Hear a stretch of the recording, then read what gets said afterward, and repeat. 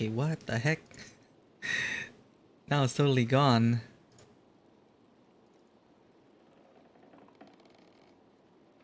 Yeah, that's weird.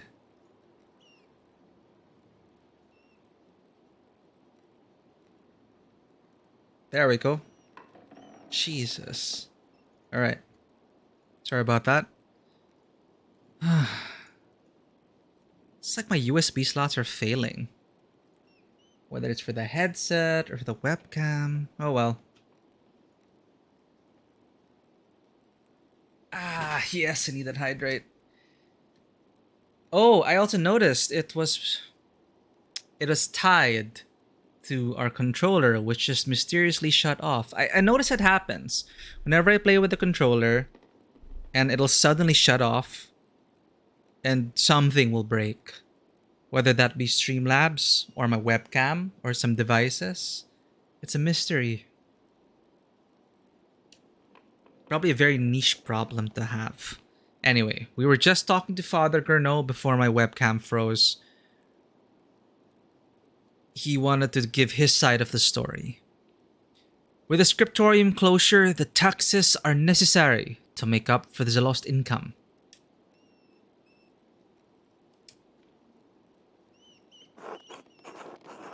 Surely there's another option. Do you really need to raise taxes that much? Why not ask the bishop for help? Just because you decided to close the scriptorium doesn't mean that townsfolk should suffer. Oh, that's unfortunate.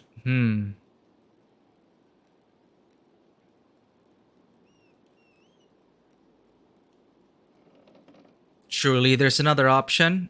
Do you really need to raise taxes that much?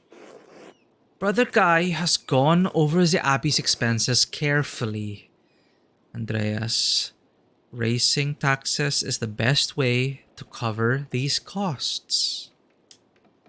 But what about prohibiting the peasants from using the forest? That's a new restriction.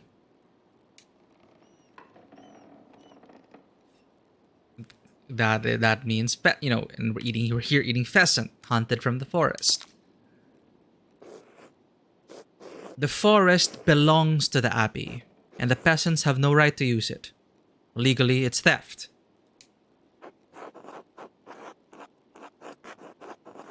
It doesn't harm the abbey to let the townsfolk pick up sticks.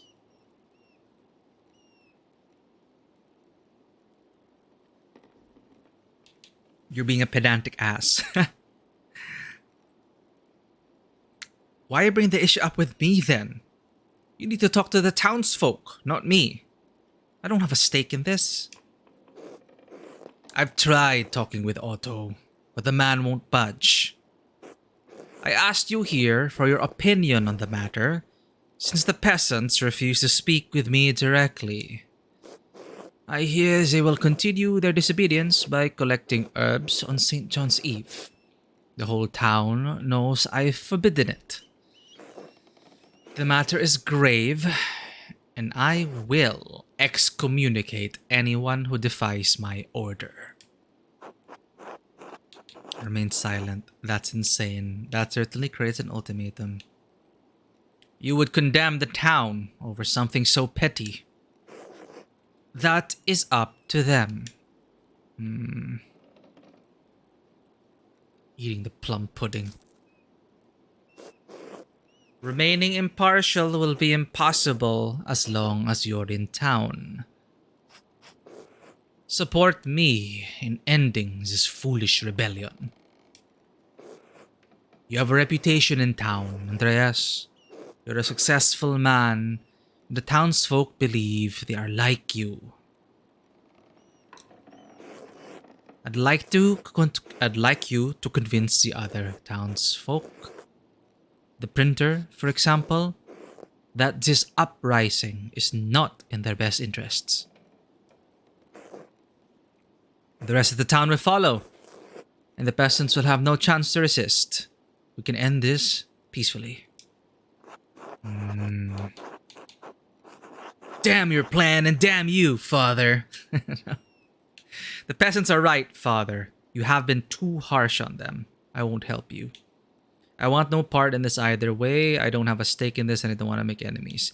The peasants have genuine grievances. Why not talk with them and negotiate? I don't want the town to come to harm. It is a precarious situation. I understand your point of view, Father. He already said, he already tried talking to them. He won't budge. Otto won't budge, so... Hmm.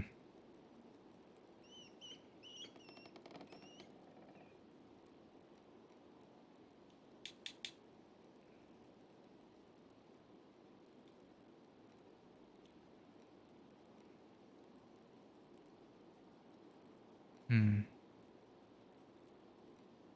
Hmm. I would downsize the church. Why does it take so much to maintain it? No more scriptorium, and yet they're asking for more money? Not the library isn't even being maintained. Where's the money going, Andreas? Where's the money going, Father? The library's in disrepair. Scriptorium is not fixed up anymore. Things are falling apart. You're eating well.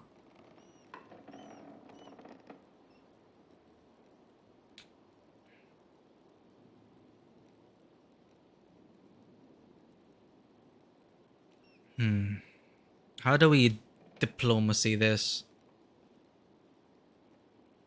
The hint was watch your tone. Of course, we don't want to side with them. We also don't want to take the middle stance. We are with the peasants here. I don't want the town to come to harm. It is a precarious situation, but I understand your point of view, Father. I knew you could see reason, Andreas. Thank you. Wait, was that accepting? Please, take more time to think about it. I apologize, but we must conclude for now. I must excuse myself. I am expected to lead a service at Compline. Oh, he is gonna get murdered. Pretty sure. Well, he's gonna get killed by someone. As predicted by Amelie. Compline, the Philistines, King Saul. Yeah, something's gonna happen. I must excuse myself. I'm expected to lead a service at Compline tonight. Think on what we've discussed, Andreas. I trust you can find your way out. I will, Father Abbot. Good night. I think we left it relatively... Man. That was inconclusive.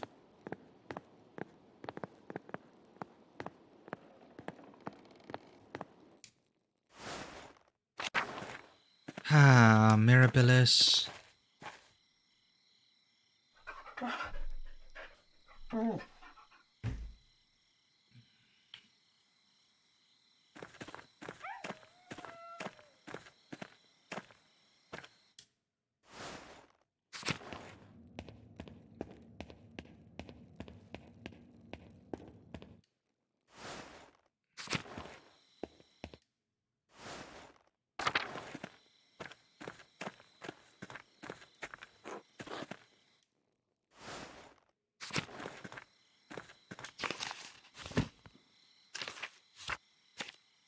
Over supper, Father Gourneau gave me his perspective on the unrest between the abbey and the town.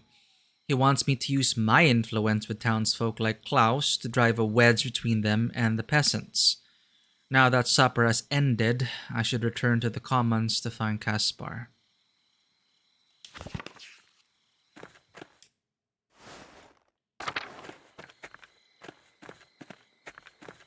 Schlau, we need to be clever about this.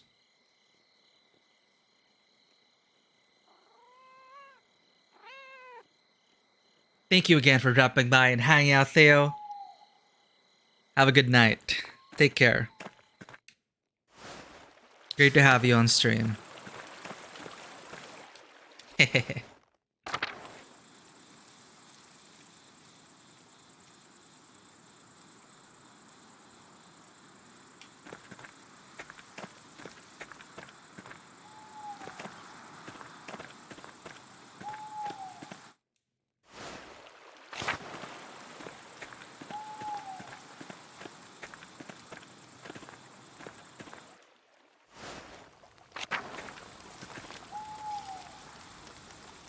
Oh, exam. Good luck with those exams. Yes, get some rest. And good luck with those. Good night. Evening, Master Muller. You're not taking part in the festivities? I came to ask you the same. I didn't see you at the bonfire. I imagine it'd be a great chance to gather gossip. Plenty of gossip to go around if one keeps their eyes open in the forest tonight. True, true. It's an enchanted evening. As for your question, I get enough fire and smoke as it is. And decent folk don't like to associate with my kind. Even as they like the charcoal, they hate the burner. Oof. Other than Endres, he occasionally comes by, but I guess he has to keep good relations for his trade. People avoid you even on a night such as this. Well, fine. They're not... There are not... Well, fine. They're not as bad as usually. But truth be told, I don't really care. I've made my peace with the matter. For me, it's a night like most others. I prefer staying sober and observing the townsfolk. Easier to get all the gossip for the year to come, you know? Besides, I reckon I'm growing too old for mischief. Best let others run around in their silly costumes. You're not one for traditions. I think you still have some youth in you. Like the sun rises to its highest point every year, so my back grows ever more crooked. But I appreciate you coming by. I wish you a pleasant evening, Master Muller. Until later. Until then. Aw, you should drop by. You should talk to Smokey more often.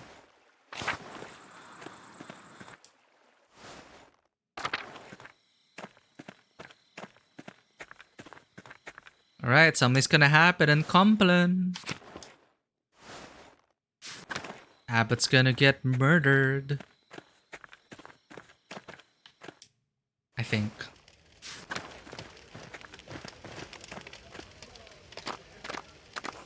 Well, well. You're that artist. The one who lived with the Gertners. Got mixed up with the wonderful killing of that rat, the Baron. Yes, Andreas Mahler. I know your damn name. Anyway, no time to talk now, fancy man. It's time to call to the fire. The St. John's Eve mean a lot to you. The Saint's Eve. Right.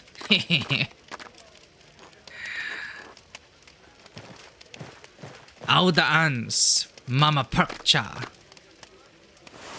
I'm pretty sure this is like this is a pagan ritual for Perkcha, and then they just twisted it to fit the church. Nus Ardain quest Graud Perti. Gwaud Perti. Ve, Nus Clementi. All right, I'm gonna go. Enjoy the evening, Andreas. But if you want my advice, stay out of the woods tonight.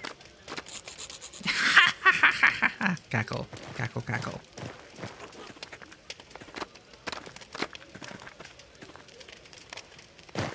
Evening, Andreas. Say, how do you like the bonfire? We built it nice this year. Big and sturdy. What an ass. It's not as impressive as the ones I've seen in Nuremberg. It's a fine setup, Carl. Excellent work. This will be remembered. Did we select the correct one? Yeah. Because I know we can't compare to where you come from, but we still give it our all in celebration of the light who prepared the way for our Lord. Anton, you remember Andreas Mahler, the master artist?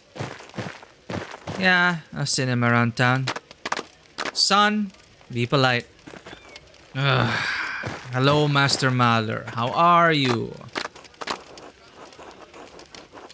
No, this is a well-raised kid. Does as he is told. Fine, I guess. It hasn't been great. It hasn't been a great time back at Nuremberg. I am well, thank you, young man. Anton's a good boy, let me tell you. A bit of a rascal, as you can see, but he's got a good head and a good heart. Likes to hide it, though. Ah, Dad, will you stop? Easy to rile you up, just like your mother. How is Helena? Is she not attending the bonfire? Is she dead? She'll join us later. She went with Martha to dip her toes into the stream and to pick some flowers for the garlands and wreaths. Oh. It's important to hold to traditions.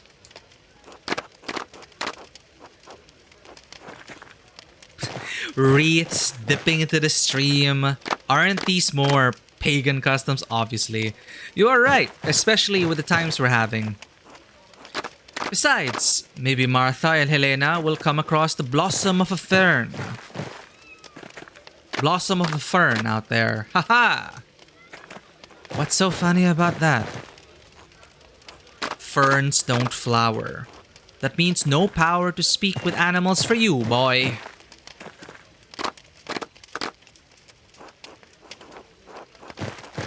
Ah yes, I've played that game before.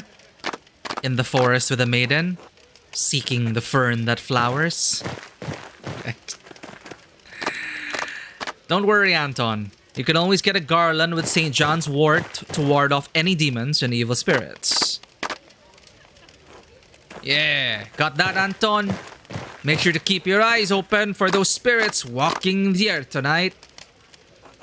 Evil spirits and demons? I've never seen any myself. And you won't have to if we're careful, my boy. The bonfire will frighten them. With the help of the Lord. It's why we have the feasts and celebrations. Speaking of, what do you think of the festival so far, Anton?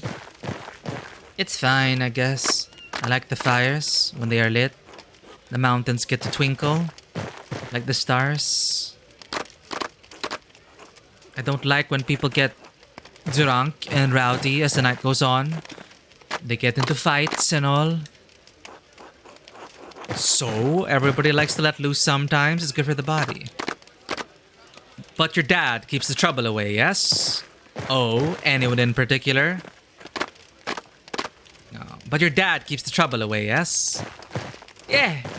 He doesn't like it when those damn bastards go too far. Language, boy. God doesn't look kindly on blaspheming. But those are your words, Dad. Oh, best you don't quote me. Quote the scripture instead. It's better for your soul. Wait, I didn't have a choice to... This will be remembered? Okay, that's the only choice I had. Or did did my controller double press? Did my controller double press?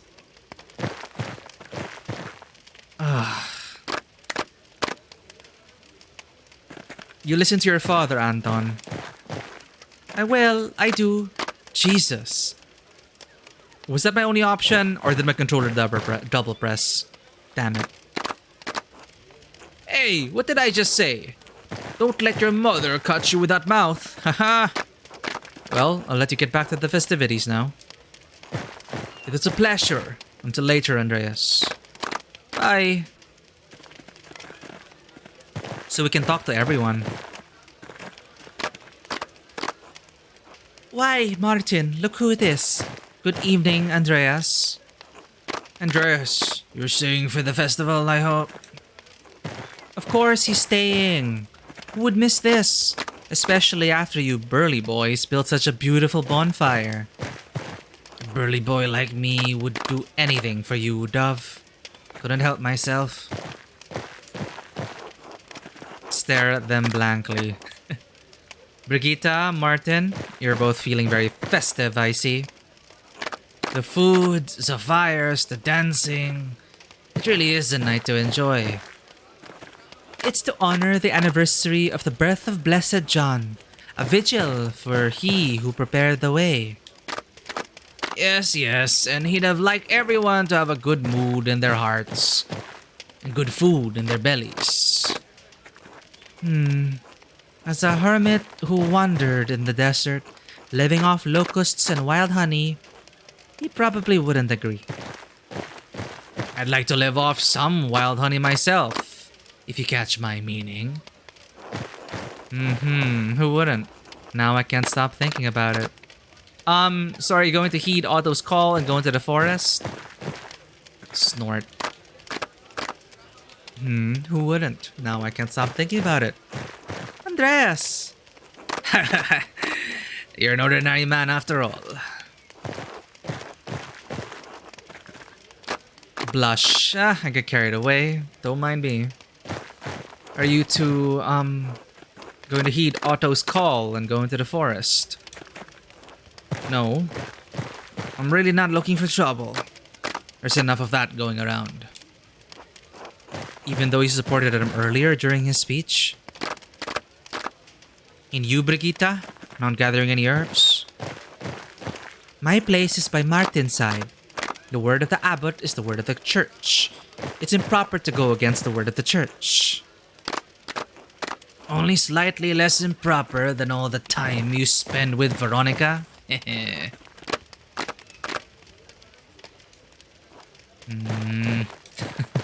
Oh, Brigitta, I'm sorry. Oh, wait a minute. It was a joke. It came out poorly. Are Brigitta and Veronica secretly seeing each other? It's good for the heart to have cherished friends. It's fine. But Martin probably... Oh, that's like hitting at like maybe Martin's aware that Brigitta and Veronica are seeing together secretly. So Martin slipped there, but Martin's like fine with it. So it's like, oh, it's fine. Did I read that correctly? Perhaps. It's fine. Andreas, I was about to say, the bonfire is enough. We will dance until our legs begin to waver. Right, Martin? Would not miss it for the world. That's delightful. I hope you have a great evening. You as well, Andreas. Until later.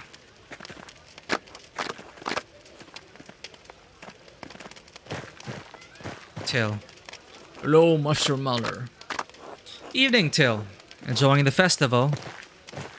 Very much so. I perhaps feel a tad old for the more active side of the celebrations, but I enjoy the sights and sounds. Did you know the word for the summer solstice leads back to the Romans? I may have heard that, yes. I thought you didn't read Latin. I've picked up a few words over the years, and I still have the mind to put two and two together. Admirable, I must admit. It's nothing, Master Muller, mainly proverbs in the occasional word, hence... Solstitium. Such as it looks at this time of year, the sun rises higher for a long time, and then it stays there before falling again. A fitting allegory for the great cosmic arc of mankind. Rise and fall. But to make up for that, dancing, leaping, songs, joy and mirth. People do seem elated, although I don't think the same applies to Abbot Gurno. But can all this really keep away the decline? Temporarily. People do seem elated, although I don't think the same applies to Abbot Gurno. Otto's courting danger, I agree. Going against the decrees of the abbey like so.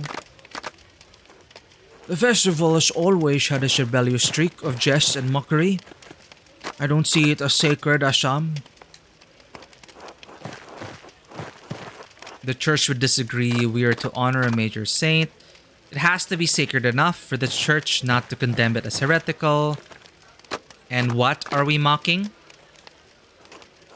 The fools of the community, most like. The vices folks get up to. Especially those more important than us peasants. Overall, I think it brings people together. I wish I could read more about all this. Well, with the abbey selling books from their library, I hoped I could get some for myself, but it proved to be far too expensive. Klaus and his printings have proven to be of more use, and a fair bit cheaper. Hell yeah.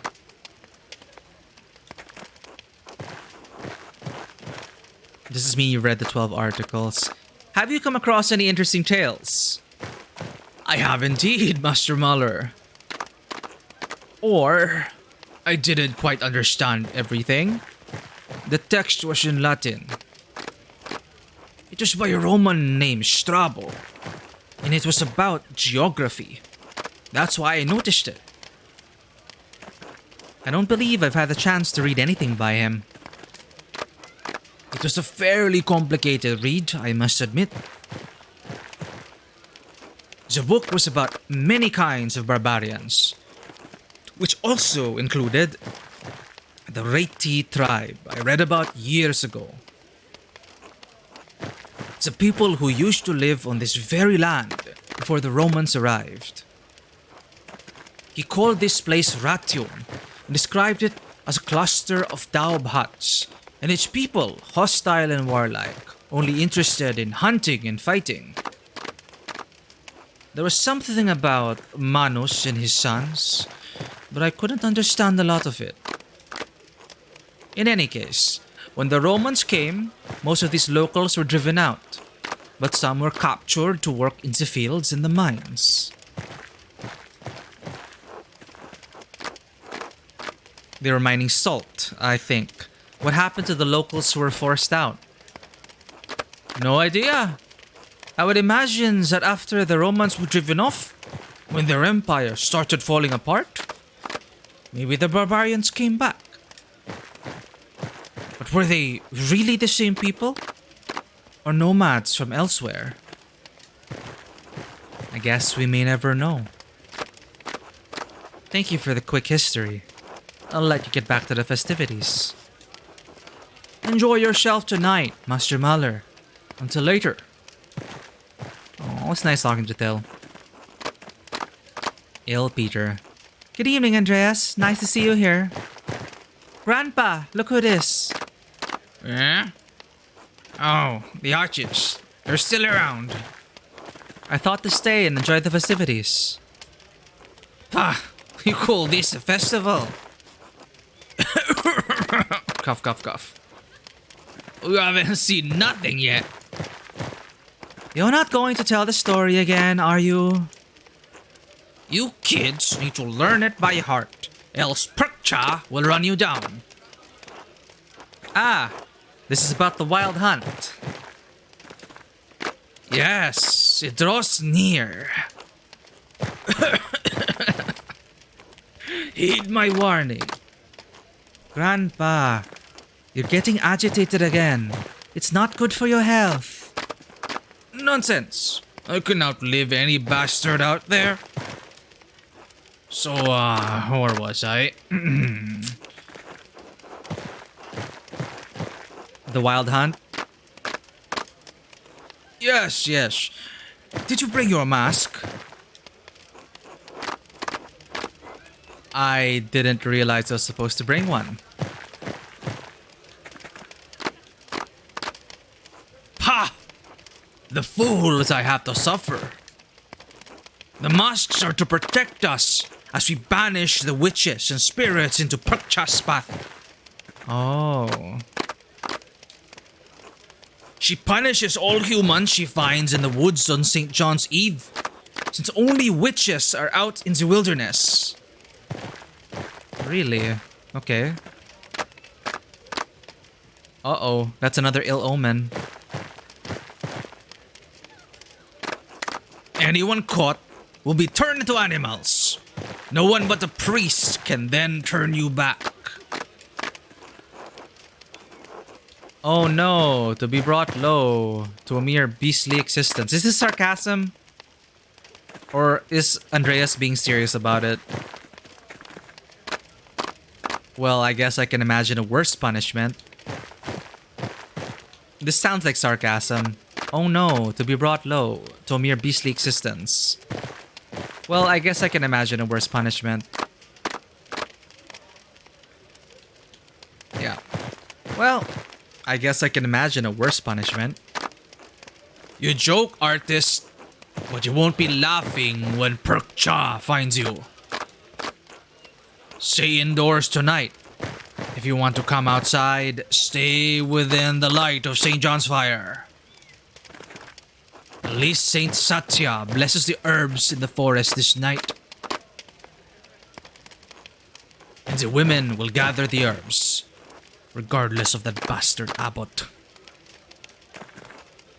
It's certainly important to stockpile some for the winter.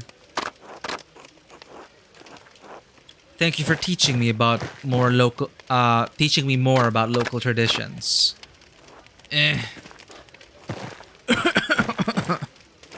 Hey, Big George. You grab some of those ashes with you after the bonfire has died down. Fine. What are the ashes for? It's to spread across the garden. Ensures a good harvest. Figures you city people don't know this. Figures you city people don't know shit. Don't be like that, Grandpa. Now, that story time is over. How are you enjoying the evening so far, Andreas? I've spoken to a few other people here. Very enlightening. It's the best time to spend time. It's the best time to spend time with your friends. Have you heard anything interesting? Pah, gossip. You two are like that burner in the forest. Smokey, that's the one. Always nosy about other people. Ignore him. Yes, it has been fun to hear what people think about St. John's Eve. I've also been invited to have dinner with the abbot. I guess the talking never stops. Why would I say... Well, I don't want to ignore him.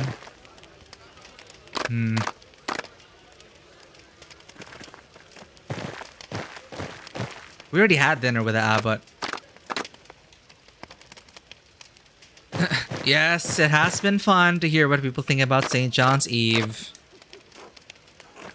Maybe you'll get a few dances as well, eh, Andreas? Given how many gorgeous women live in this town, I can't miss out on the chance. No, you're married. Most of these people are married. I'd rather not. I hope I'll get the chance to dance with my dear. Hint, hint. Can't see why you couldn't. Big George is right there. Yes, Big George. Well, I shouldn't keep you from the night celebration. Until later.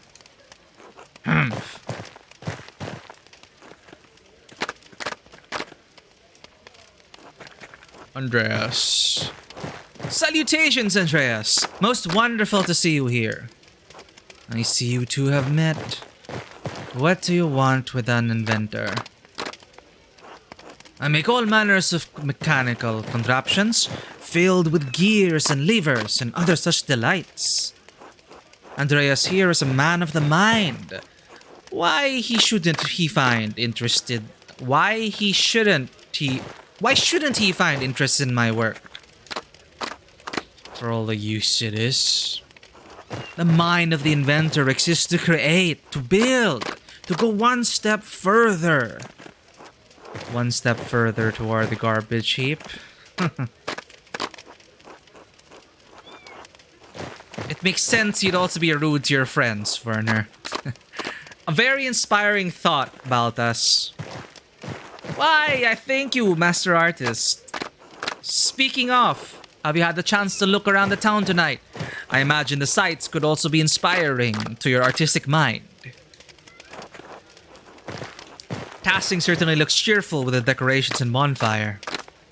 Indeed. Look at their peasant ingenuity. Consider the bonfire itself. It is built to allow the air and the heat to flow through it at great speed. And how it roars! It's a clever piece of construction. But Otto's a clever man. It is a feat almost worthy of a university degree. These people have natural traditions. They manage to figure out many clever things without even the most cursory education. It is knowledge that hails from preceding generations, lived experience, passed along the chain of time. Not quite the knowledge of a rigorously educated mind, perhaps, but nonetheless useful. You don't need a university education to be smart. Of course you would say that. Neither of you view these people like I do. God has assigned them their place in the order of the world for good reason. There is some merit in learning from the peasants, even you, Verna, given their understanding of herbal remedies. Their traditions are profane. Consider the Eve of St. John, tainted by their pagan rituals. It's an affront to Christ. St. Eligius warned against precisely this nearly 1,000 years ago. You're really wound out about this, aren't you? Where did this newfound piety come from? Don't pretend to know anything about me. I've been on the pilgrimage to Aachen. Aachen? Located at the western edge of the Rhineland, Aachen, I think, is an ancient city built around thermal baths. It houses the remains of Charlemagne, as well as many other relics. Ah. I've been on the pilgrimage to Aachen. I have visited the Marian Shrine and stood in the presence of those holy relics. The Marian Shrine, an ornate gold reliquary in Aachen Cathedral. It holds the swaddling clothes and loincloth of Jesus, the Virgin Mary's dress, and the decapitation cloth of John the Baptist. That's a whole lot of holy relics.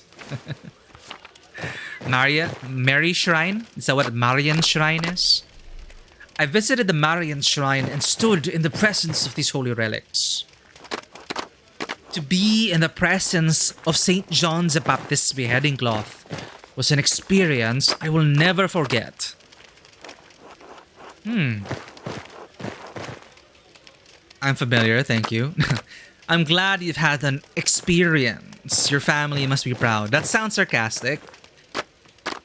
Well, I haven't managed a pilgrimage myself, but I hope to. It would do you good, Mahler. You need it. Now, let us keep peace in our hearts as brothers in Christ. We're here to celebrate. I'll let you continue your evening then. Good night. A very good night. Oh, and do come by my workshop, Master Mahler. I would love to exchange ideas. It would be my pleasure. Splendid, splendid. Until then. Maller. No, Casper, I don't want to end this yet. Oh, look at them. They're playing something like Jackstones. Is this heresy I see, Ursula? Are you reading the runes?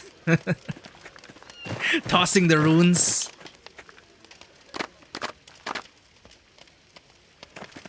Adorable. I wonder what they're playing. Even the kitty's involved. Adorable kitten.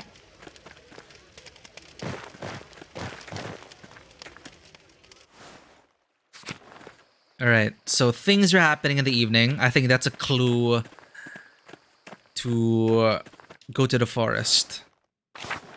See what people are up to. Otto's not there. So Otto is defying orders.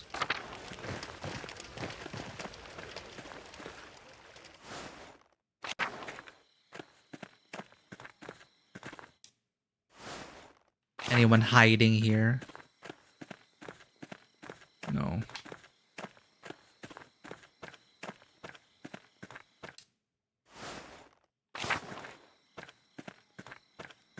Well, shit. People are gonna get excommunicated. Oh, well.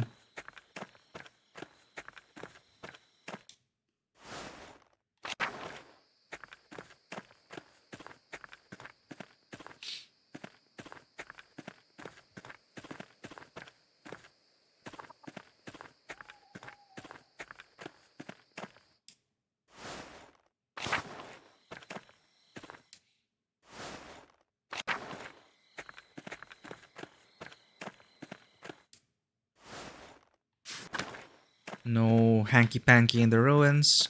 Okay, it's clean. Doing my rounds.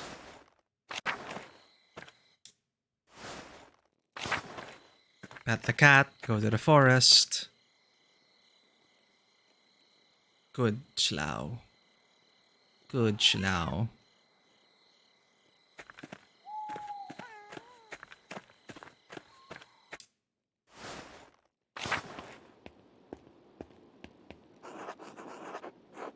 Kaspar isn't here. Maybe he wandered into town to see the bonfire. I should go look for him. Oh, he was just there. We just didn't talk to him.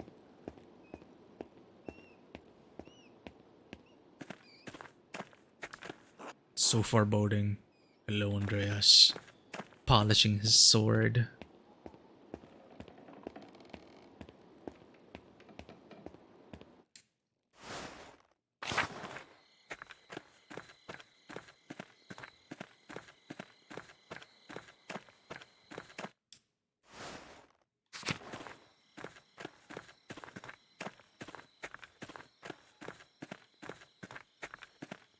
Oh, okay, you can go here directly.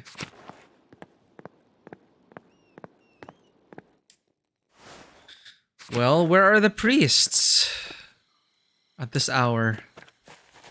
Are they patrolling the forest? Catching people and saying, you're excommunicated. Things are gonna get messy.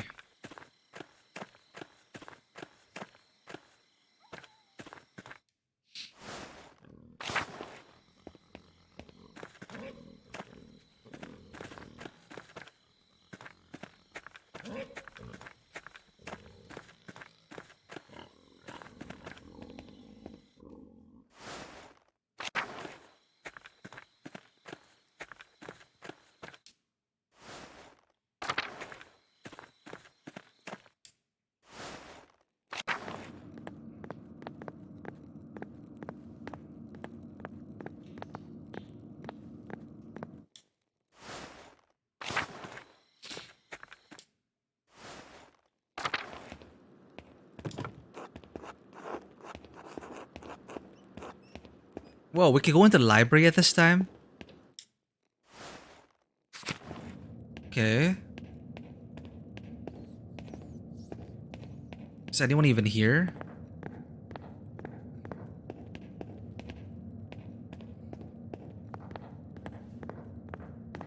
Well, this is a waste of time.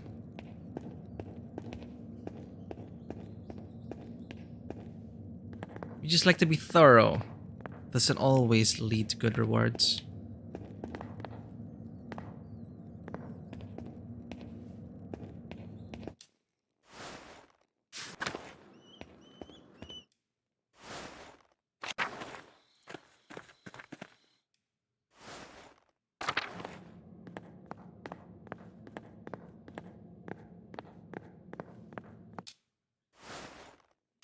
Matthew's here.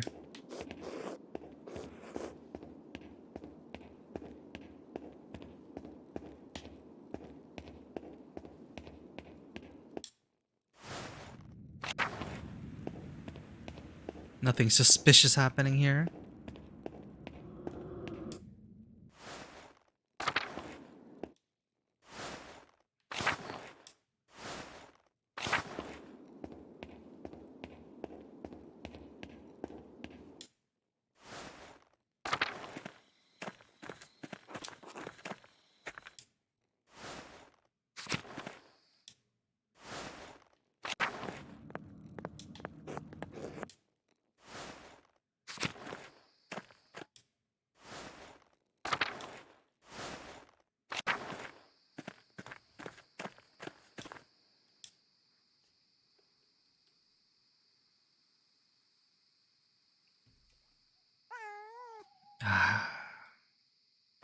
It's becoming a routine at this point.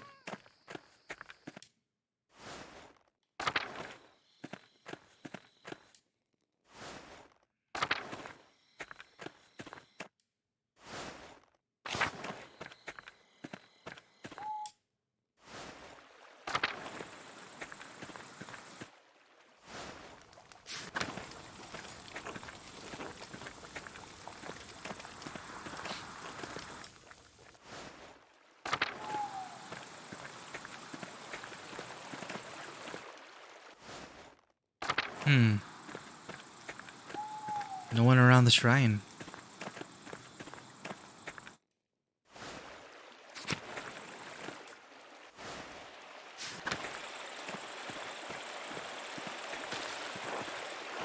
No one at the waterfall. Okay, maybe it's because we're supposed to activate the event. Otto's nowhere to be found.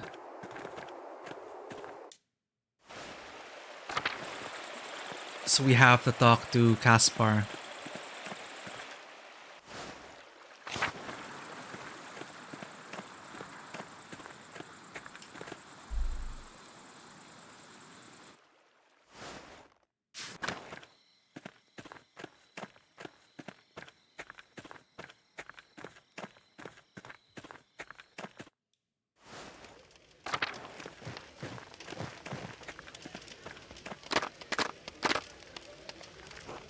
Master Andreas, look at how big the bonfire is. The decorations are all so fancy.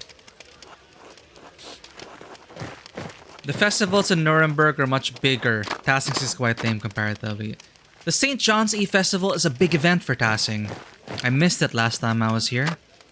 Haven't you ever been to a festival like this, Kaspar? No, I've never seen anything like this. Can I stay at the bonfire and see the costumes and watch them all collect herbs, Master Mahler? Please? Oh no. Are we gonna put them in danger? If he goes with them to the forest... No, Kaspar, it's late, and I don't want to risk the abbot's anger. Let's just head back and go to sleep.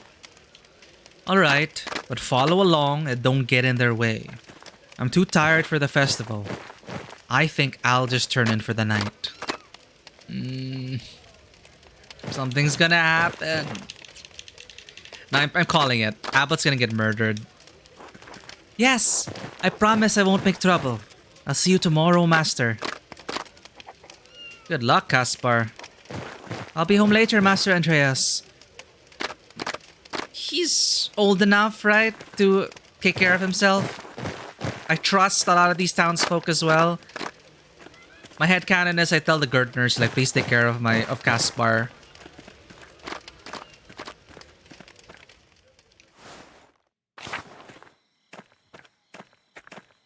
They could babysit Kaspar for me.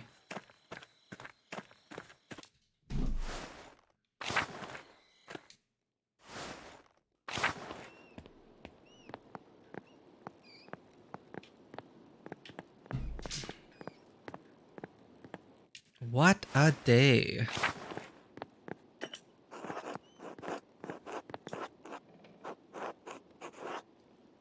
Well, Yeah, we went through the whole town. We just talked to everyone. There's no way to like convince them otherwise or negotiate. Totally useless talking to the abbot. He didn't want to budge. I wonder if we screwed that up. Well, it's a problem for tomorrow me. Are we gonna hear a scream? Church bells again. Or we're gonna have a nice sleep. Good night. Oh, we're having a dream moment. Alright.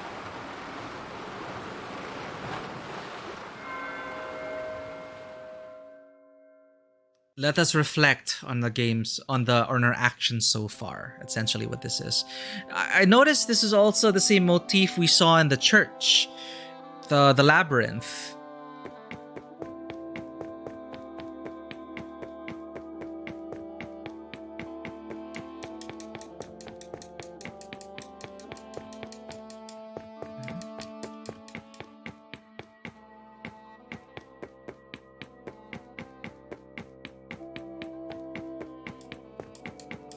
Do I have to interact with anything, or does it automatically spring dialogue on us? But I'm wondering what the significance of this is. Is it like the feeling of being trapped by circumstances? Sabine, what is it? Wait. Come home. That's our wife. Stop bothering me. I know. I will. Soon. You're lying. Sometimes I think you must despise me. But maybe it's worse than that. Maybe I'm nothing to be regarded at all. What am I to you now? An annoyance? A bother? A nuisance to be ignored while you lead another life in Paris? Was there ever an ounce of love in your heart for me? As much as you had for me, this was never about love, Sabine. Of course there was.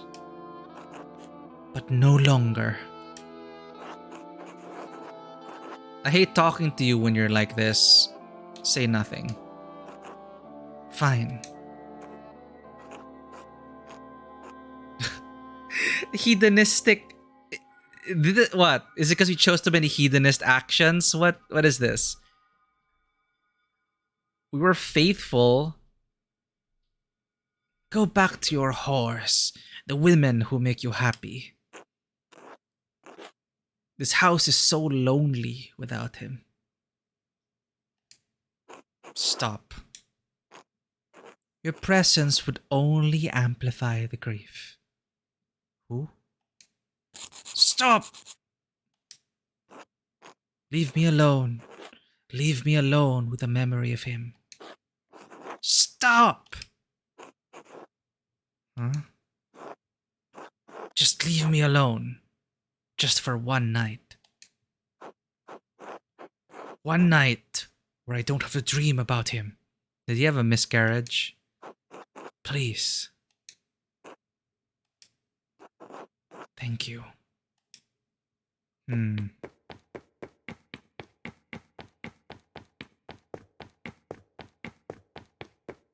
Okay, so the events are automatic. It's just August. Is that...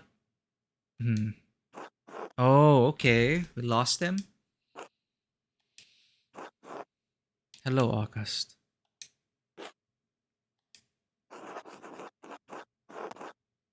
I know you aren't going to say anything. You never say anything. I'm sorry I couldn't do anything for you.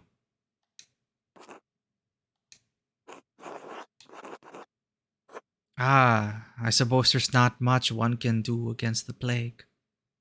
So that's how he died. I'm so tired, August. Do you get tired where you are? The last time I saw you, I said good night to you. I couldn't come to bed, so I stood in the doorway. I just stood in the dark. You didn't say anything back, so I said it again. I don't know how long I stood there, just waiting for you to say good night.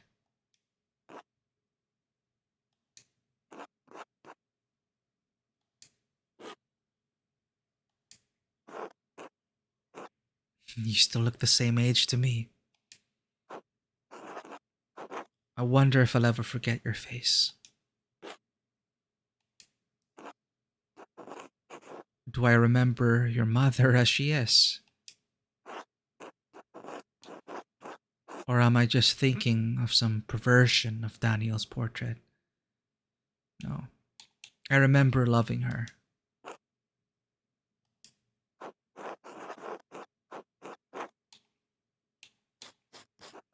Can you ever picture someone clearly? Oh, if you hate them, if you love them. Can you ever picture someone clearly if you love them? I loved you, little boy. I loved you so much. Sometimes I wish I could die so I couldn't feel it anymore. But I can't. So I retrace my steps every night. And I find my way back to her. Back to you. I love you, August. Good night. Oh, okay. We lost a kid during the plague. During a plague.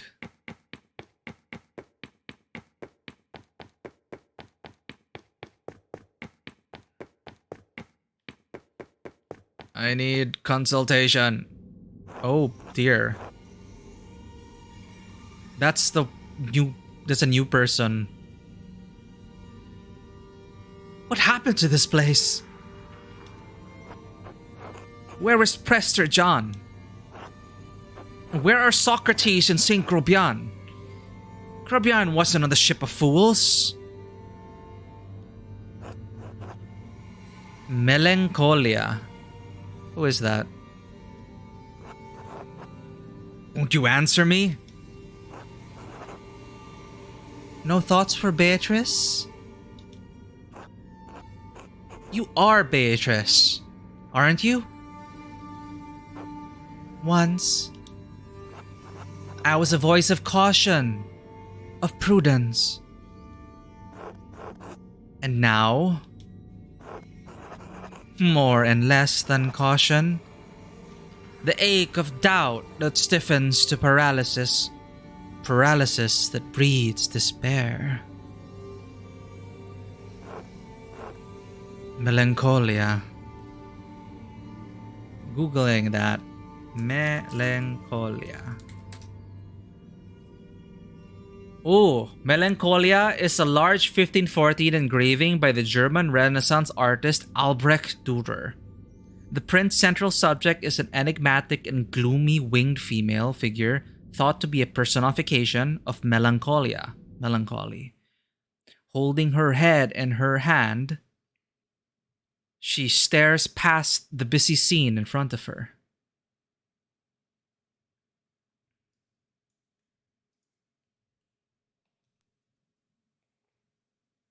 Oops.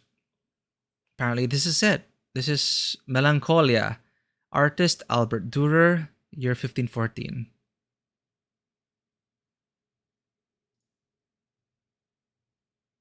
Wow.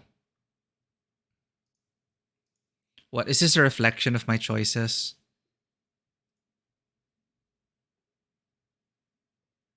The area is strewn with symbols and tools associated with craft and carpentry, including an hourglass, weighing scales, a hand plane, claw hammer, and a saw. Other objects relate to alchemy, geometry, or numerology.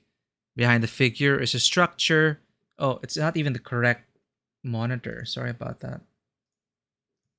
There we go. This is Melancholia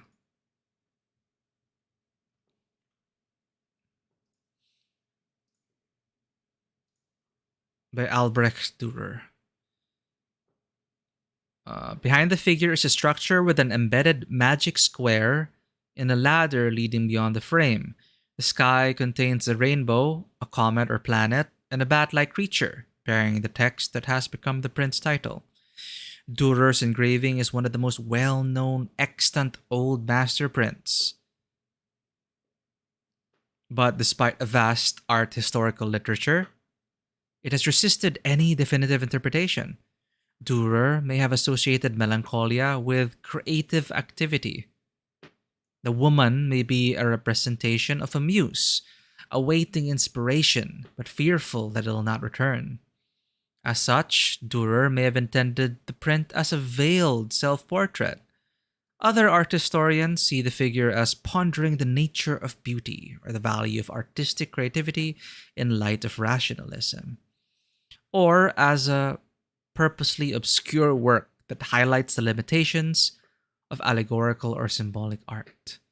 The art historian Erwin Panofsky, whose writing on the print has received the most attention, detailed its possible relation to Renaissance humanists' conception of melancholia.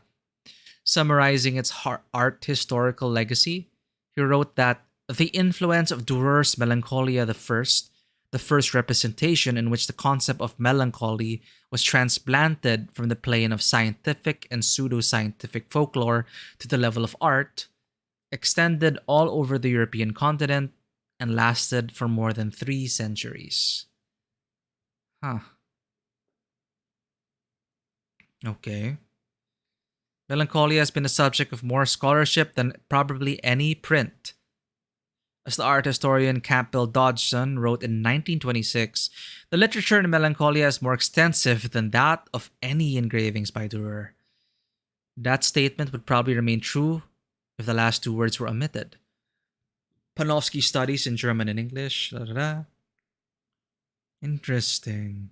Melancholia 1 is one of Durer's three Meisterstich masterprints, along with Night, Death and the Devil, and Saint Jerome in his study.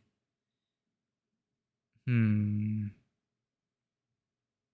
They are thought to be thematically related, depicting labors that are intellectual, Melancholia, moral, Night, or spiritual, Saint Jerome, inert nature.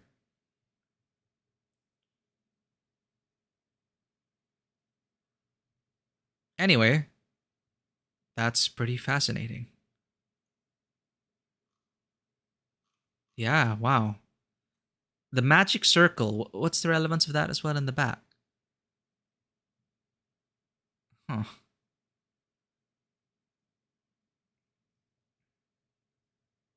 The Passion facade of the Sagrada Familia contains a magic square based on the magic square in Melancholia. The square is rotated and one number in each row and column is reduced by 1, so the rows and columns add up to 33 instead of the standard 34 for a 4x4 magic square. I wonder if these were just people having fun or if there was like a big significance to it. Alright, let's get back to it.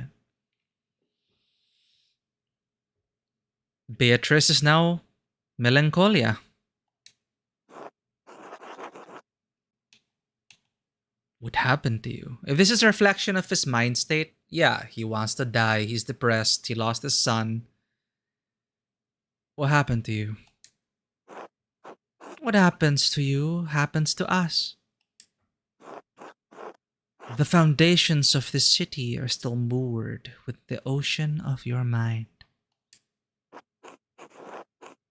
Its court does not rule your mind. Your mind rules the court.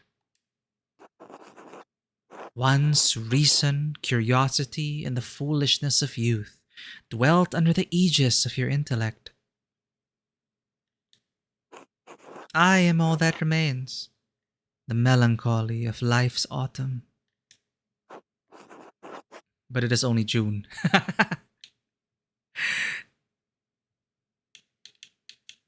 This makes it even worse. Like, it's only June. What happened to this? Is that it then? How did it come to this?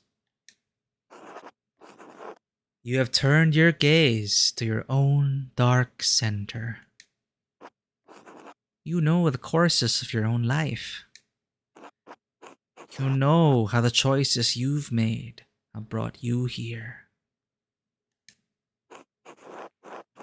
What am I supposed to do about it now? Change your life? Wait. I shouldn't be here. I needed to help someone. Is Caspar alright? Ah, so your thoughts aren't entirely turned inward. Is there not supposed to be any music in this section? There is still something in you that cares for others in spite of your melancholy. Perhaps there is still hope for us. If this is supposed to be an evaluation of your choices, I think that does make sense. We always had the option to be like, don't look up to me, Caspar, I'm a mess, blah, blah, blah. You know, we try to be encouraging. People would ask us if we're okay. Sometimes we'd say, no, well, we not really, but sure. But overall, I think we have been, putting on a brave face, at least for Caspar, encouraging him. We want to be better for him. We did say we think of him as like a son. Yes, now it hits home even harder because it's confirmed that we lost our child in the plague, due to the plague. Okay, Beatrice, perhaps there is still hope for us. Wake up, Andreas. Oh shit, it's not even morning. Oh no. Oh no. Caspar's not home. Caspar's not home. I can't go back to sleep now. I need to find Caspar.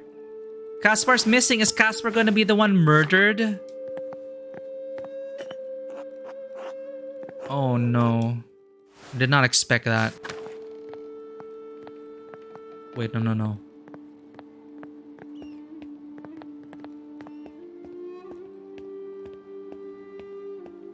Oh my god. Maybe they did kill Caspar. Wait, let's just go. Or is Caspar gonna be found over the body of the abbot? Gasp.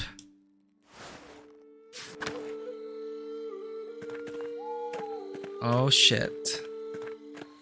Schlau, did you see Caspar?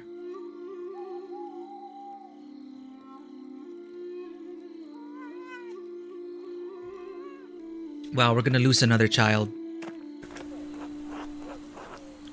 There's a lot of commotion tonight. It sounds like everyone's gone to the woods.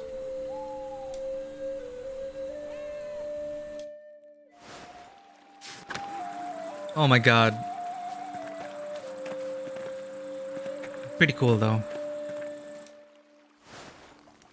Oh no, did he fall down the salt mines?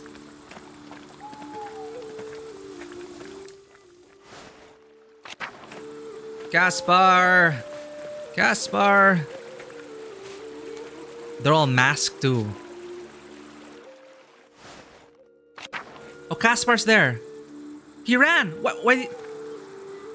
Who ran? Huh? Okay, we know Caspar's alive. That's good. Someone ran. Oh shit. Oh shit. Johan?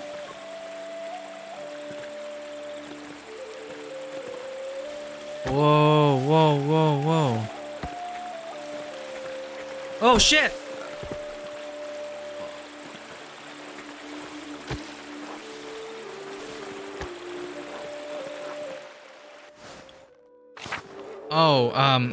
It's so dangerous. Look at that creep in the bushes.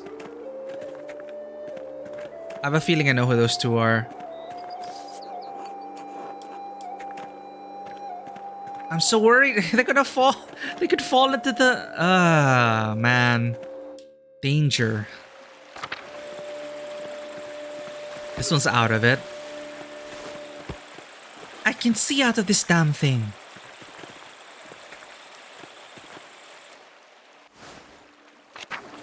Okay, that's...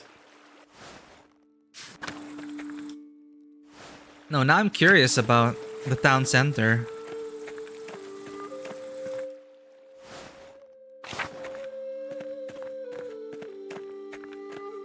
I also noticed this plant was growing slowly towards Amelie. Or was that always like that?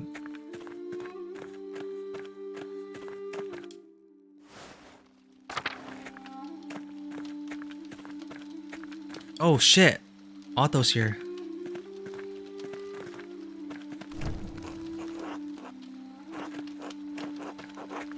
Hey, maybe we get to talk to Otto. Hello, Andreas. Enjoying the bonfire? Your costume looks just like a fancy night dress. This is my night dress, Otto. Okay, let's pretend we didn't see Caspar yet. I'm looking for Caspar. Have you seen him? No, I haven't seen the boy tonight. A group of townspeople went into the forest to collect herbs, though. You might see if he wandered off with them. Enjoy the festival while you're at it, Andreas. We're showing the abbot what for.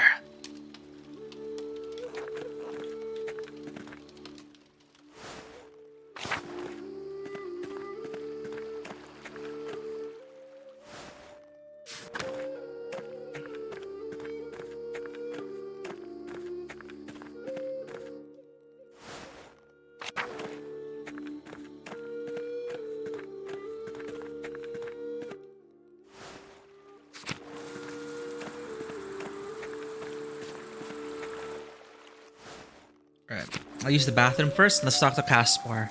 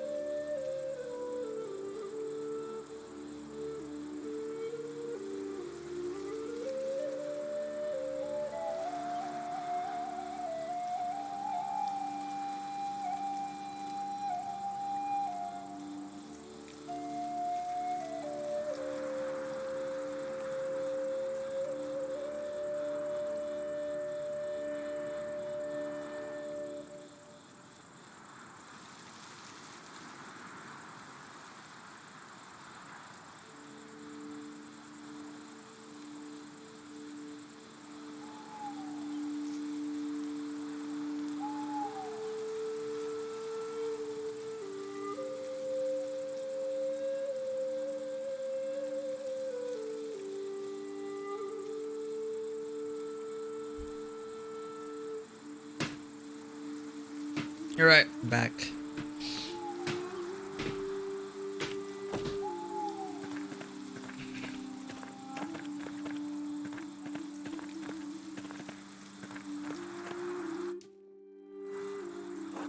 Master Andreas, what are you doing out here? Caspar, thank God. I was worried when you didn't come back. Where have you been? No, Caspar, what the hell are you still doing up? Why didn't you come back now? Thank God, I was worried when you didn't come back. Where have you been? This will be remembered. I was at the bonfire with Killian, but I heard a ruckus from deeper in the woods. I left to go see what it was. Killian?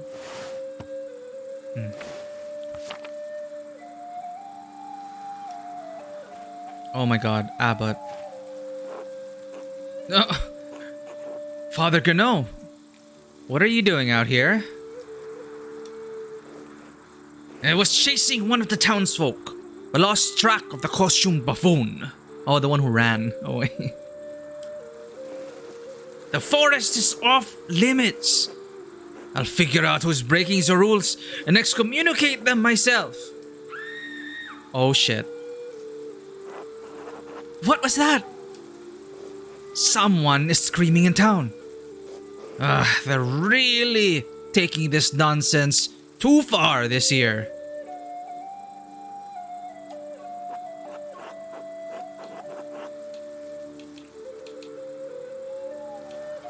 Let's go back to town together and see what the noise was.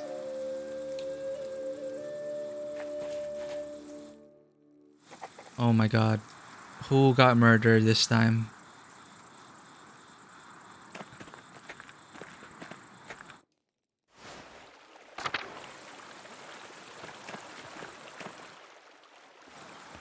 Huh? Huh?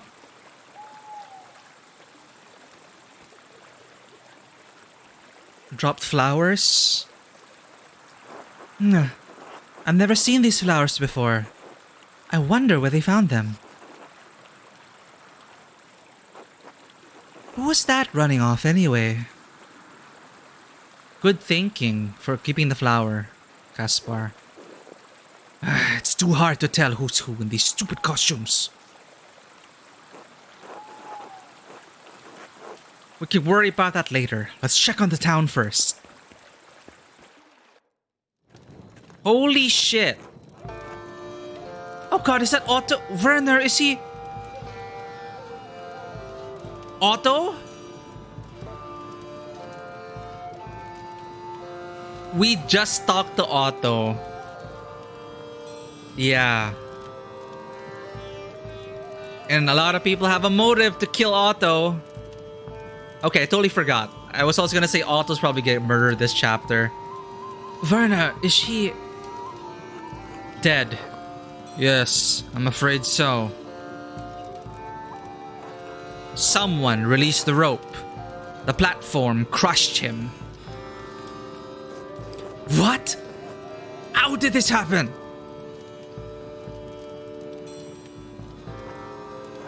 Baltas and Lenhart and I heard the crash and stepped outside to see what had happened. Right! And then we saw a figure in a costume running off from the rat house. It must have been whoever released the rope. And what were you doing during all of this, Lenhart?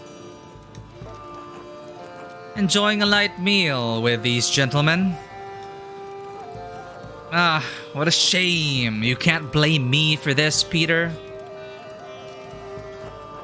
Caspar, look to see if Otto had a note. Huh? Do it! Holy shit. We were warned.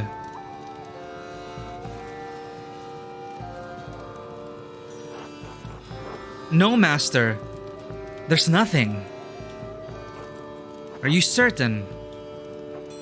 What are you expecting? I'm not sure.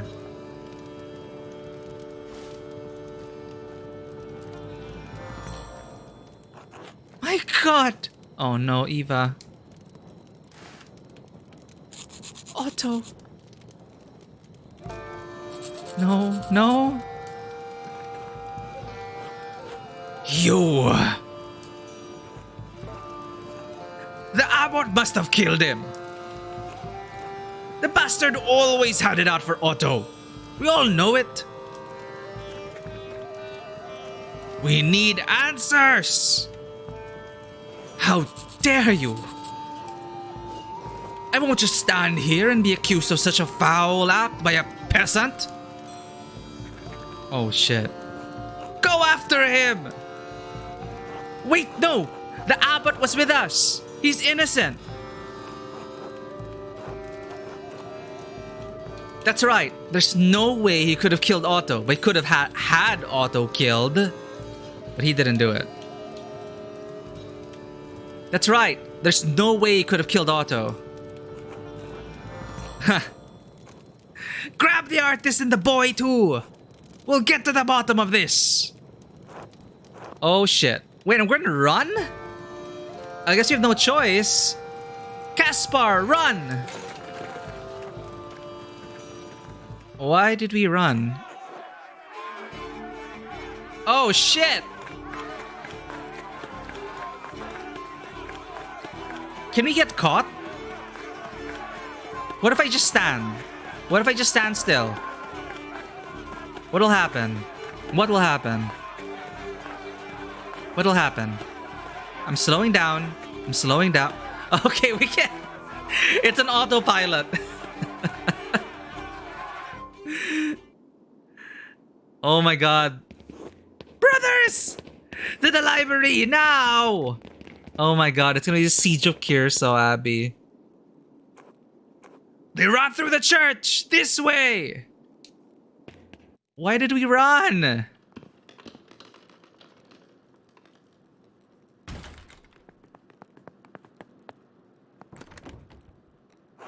They've locked the door! Hopefully the secret entrance is still... Andreas, get out of the way. Otto's death demands justice. The abbot couldn't have killed Otto. He was with us when we found the body. That's true. He did arrive with you. What you don't know where he was before that, do you, Andreas? Who else would want to kill Otto? Coward! Killer! Andreas, move! If you go after Gurnot, the real killer will get away.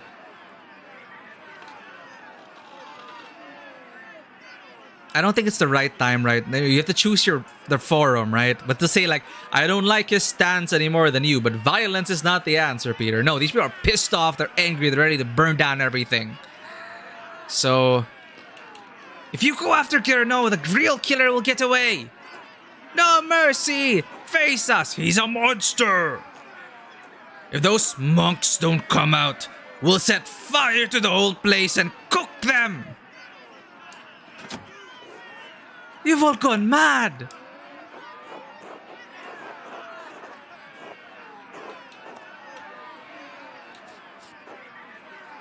You all have reasons to hate the abbot, but he's not the culprit here. Look! Gurnot wasn't the only one who disagreed or disliked Otto. There must have been someone who killed him. Even if you don't trust the abbot, trust me. I swear he wasn't the one who did it. He was with me. I was there too. Master Andreas is telling the truth. Fine, damn it. You've got one day to find whoever you think is the real killer, Andreas. Otherwise...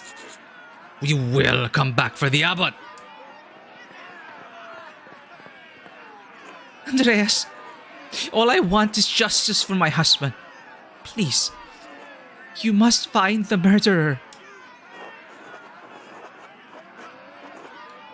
Eva, Otto was a good man. I won't stop until I find who killed him. And now it's personal.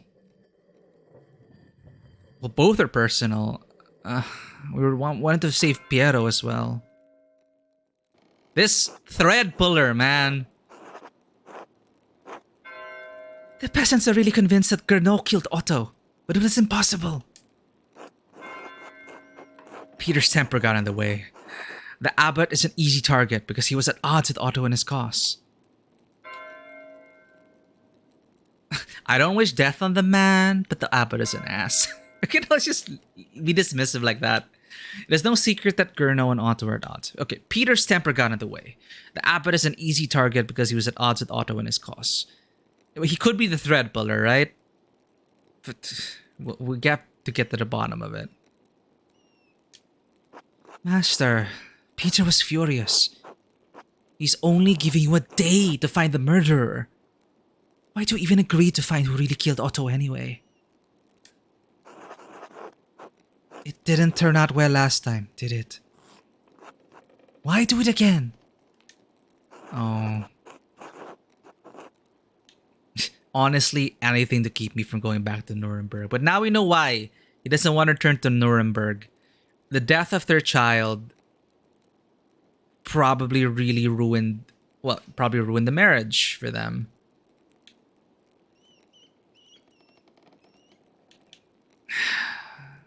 Everyone deserves justice, Caspar. You have a good heart, Master Andreas. So, who do you think did it then? Where do we even start? We should talk to Lenhard. He always hated the peasants and supported the abbot. He was very vocal against Otto in the town commons the other day. Yeah, we have our own Watson now. That's good. He might have hated Otto enough to kill him. It's worth talking to him and finding out. Even if he didn't kill Otto, he might know who else had the motivation to do so. Oh, what about Martin Bauer? When we saw him talking to Otto, they seemed to be arguing over something. No, I don't think Martin is the culprit. It's not likely. Martin supported Otto and the peasants. Martin was always an ass. If they had a bad enough argument, he could have wanted to kill Otto. It would be worth talking to Martin to see what they were discussing. He might have an idea who would want to kill Otto. Good idea. Who else? I can't think of anyone else who would want to kill Otto. I'm sure we can find some other suspects. We'll have to do some more investigating to find out who the murderer is, but we'd better move fast. Could the murderer confess to Father Tomas?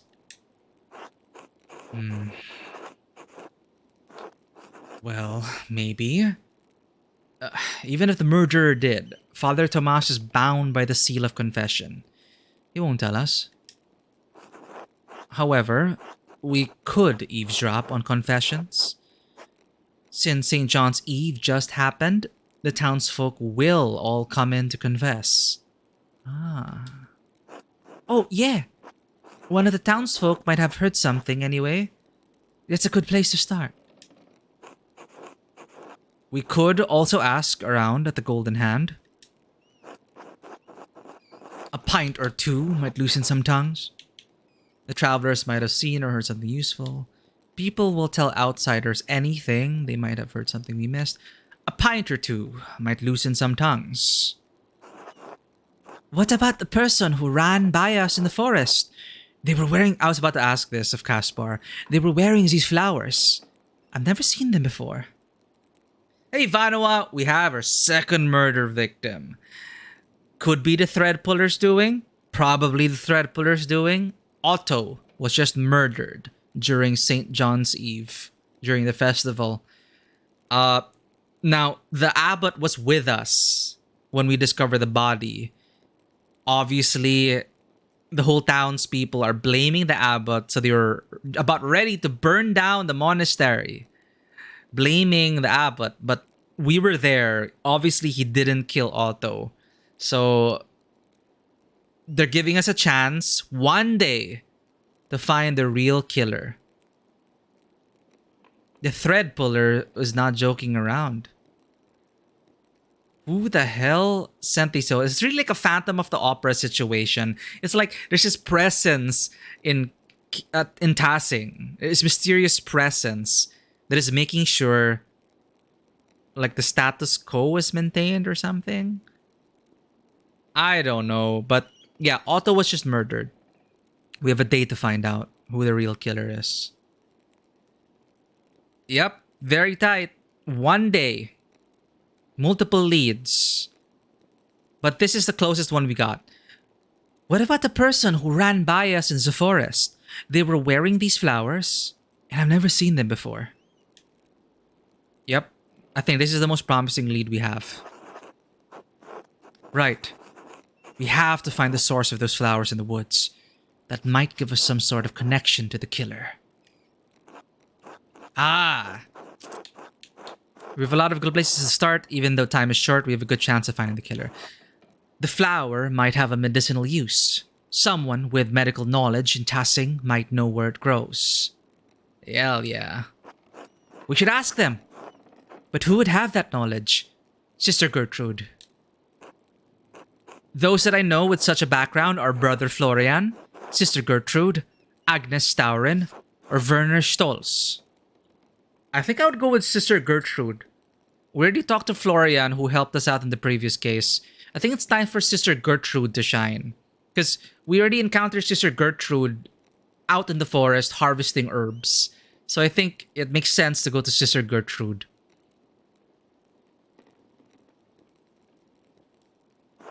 We have a lot of good places to start. Even though time is short, we have a good chance at finding the real killer. Right, let's get to work, Watson. Or Caspar.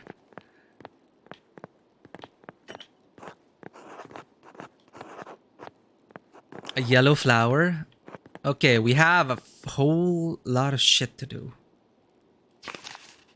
Let's get updated. Glossary of terms. Saint Eligius, patron saint of goldsmiths, bishop of Noyon Tournai. Worked tirelessly to convert the pagans of Flanders to Christianity. John the Baptist is the prophet and forerunner of Jesus Christ. As his name suggests, he was responsible for baptizing Jesus. He was beheaded at the command of Herod Antipas. Yeah, what a way to go.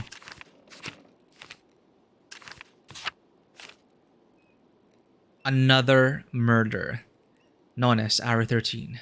It appears I'm going to be involved in solving another murder. I know that Father Gurnot couldn't have killed Otto. More importantly, I can't let Peter endanger both the library and the monks. I need to work quickly. And the nuns! Investigating Otto's murder, known as Hour 13. I should speak with Father Thomas to see about the St. John's Day confessions. The townspeople will be coming in to confess their sins. I should also visit Lenhart Mueller. He's heavily invested in what's happening. He must know something. I can ask around the Golden Hand to learn what the burgers, have heard from locals and travelers. I also need to search the forest to find the flowers that dropped from the figure who ran past us. Okay, the yellow flower, known as Hour 13. If the person who ran past us on St. John's Eve was Otto's killer, most likely he's the one, because they did say that they saw someone running away from the scene, someone masked and clothed and robed. So maybe it was him. Or maybe not. The timing of it. No! He ran past us. I don't know. It could have been him. It could have been him. The timing's there. He runs past us, and then the body's discovered. But there was a commotion. The doctor was having a meal with... We'll talk to them. If the person who ran past us on St. John's Eve was Otto's killer, the unusual flower that dropped from their costume may be a clue to their identity. I should look around the forest to find where it came from. There are several people in Tassing with medical knowledge that might be familiar with these flowers and where they grow. I should speak with Brother Florian, Sister Gertrude, Agnes Steinauer, and Werner Stolz so I can talk to everyone. Won't it advance time? The Golden Hand, another lead we could pursue. I should speak to Nico Berger at the whole Golden Hand and see if he or his family have heard anything from people around town about Otto's death. I can find his land house in the meadow just outside town. The Miller. Even though Lenhard Mueller was with Baltas and Werner when Otto was killed, I should still talk to him. He openly opposed Otto in the Commons and has a hostile relationship with the peasants.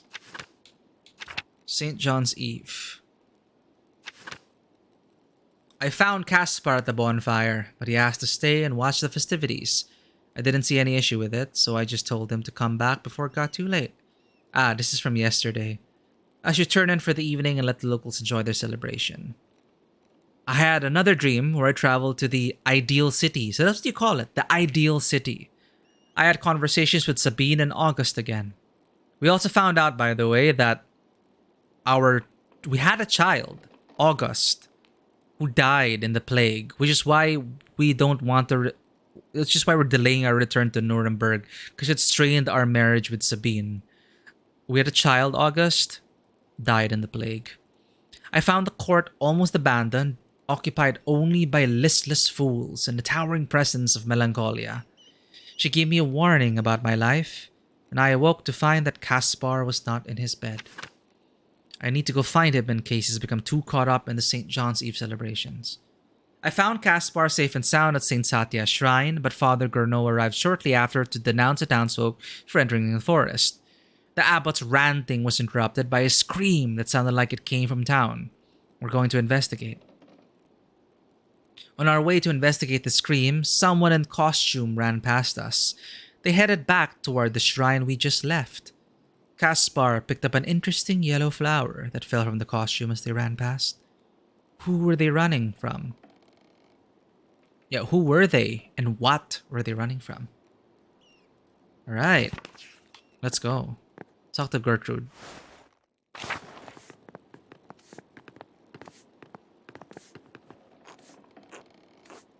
If this is an advanced time, I'll just talk to them. Hello, Master Mahler. Anything I can do for you? Yes, actually. You were pretty vocal against Otto in the town commons. What is that about? Just what I said then. I don't want anyone to get hurt. Especially now. We've already had one death in Tassing. We don't need any more. What about the plight of the peasants? They're dying too. That doesn't explain why you spoke out. Otto never advocated for violence. You were opposed to Otto's ideas, though. Wait, what? You were opposed to Otto's ideas, though. He spoke against violence. Otto was an ideologue. He didn't see the reality of the situation. The Golden Hand relies on pilgrims and travelers for its business, Andreas. If Otto got his way, everything would be chaos. Swabia is burning as it is. We need a law to live civilized lives, Andreas. What Otto was advocating for scared me. Well, it's hardly better now. Otto was the only thing holding Peter back. Peter. I'll do whatever I can to find the murderer and still order again, Hannah. Thank you, Master Mahler. I wish you the best of luck.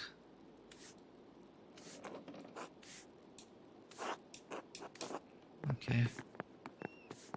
Nothing to pursue with her. Joshua. Killian. Nico. Master Mahler, is there anything I can do for you? Nico, have you heard anyone in here talking about Otto's murder? Not just talking about it, but you know. Yeah, you know. He understands, Caspar, thank you. Exactly. Like they had something to do with it? Oh, no. I think I remember something like that. Then again, I try not to eavesdrop on conversations. I don't want to get yelled at, or worse. But maybe you could find more luck talking to people. Beer always tends to loosen people's lips. Buy around for everyone, and you can have the run of the place. You'll be here a while, though. Nope. Don't want advance time. Interesting idea. Maybe later. Until then.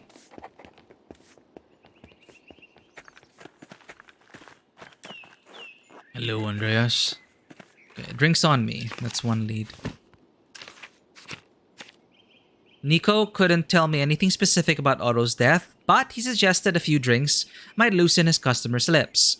I should buy around for the house and see what I can learn. Not very... Our direct link is like the flowers are biggest lead right now, so...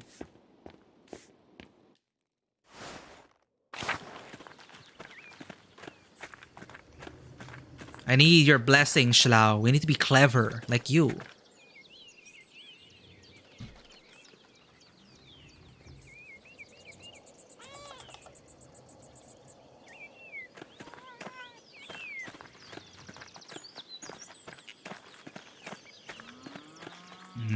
Should we talk to the miller?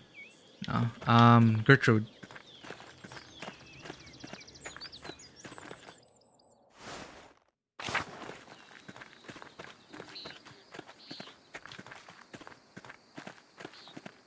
Sister Gertrude. We need your advice. Oh, we can go enter the shrine. Huh. Yeah, they safeguarded the reliquary. The reliquary, they safeguarded the hand of Saint Moritz. The reliquary used to contain the hand of Saint Moritz. It appears to be missing, though. I wonder where it's gone. In the church. They moved it to the church. Or was it stolen?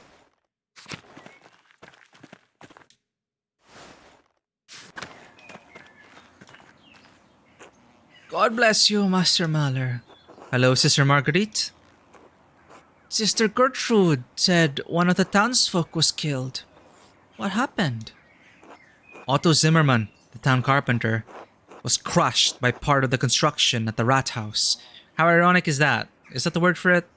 Not ironic. It's, the rat house, which is supposed to be a place where a community hall where people meet. Typically, a council that governs day-to-day affairs under the authority of a lord.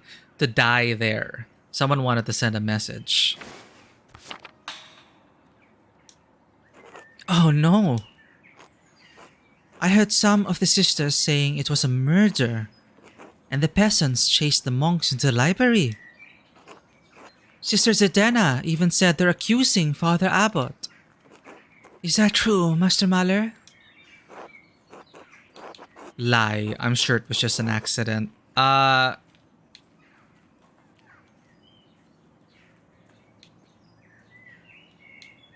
Yes, but no one knows who killed Otto.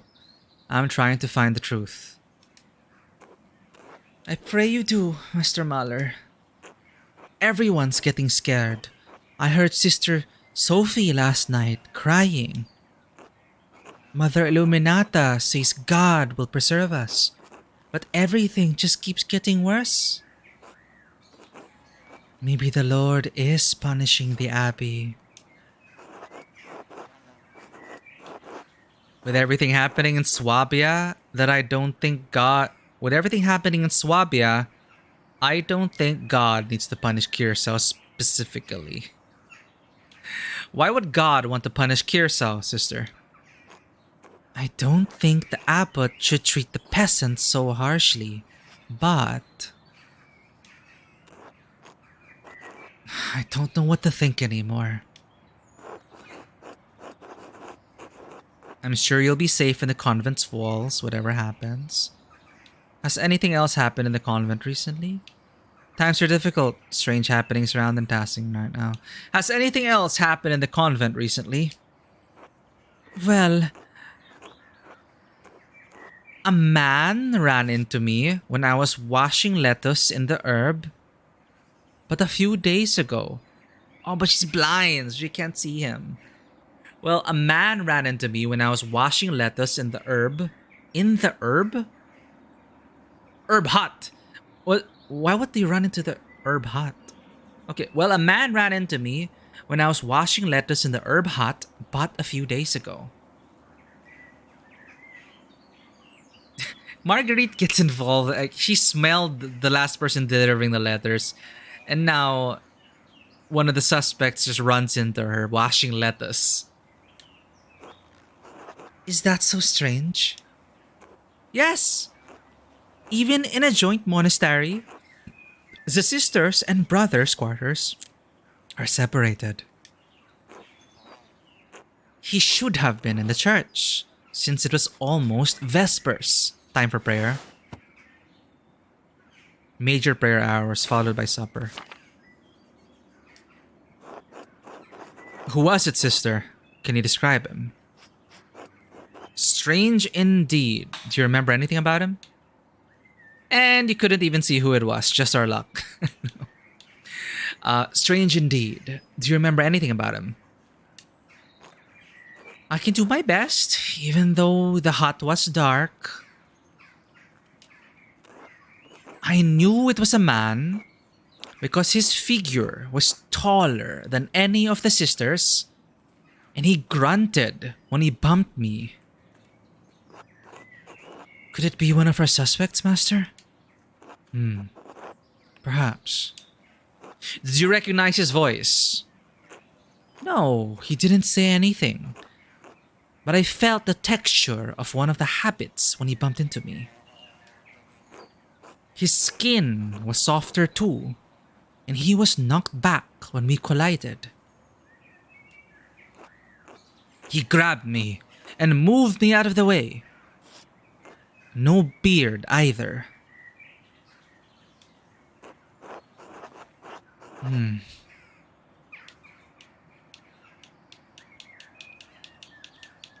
That doesn't exactly narrow it down. What would a brother. Well, we don't know if it's a brother. What would a brother be doing in the herbal hut? I don't know. He startled me, but was in and out of the hut before I could call out. Bang things around too. What was he. What is he after? I think it was one of the younger brothers. The rest aren't light on their feet. I can hear them shuffling all the way across the garden. That still leaves a few suspects. Brother Lucas and Brother Guy both fit that description. As does the abbot. But the abbot has his own house. What would he be doing sneaking around in the herb hut? Right. Father Gurno wouldn't dig around there. You're right. Father Gurno would just order one of the brothers to get something for him anyway. Master Mahler. How cheeky. That leaves Lucas or Guy. If I may, Master Mahler. Yes, Sister Marguerite. Brother Lucas and I are friends. I don't think he'd hide from me.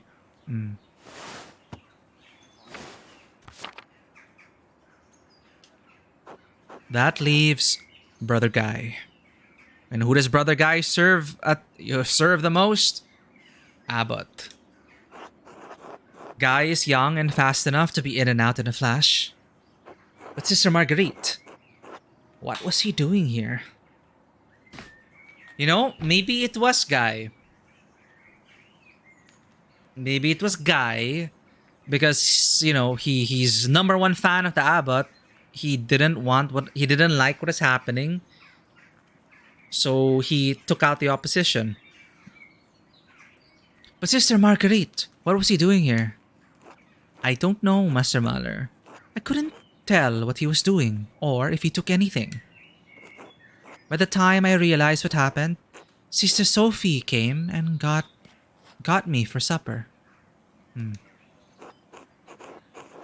I see. What a peculiar occurrence. Did you tell any of the other sisters?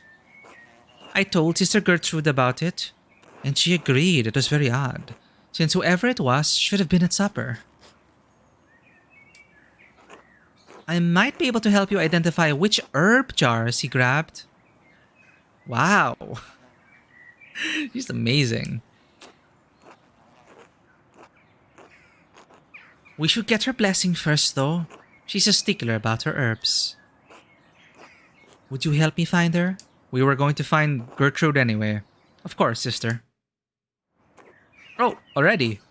Sister Gertrude, may I take Master Mahler into the herb hut? We're looking for anything that man might have left behind.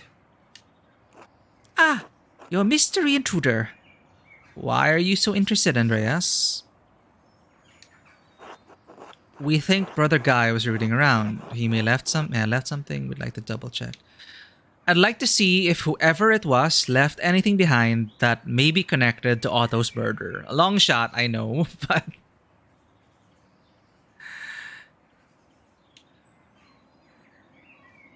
Yeah, I'd like to see if whoever it was left anything behind, or they may have taken something that relates to Otto's murder. Very well. I'd prefer you not just open every jar. However, some of the herbs need to remain sealed. Then how are we supposed to figure out if he left anything?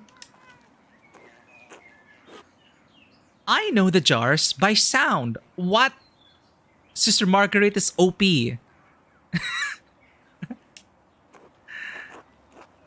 If you gently shake them, Master Maller, I should be able to tell you which ones he picked up as I came in. No way. What the hell? That's amazing. I know he used 3 of the jars. Once we find all 3, we can figure out which is the last one he opened. Alright, that sounds amazing and reasonable. This way then. Mousefanger, what did you see?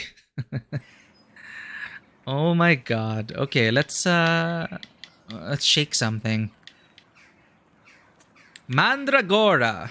Examine.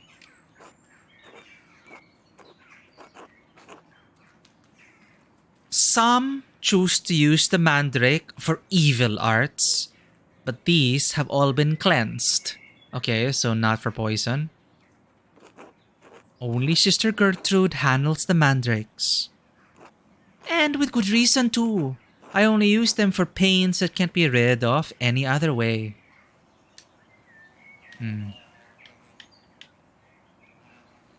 Let's examine everything. Shirling. Oh, medicinal background. Sister, why on earth do you have hemlock in the herb hut? It's a dangerous plant. When eaten, yes. But hemlock is very good for inflammation of limbs when applied on an injury. I helped Sister Sophie when she dropped the pot on her thumb. The swelling had gone down by the next morning.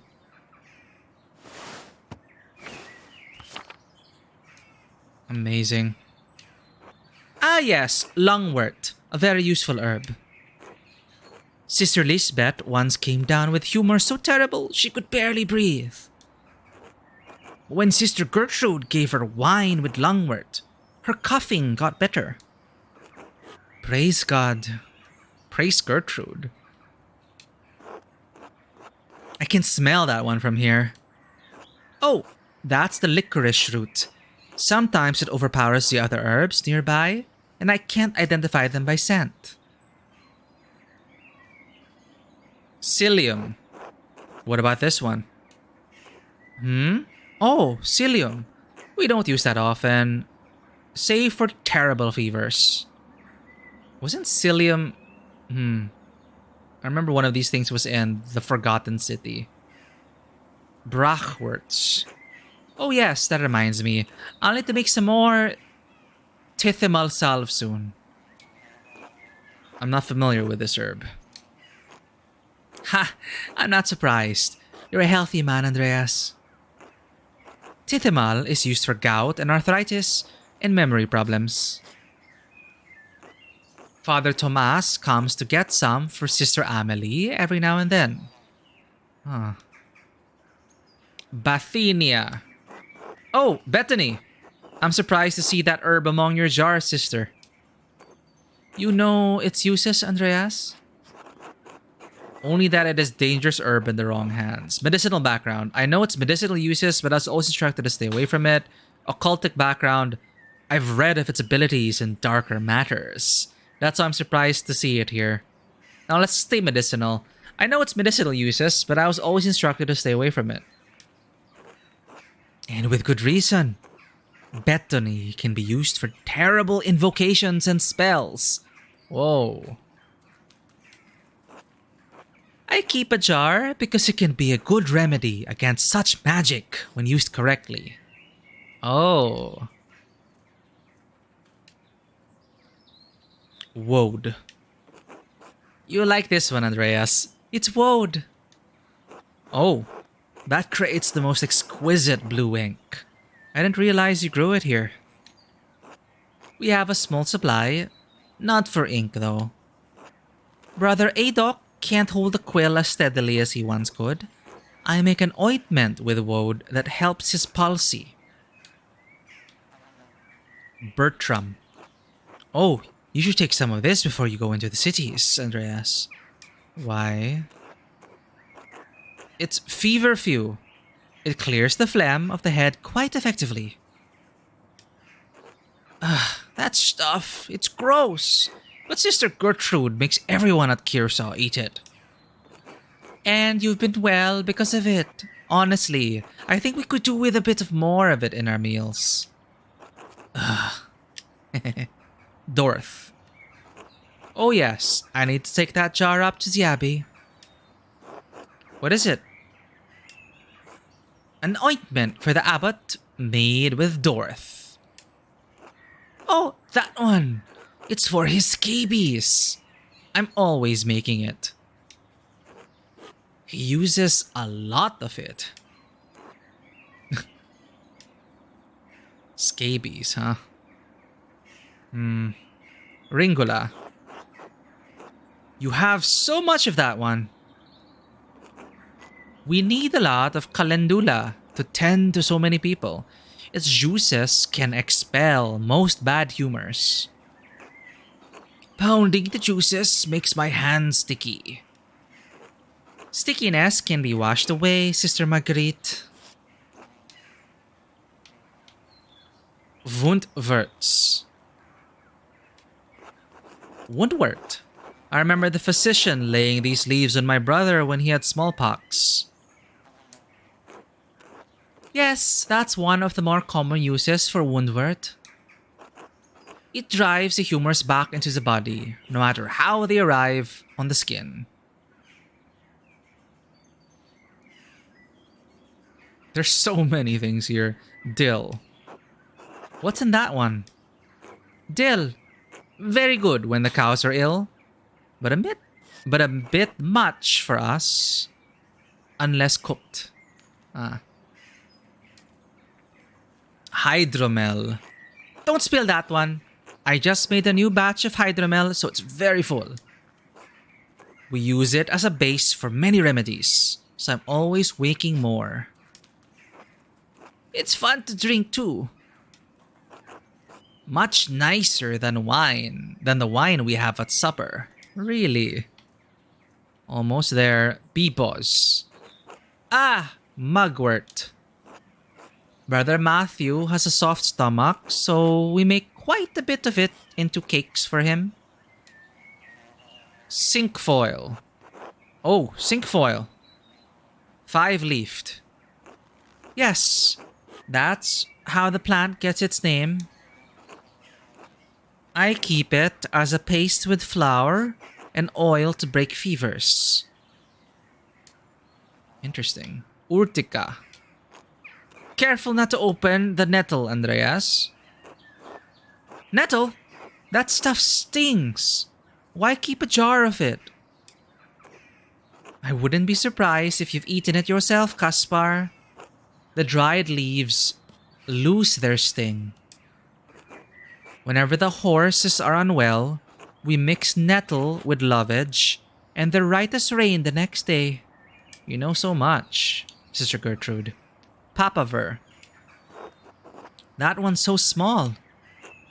That one holds poppy seeds. The seeds are potent when eaten to induce sleep, so we don't use them very often. Milk of the poppy. I remember eating some before my eye surgery. I was woozy for a long time afterward. Pungo. Brooklime. Very useful against poisons. It purges the stomach so that the bad humors have no place to rest in the body. Amazing. I learned a lot about herbs today, and I remember none of it. All right, let's start picking shit up. What would the killer want? Pungo. Pick up. Shake. No, it was something different. Drop. Papaver. Yes, he definitely picked that one up. Papaver. What was this again? Oh shit, I totally forgot the descriptions. Papaver, he said you only keep a little. Ugh, Urtica. No, it is something different. Cinquefoil. No. Bipos. No. Woundwork. Okay. Ringula. No. Shirling. Lunk works. No. Licoricium. No. Psyllium.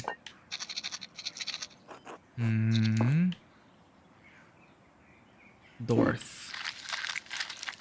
No. Bertram. Brockwarts. Definitely pick that one. Brockwarts. Bathenia. Okay. Master Mahler, please shake each jar in order, and I'll tell you if it makes the right sound.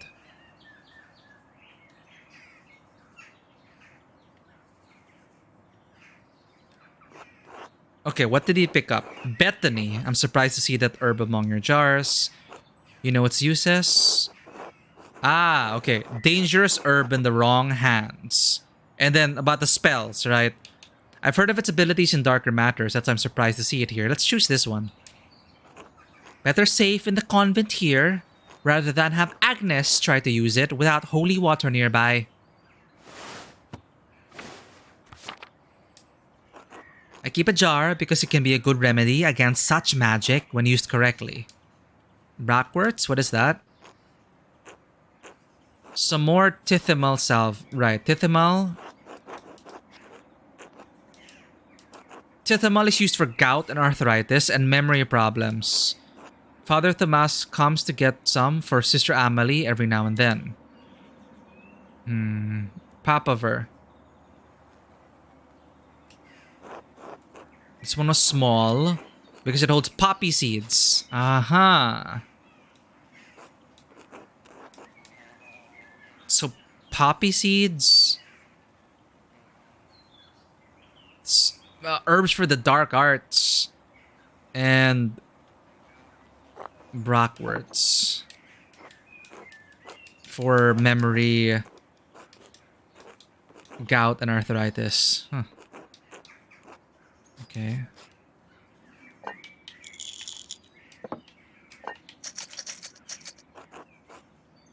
You open a different jar first. Okay.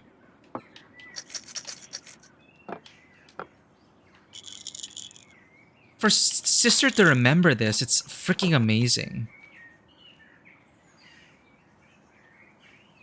Good way to summarize it, Vanoa. Sleep, spell, and memories.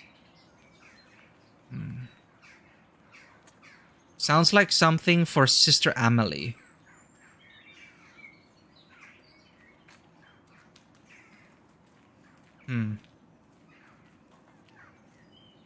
To induce her to get more visions?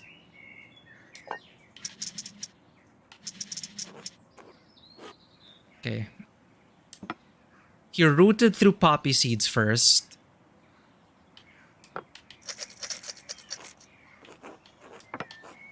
Okay, now we know the order. Poppy. Brockworts. And last is Bathenia.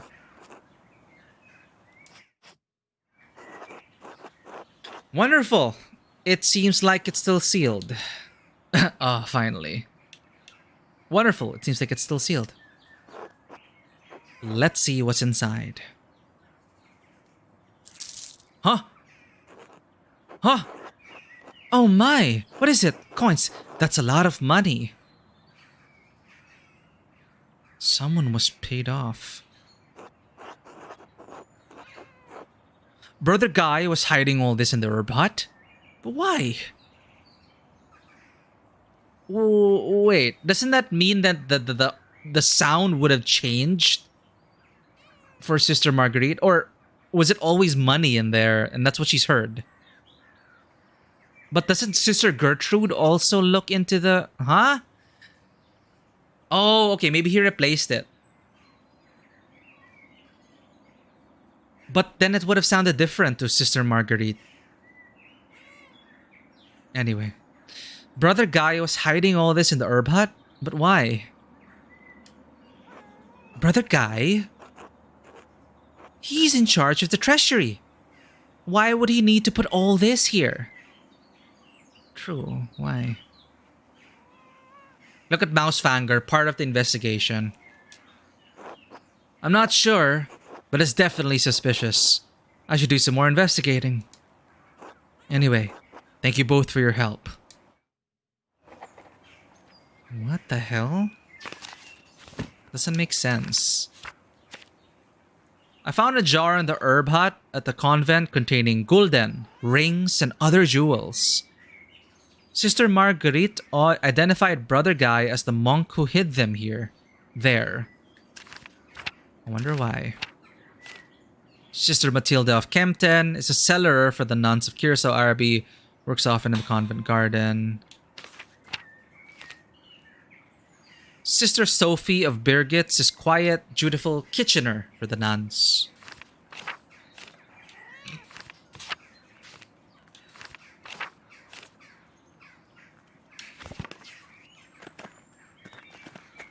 Good, Mousefanger.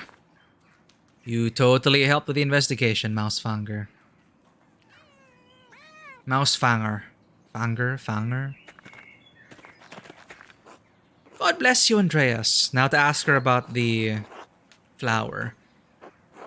God bless you, Sister Gertrude. Do you have a spare moment? I have an herbal question. Oh, Master Mahler, I'll be delighted. You know I always have time for my plants. How can I help you? Do you recognize these flowers or know where they might grow? Oh, yes. They're local flowers. We call these marsh marigolds. They grow near the shrine of Saint Satya in the forest outside the monastery.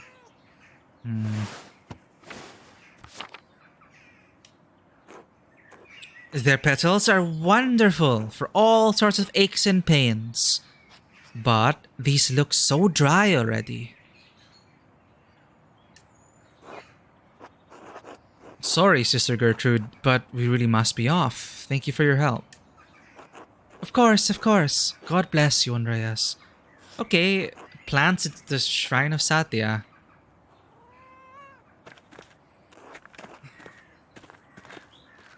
Oh, God bless you, Master Mahler. God bless you, Sister Matilda.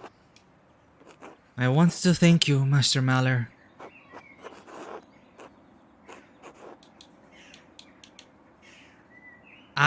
Because we didn't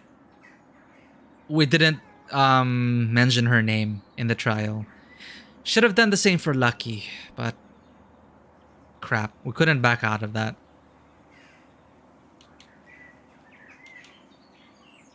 I don't recall doing anything worthy of thanks, sister. You understood that despite what happened to me at the hands of the Baron, you did not condemn me. I appreciate that.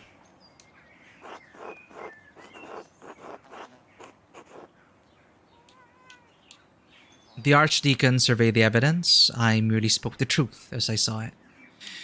The evidence pointed to Frank, not you. The Archdeacon surveyed the evidence. I merely spoke the truth as I saw it. Yes, well, the entire event was a tragedy. I did not expect to see you again. I'm glad the Lord gave me a chance to thank you properly. I ought to get back to my work. God bless you. And you, sister.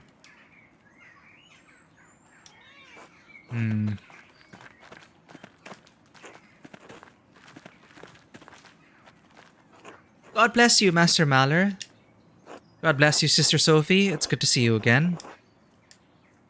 And you, Master Mahler. The garden looks spectacular. You've taken good care of it. I know it's been some time, Master Mahler, but I must remind you of my vows. I cannot speak with men. Oh, right. Ah, that's right. Forgive me, sister. God bless you, Master Maller. Oh, Master Maller, I didn't see you there. Oh, wait, what? Why is it different now? I was just trying to get more dialogue. Are you alright, sister? I. Yes. Hmm? I'm a bit on edge today, that's all. God bless you. Uh huh. Suspicious. God bless you, Master Mahler. God bless you, sister. How are you faring? Mother Illuminata is grieved to hear about Otto's death. As am I. The Lord granted me the gift of knowledge in grief. Grief? So I will help the sisters how I can. The Lord granted me the gift of knowledge in grief, so I will help the sisters how I can. What do you mean? I lost my husband and son before I took my vows, Master Mahler. Lord willing, I can now guide the sisters in their grief. I pray your counsel soothes their spirits. As do I, Master Mahler. God bless you. Her text fonts are fancy. Yeah.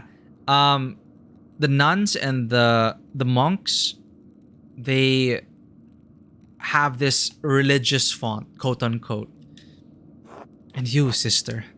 It's like an illuminated script in a way. See, like Illuminata. God bless you, Andreas.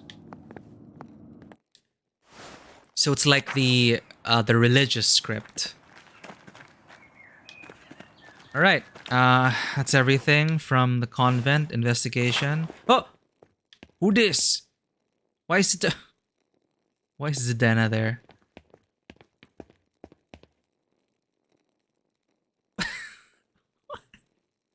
What is this, a confession booth? Greetings, Master Mahler. Okay, Zdena.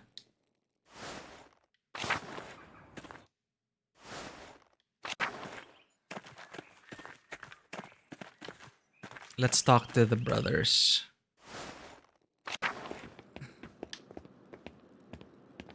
So they move the hand to the church.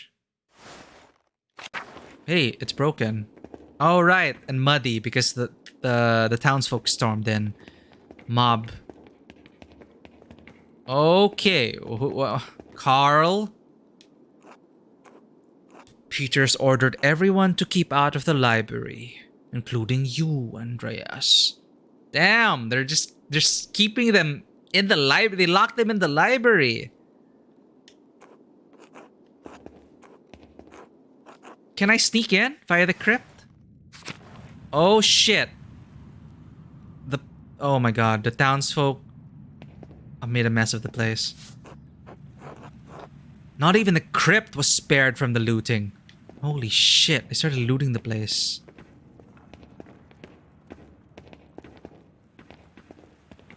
Oh, I can open it. Oh no. If they find this secret entrance, they're all dead. But I need to talk to the priest as well. Let's investigate the place, the surrounding area more. My god, what have they done? They looted the sacristy. Holy shit. Oh no! The peasants looted everything in here too. Oh no. The ciborium and tabernacle have probably belonged to the abbey for centuries. What's this? Ciborium. A cup or other vessel for the holy host to sit within. Oh, a cup or other vessel for the holy host to sit within before and after the Eucharist. Typically made of precious metals. Tabernacle, it holds the holy host in a locked and secure box between services of the Eucharist. God's holy place. This may be more difficult than I had thought. Of course they did. The sacristy is just piles of gold in the shapes of crosses and candlesticks. Well, yeah. Are we that much of a non-believer, Andreas? This may be more difficult than I had thought. We should still look around to see if anything is left. This is the point of no return. They looted the church. I don't see anything, Master. Oh, look! A journal! It might be Guy's ledger. Let's take a look. Whoa. I don't understand any of this. It's like the accounting for the taxes. Let me take a look at these entries.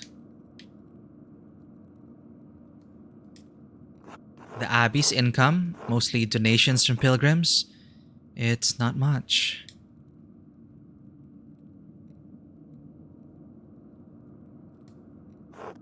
These are the Abbey's expenses. Some of these numbers are awfully high. Yeah, the abbot is eating well. The money's clearly not going to the right place.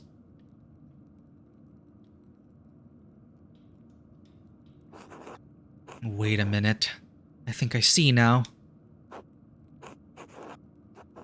Guy is using double bookkeeping, a difficult type of accounting to understand.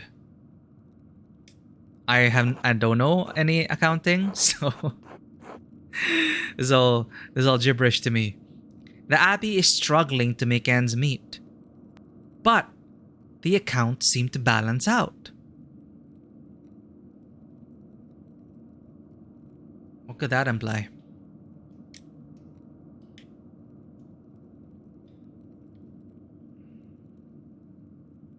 So they say they're struggling, or they are struggling to make ends meet.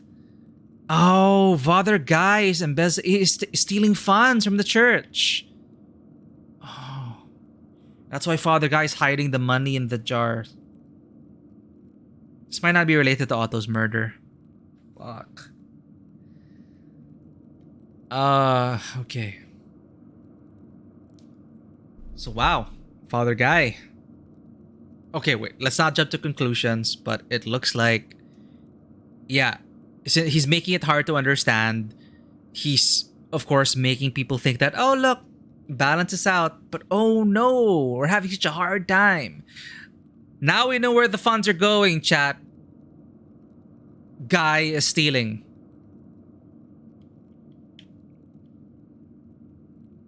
I was wondering, like, wow, he's eating fancily. Where's the money going? They're already overtaxing the people. Clearly the money's not going with the way where it's supposed to be, and this proves where it's going. Now, is the abbot aware of this? Let's find out. Oh, this page is not part of the ledger. Oh.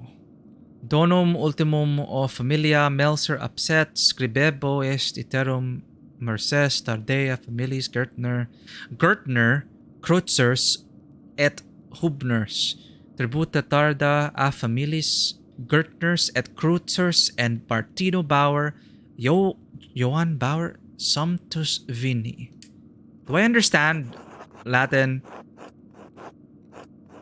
It's just a sheet of parchment with a few notes. I see the family names there. That's warrant suspicious. Wait, okay. It's just a sheet of parchment and a few notes. But why was it tucked away in this ledger like this? I should hang on to it just in case something doesn't feel right. What do you mean? I don't I guess I don't speak Latin. The Abbey ledger. Well, this is a separate problem. Sister Gertrude was familiar with the flower, the marsh marigold, and told me it grows in the area around St. Satya Shrine. Duplicitous accounts. I found the Abbey's financial ledger in the sacristy. Brother Guy was balancing the books using a double bookkeeping method. He keeps meticulous records, maybe too meticulous. There was a mostly blank scrap of parchment between the pages. Its purpose is unclear. Probably the names were like levy more taxes from these families because they can afford to.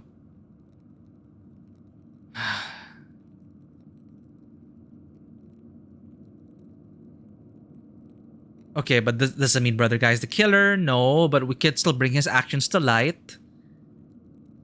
We could hit two birds with one stone here.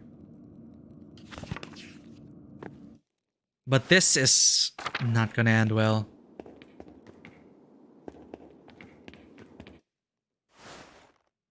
They have messed up this place.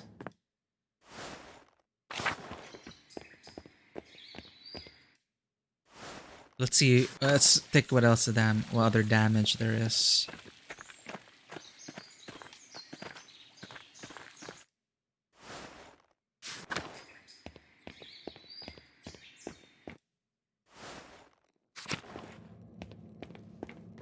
Well, they didn't raid this part. They probably raided the cellar, didn't they? Oh no, the cat we fed.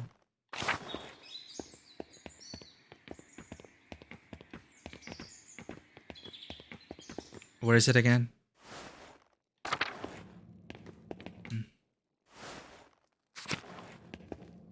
Okay, the cellars are largely intact. Fire still going. Cellar. Oh, wow. It's still intact.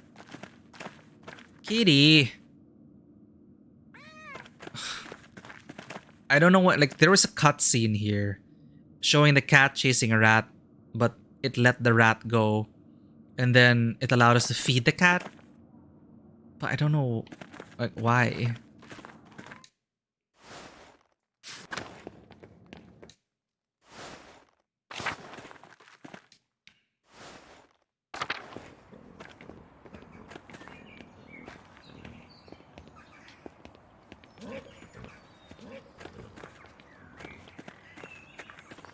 Oh. This was always locked. First time here.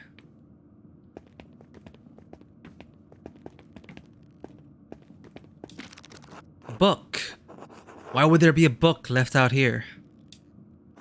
It's been left open. I wonder who was reading this. What's the book? I wonder which work it is. Oh God. This looks like a book of exorcism and occultism. Occult background, activate. It looks like the One Ring. It looks like the Black Speech. No, it looks like Elvis script. I don't know. This writing on the side is in a different hand. Whatever this text was for, it certainly has no place in the Abbey. No. Let's delve into it. This writing on the side is in a different hand. Oh, we're in luck. The writing is in French. Wood from his door, linen and wax for candles. Sounds like ingredients.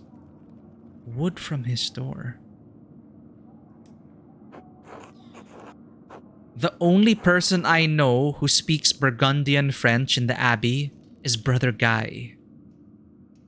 So not only is he stealing funds for some purpose, herbs for spells, milk of the poppy, and memory. Looks like Brother Guy is also into the occult. Probably pursuing a ritual of some sort. Okay. The only person I know who speaks Burgundian French in the Abbey is Brother Guy. Was Guy trying to curse Otto? Whatever this text was for, it certainly has no place in the Abbey. Come on, occultic power activate. What's this? A curse? There's a loose page here.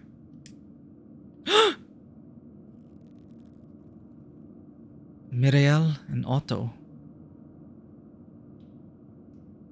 Again with the French. Le beau disciple linsir po bougie. Bougie. Translate, please. I understand French. Wait. Okay. Google Translate. It's okay for me to do this because our character understands French.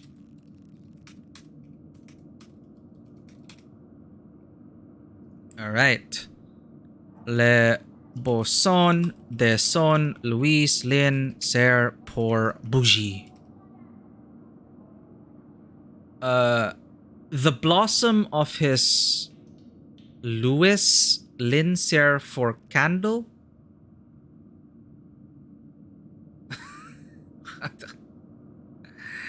Did I not write this properly? Le boson of his son Louis Lin ser pour bougie. Candle.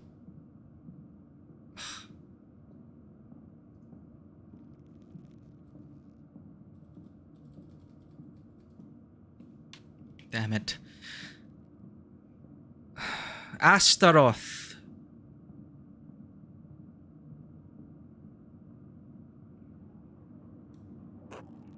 Orioth. Pinen. Ossel. Triboy. Norioth. Belferith. Kamoy. Astaroth. Sobronoi. Sismael. These are names of demons. This is a powerful ritual. I'm really happy with her trait choices. Well, shit. Miriel and Otto. Who's Miriel? Miriel, Otto. Is Miriel someone we don't know? Otto's name is in the middle of a summoning circle. But why?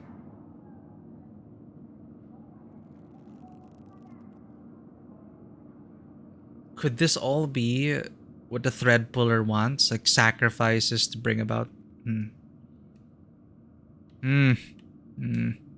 What does this mean? Le Boson de Son de Louis... Fuck, okay. Necromancy Manual.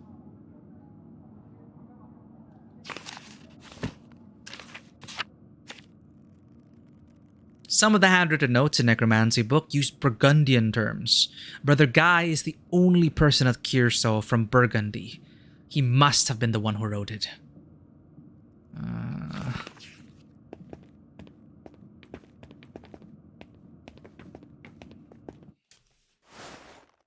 Okay, now they're rewarding us for exploring. See, being thorough, we wouldn't have gone to the abattoir. Now I'm compelled to look at every single room. Every single location.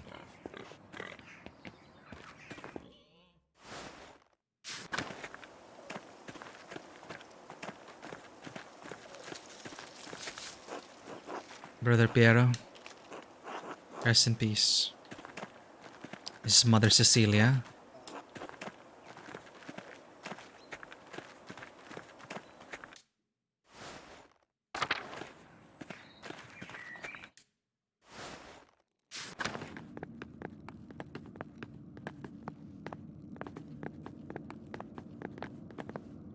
Keep an eye out for clues, Caspar.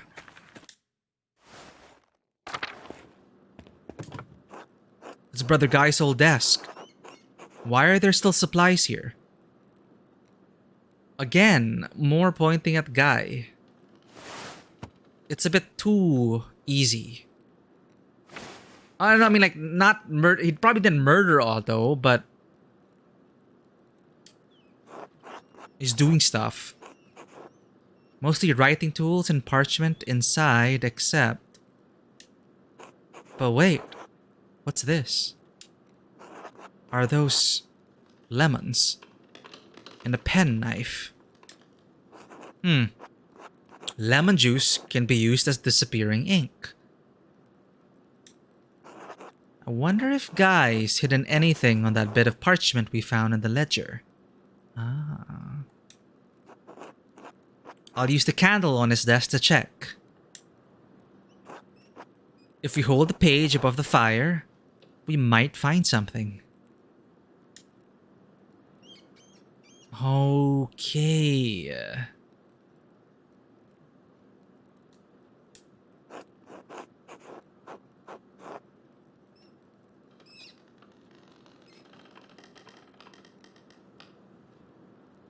Come on.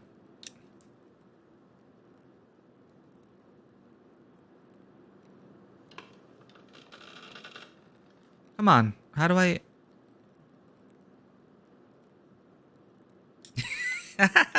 Summons and demons. Indeed. To save the abbey. Why not? Summon the demons to curse your foe.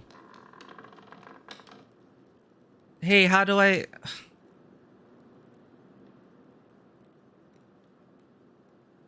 How do I reveal it? I just leave it?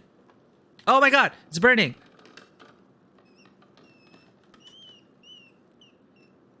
Oh shit, I can ruin the note by accident?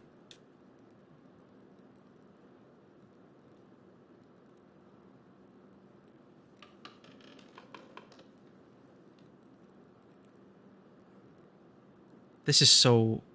Oh, there, finally. Okay. Oh yeah, this confirms it! Oh my. Guy was stealing from the abbey.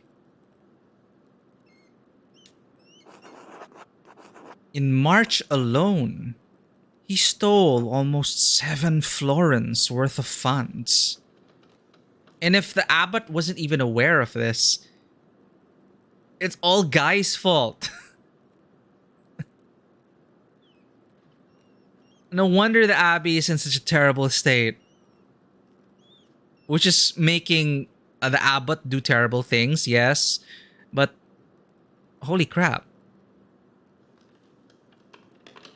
But that is, of course, it doesn't exactly prove why you would kill Otto. What? To put the blame... Murder Otto, have the townsfolk kill the abbot, become the next abbot. I don't know. In March alone, he stole almost 7 florins worth of funds. That's as much as my father makes in months. Thank you for the context, Caspar. I was wondering, like, if 7 florins is a lot. So, months of work.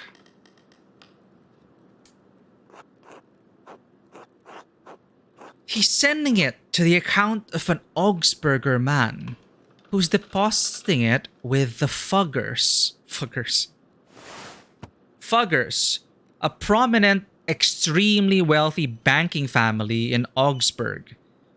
They held business interests throughout the free imperial cities and a monopoly on the European copper market.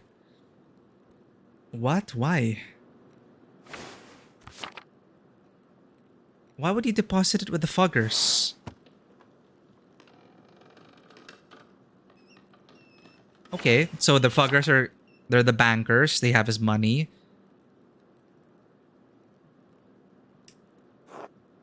If Otto knew about this, Guy would certainly have motivation to silence him. Right. Because... Maybe it wasn't a literal head. Right. Otto was going to exclaim that, I have a big announcement on, like, a word from God or proof that this is righteous or something.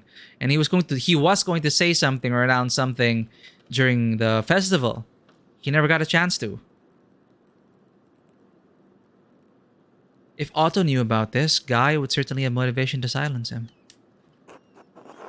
At the very least, it's evidence we can use to show Guy was sending skimmed money to a proxy account in Augsburg. That is big. Lemon desk. Like who... In just exploring, we stumbled upon this whole thread. I found fresh lemons tucked inside Brother Guy's old scribe desk. Odd. Brother Guy used lemon juice to write an invisible message on the sheet of parchment inside the Abbey ledger. By holding the parchment over a flame, I was able to make the hidden message appear. It was a second brief ledger of deposits that Brother Guy was making to a Fugger bank account through a contact in Augsburg.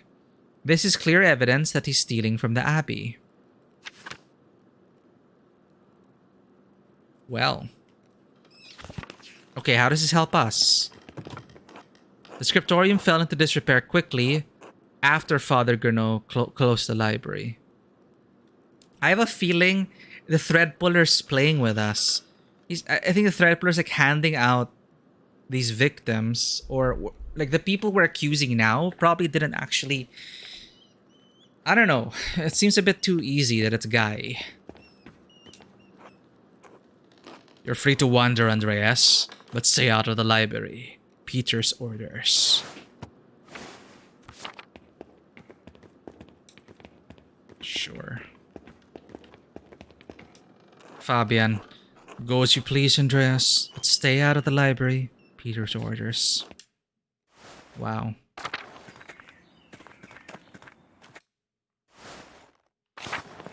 What other secrets can we find? What's in the cloister? No.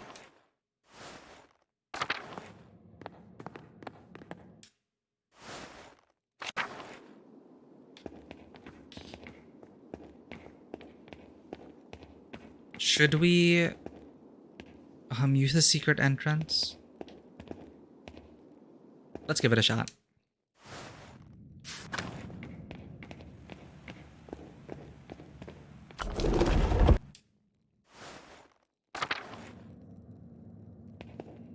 Oh no, Adok. Who is there? Is it you, Lord?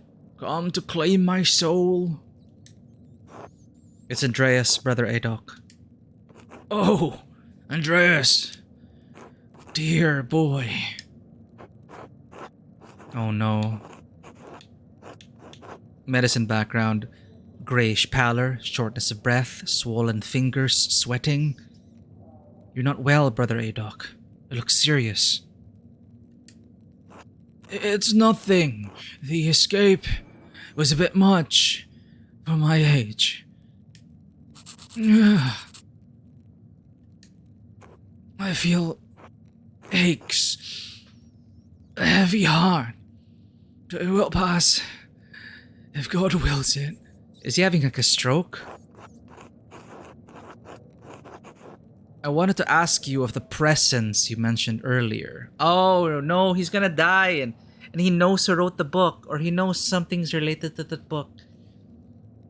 The Phantom of the Abbey.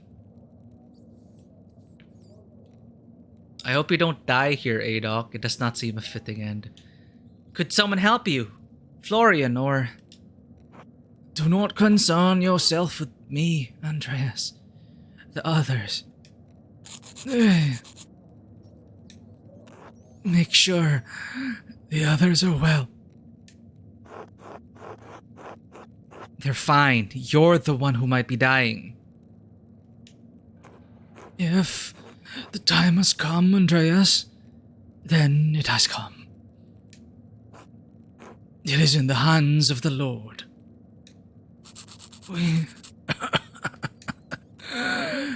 I must rest. Oh shit. Keep holding on, Brother Haydock. He's dying!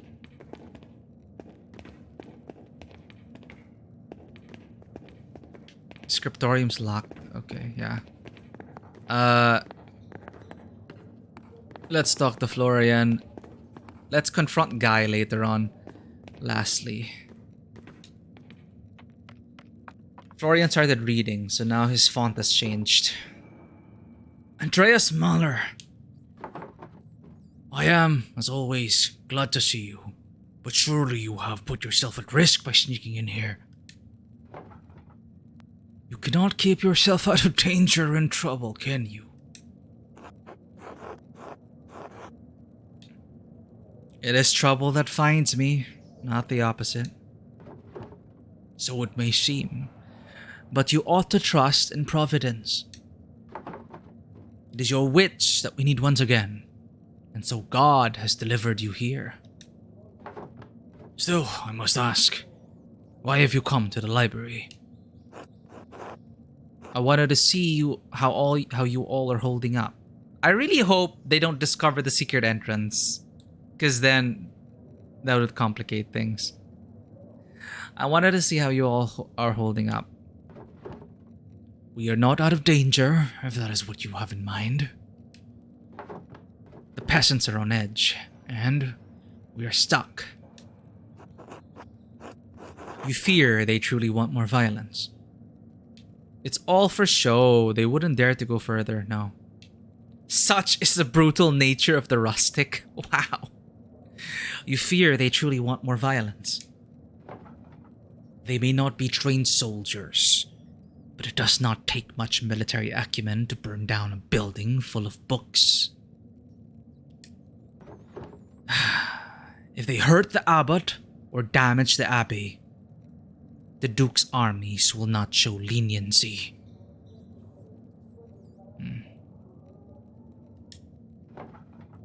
Believe me, a direct confrontation with the real soldiers will end in a slaughter. You've said much about the peasants, but what of you and your brothers? Oh, I am well, Andreas. I have been through worse.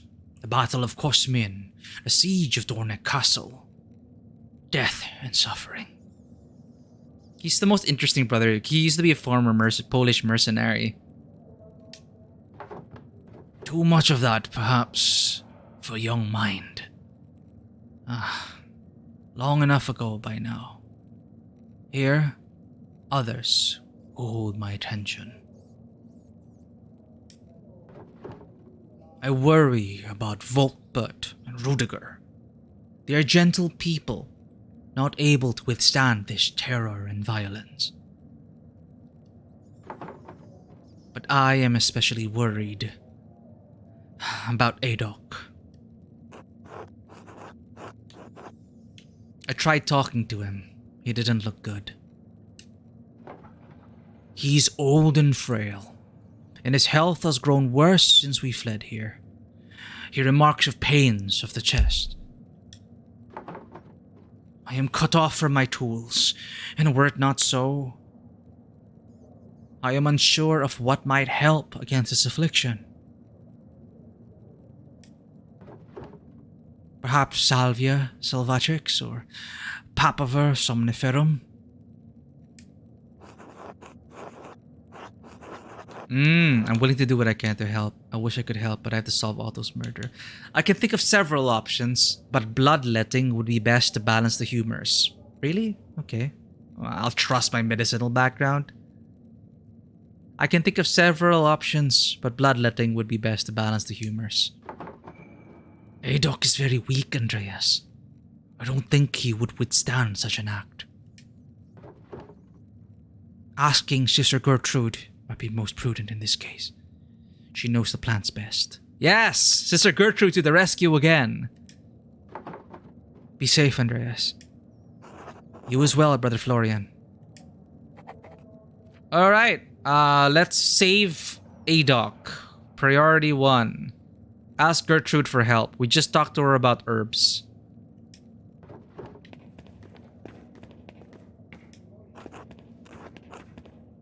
Oh, look at Volkbert. It's not taking it well. No. Volkbert, it's going to be alright. How could you know that, Lucas? Trust in Providence, brother. Lord guides us through Gethsemane. Gethsemane. They're going to hurt us. They won't. Look, Andreas is here. He will help. I'm not sure what I can actually do.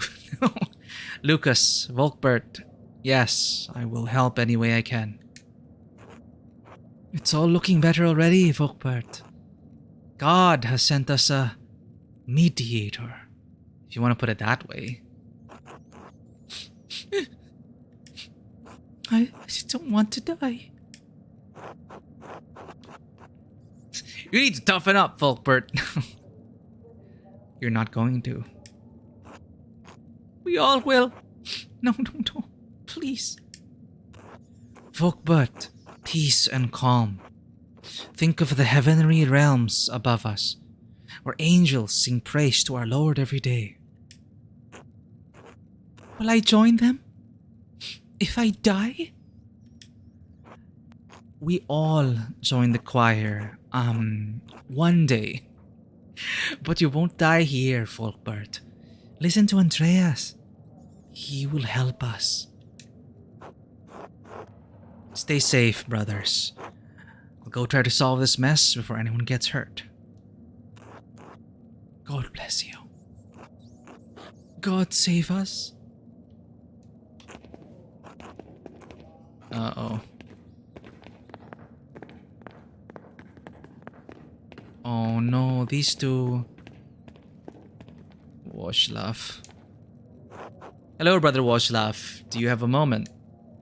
Of course, Andreas. What do you need? I was hoping to ask you about Brother Guy. Oh, what? We're already going down the chute? Sure. What about him? I think he may be stealing from the Abbey's treasury. Has he been doing anything odd lately? I'm sorry, Andreas. I don't know what you mean. I think he may have had reason to kill Otto. Andreas, that's a grave accusation. Do you have any evidence to support this assertion? Sister Marguerite heard him rustling about in the sister's herb hut, and we found a large sack of coins. Sister Marguerite is blind, Andreas. She likely ran into one of the sisters. No. What would Brother Guy even be doing in the sister's garden? Who is a thread puller? My god. That's what I'm trying to figure out.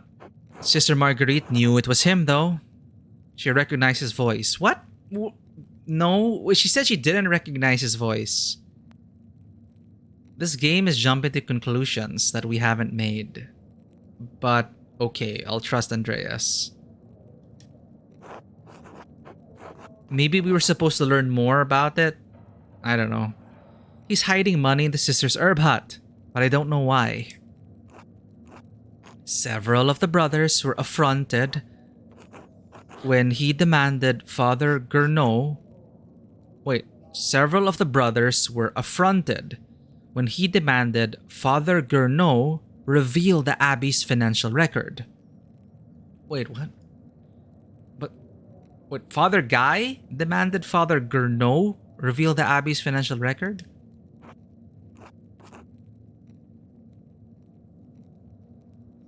So was he trying to pin the blame on the... But for Guy to be hiding money?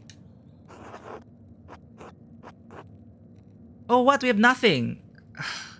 The order of talking to people. Damn it. Shoot.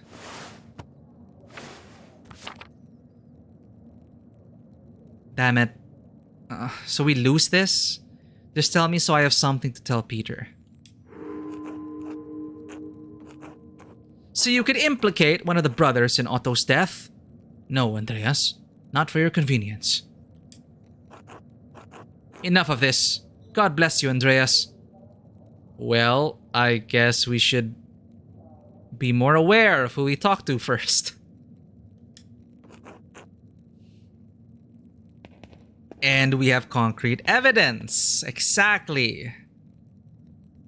That is weird. Weird. Weird, weird, weird. Was it because we didn't talk to Guy? Anyway. Rudiger and Matthew are lovers. Hansar trottin hat farsalt te Petri genold. Dazer mak igenerman no zeimo dingenten man. Kyrie eleison, Christe eleison. Brother Rudiger, what is that poem? Erhapeto mit mortum, emil riches portum. Keep listening. Darin mak erskerian, den muli merian. Why does Kyrie eleison sound so familiar? I see it around. Kyrie eleison, Christe eleison. Sigh. Rudiger, what was that song? I think it is an old song from around Bad Tos, Andreas. I like it. A song meant for times of need. And I believe we are in need at this time. I worry about Brother Rudiger. He has been deep in prayer ever since we fled into the library. All this violence and strife does not conform with his gentle soul.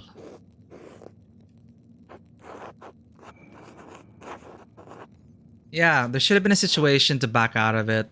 Or if we already have the evidence. Like, Władysław, look at this. That was totally... They didn't account for that. I don't know why. I guess they couldn't really...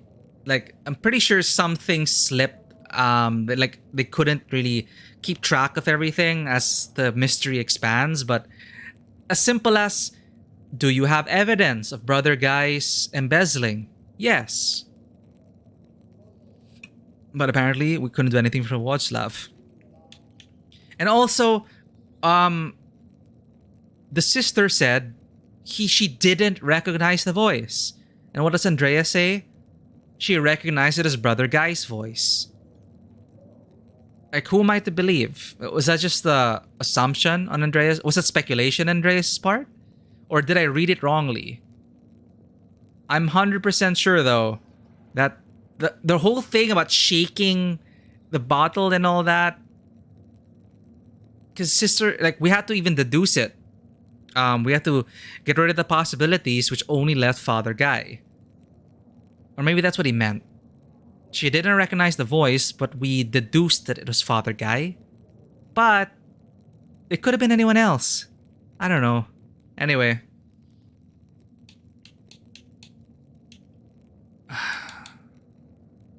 Well, we know they're lovers, these two. Going back to these two, but... You really care for him, don't you? Don't worry, Brother Rudiger, it will be alright. You have to be tougher, brother. This is a harsh world. The abbot really should have known something like this could happen. No.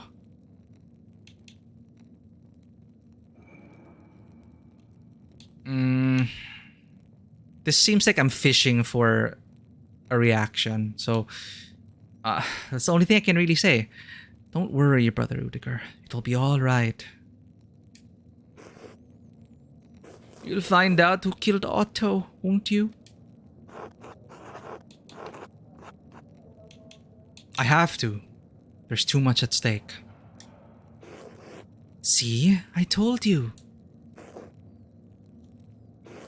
Kyrie eleison, Christe eleison. Brother Rudiger, why don't you sing for the others to hear? The others? Yes, all your brothers. You're the cantor. Yours is the voice that leads them. The cantor is appointed official in a monastery. They are responsible for leading the chants and songs of the community. I don't know. Let's encourage him. You can do it. I believe in you. And Matthew believes in you. We all do. Alright. I suppose I can try.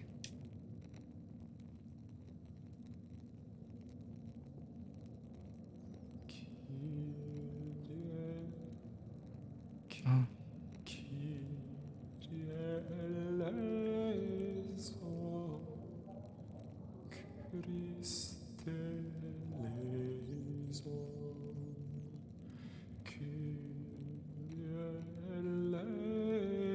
And you can hear the despair in his voice. And it's slowly coming out.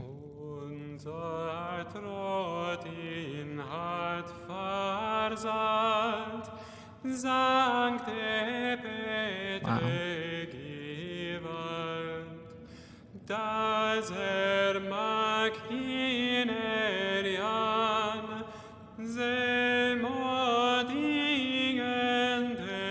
I can imagine like intercutting it with shots of each brother, each monk.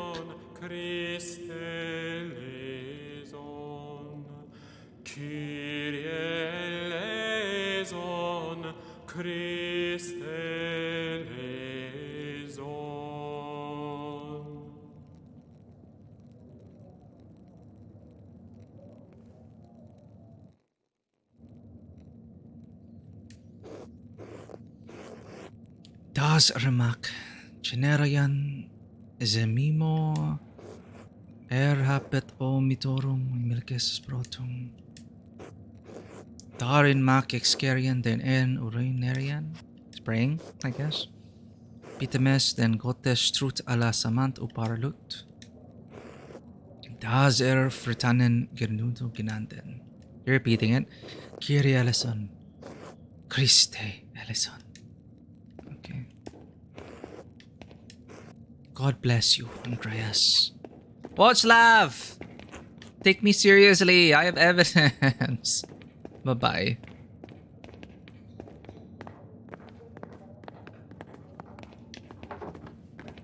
Oh, God damn it. I'll talk to Guy last. A-Doc. We gotta save A-Doc. Fuck, I almost forgot.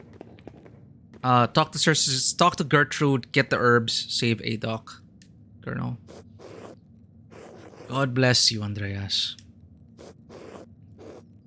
Has anything come to light? You know, it's like we came from the secret entrance. And he's not surprised. It's like... I guess it's one of those worst kept secrets in the Abbey. Has anything new come to light in the investigation of Otto's death? Ooh, I must speak with you urgently about Brother Guy. Nothing right now. You know, let's talk to Guy. But will it advance time? Well, let's find out. Andreas. Brother Guy. It seems like it would be quite a risk for you to come through the crypt to see us. Shouldn't you be trying to prove that someone killed Otto?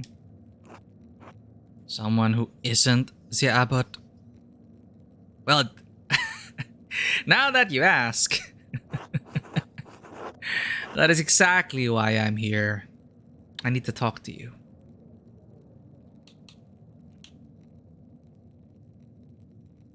Just because it wasn't the abbot doesn't mean it wasn't one of the monks, right? That is exactly why I'm here. I need to talk to you. Oh? I'll help in any way I can. I know about the money you were stealing from the Abbey.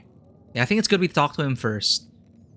And maybe we can use him, or he'll shed some light on some things, or he'll be desperate to like keep it under wraps in exchange for something. We'll play it.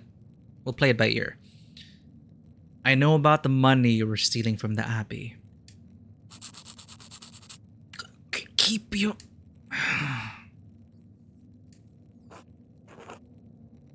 Keep your voice down. Where did you hear that? I'm asking the questions. Do go on. The sisters and I came across the gold you hid in the herb hut. This is more concrete. I found the book you were hiding in the abattoir. Which is a slaughterhouse. Oh, that's what an abattoir is. I found the book you were hiding in the abattoir. I don't know what you're talking about. What can I say? I'm being thorough in my search. So you found a book in the abattoir. With notes in Burgundian. Even to the uneducated, it doesn't look good. It's a magical text I'm quite familiar with. But this would like implicate myself? I don't know. But let's use her background. Why not? Right? It's here. It's a magical text I'm quite familiar with. Oh, you would be. You're obsessed with those things.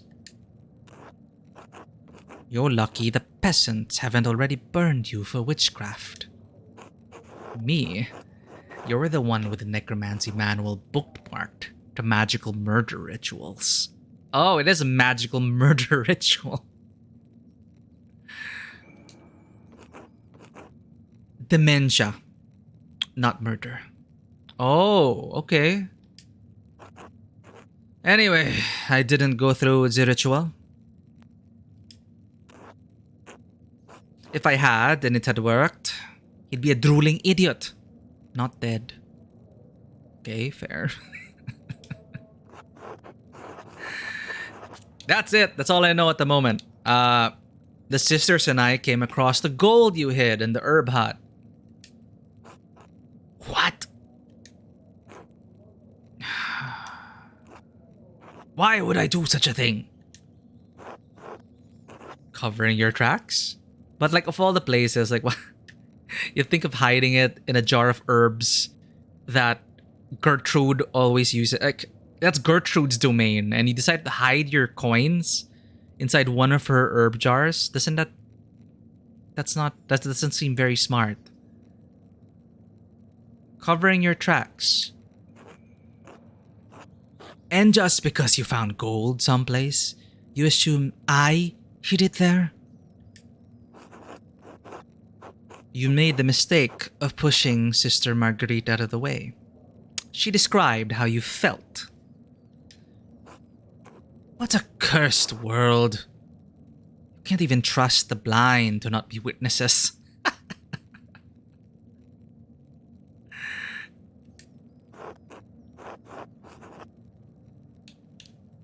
That's it. That's all I know at the moment. And that's all you will know, because there's nothing more to know. If there's nothing else, God bless you, Andreas.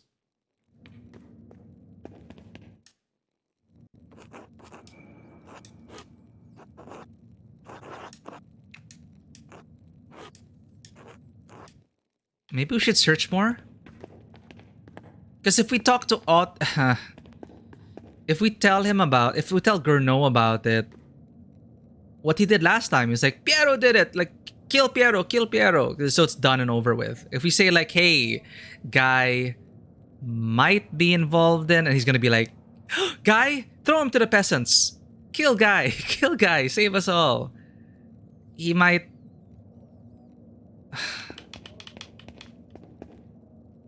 I think we should be more thorough. Let's save Adok. Let's go around town, do as much as we can before implicating anyone. Let's be responsible about it. However, we need to save Adok. And this guy's gonna be wondering, I wonder why he's always going to the crypt. Carl.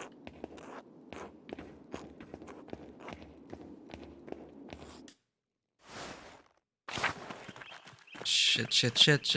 Gertrude!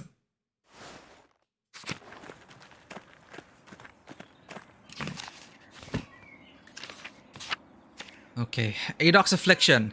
Brother Florian has told me that Brother Adoc's health has declined rapidly since the monks were locked within the library walls. He requires access to a specific medicinal plant to help him treat the pain, and suggested I speak with Sister Gertrude for assistance locating it. Gertrude's MVP so far in this episode. The sister so far, including Marguerite again, because Marguerite also smelled the thread puller, or the one delivering the notes. God bless you, Andreas. Sister Gertrude, I have need of herbs for chest pain. Brother Adoc is very ill.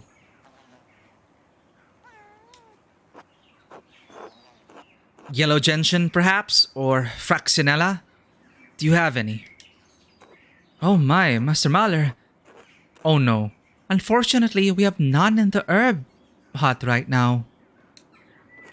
There is yellow gentian higher up in the mountain, but I recall there being some in the forest as well.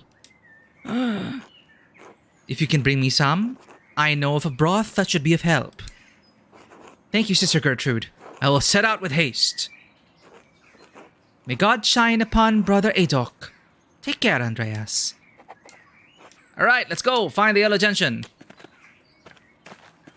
Fetch quest to save a life.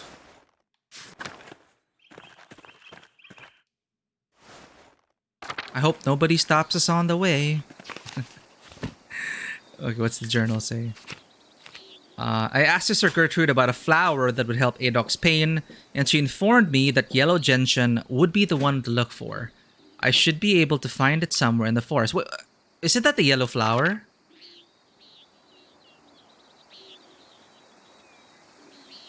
Oh no, it's marsh marigold. That's different. Alright.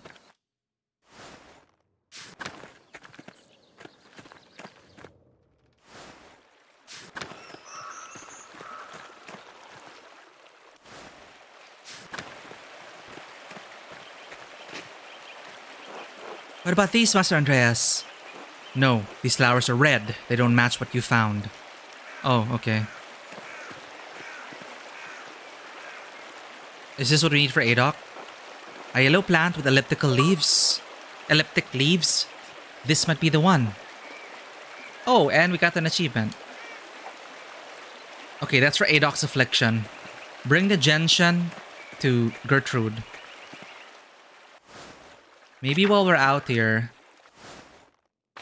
we should get the flower.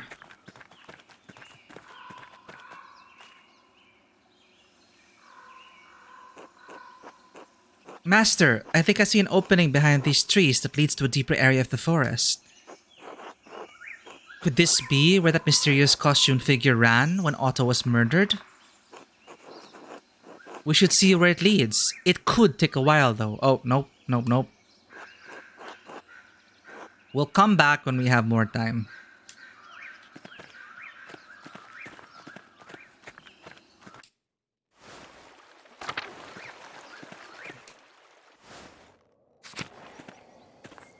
Not, I'll pet you later, Slough.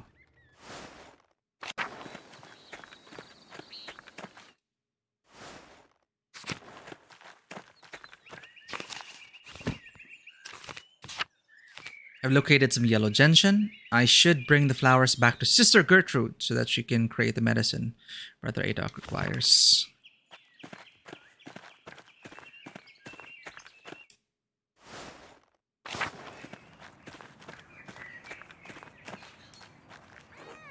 God bless you, Andreas. Have you found the yellow gentian? Yes, I have it. By the grace of our Lord. Fortunately, these are a fair bit dry already. Yes, best to grind and mix a gentian into a broth with a few other herbs for calming the body. It will take a bit of time. Oh no. Come back later, Andreas. Until then. Oh no. Okay, past the time.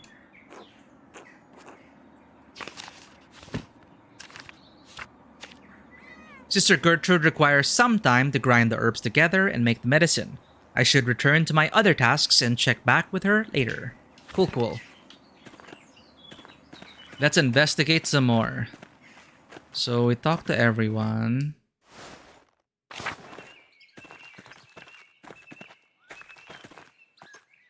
We didn't talk to Guy about we didn't talk to the abbot about Guy yet.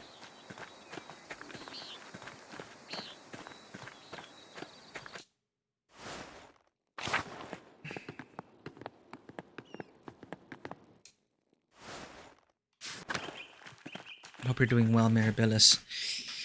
Alright, we investigated the abattoir, we found that. He didn't proceed with the ritual.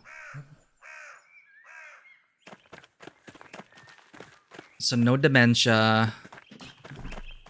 Not murder.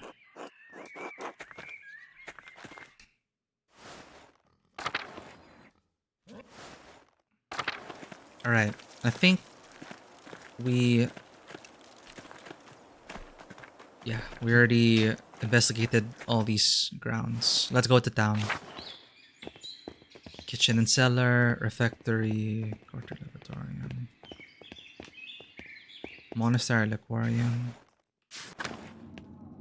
Nothing. Okay.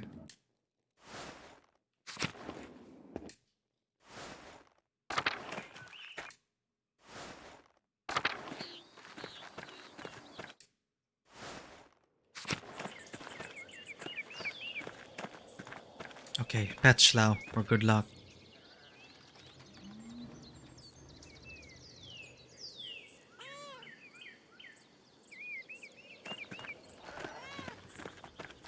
We started here. We talked to the Golden Hand Inn. We had an opportunity to buy a round of drinks. We chose not to. Don't want to pass the time there. Let's get an idea about what the miller is doing.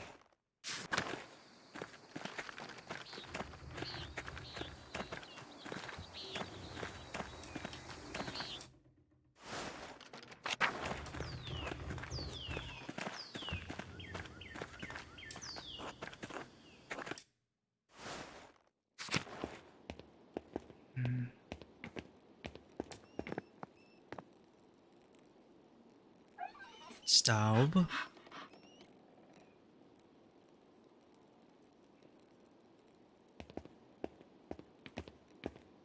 Again, Chekhov's rifle.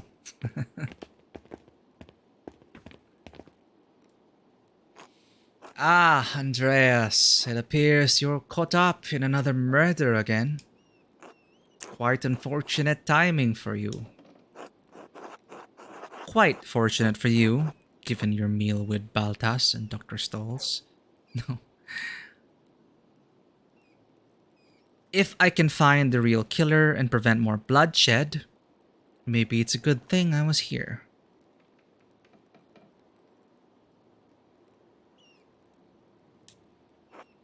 Just stall them. Either they'll see the error of their ways, or the Duke will send his soldiers to Tassing. Yes, a show of force. That will quench the peasants' bloodlust. Say nothing. In any case, if you get tired of investigating, my door is open. If you'd like to join my family for a meal or see the mountains, just let me know. See the mountains? Yes, for a brief hunt. Hunt? Well, I mean, like antlers at the back, gun on the rack. Yes, for deer. I might be able to help you get some perspective on the situation.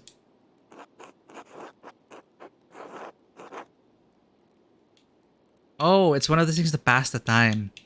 I'm too busy at the moment, Mesa Mother. I'm investigating Otto's murder. A hunt hardly seems appropriate. If it would help, I can tell you what I know. And I know a fair deal. What do you know? No. Come hunting with me and I'll tell you. Why? No, I can't right now. Suit yourself. Okay, invitation to hunt. Lenhart invited me to go hunting in the mountains. It hardly seems like an appropriate time for such pursuits, but maybe he'll let something slip while we're away from town. Seems like a tenuous connection. Maybe not. Because he has an alibi. He was with two people.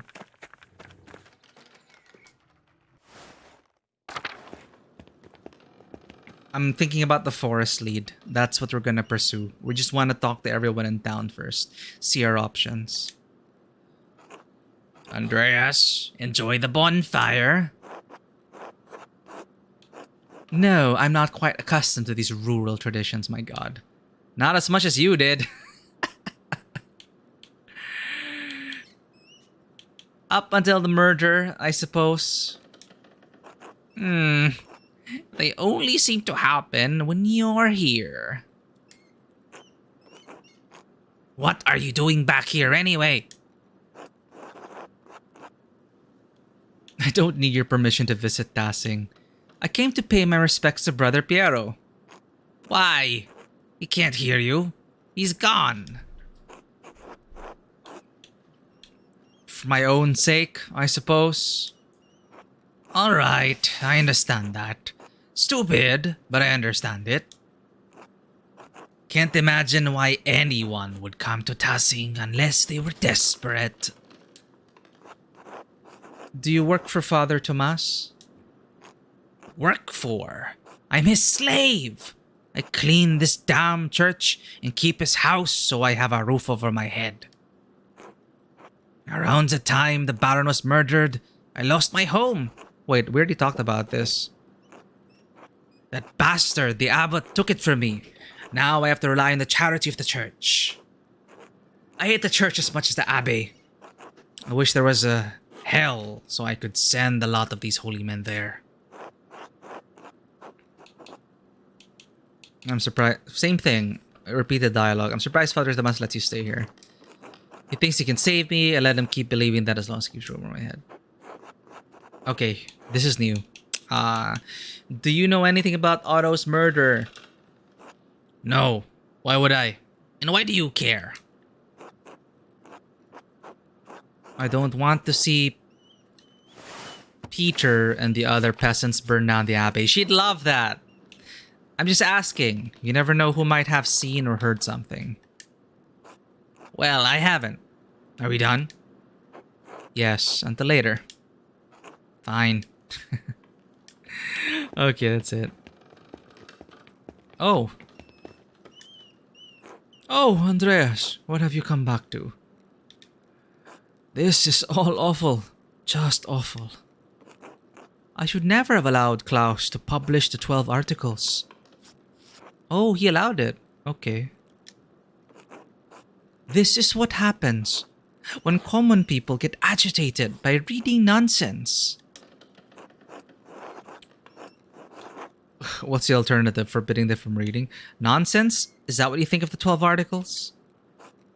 I spoke rashly. There is merit to the fundament of the 12 articles, of course. There is even merit in the ideas of Martin Luther. But I'm not about to advocate that the peasantry read his works. These pamphlets, these books, can make people crazed, furious. Sister Amelie and I have seen what happens when good people become part of a mob. Amelie came from the town. Her town was burned down.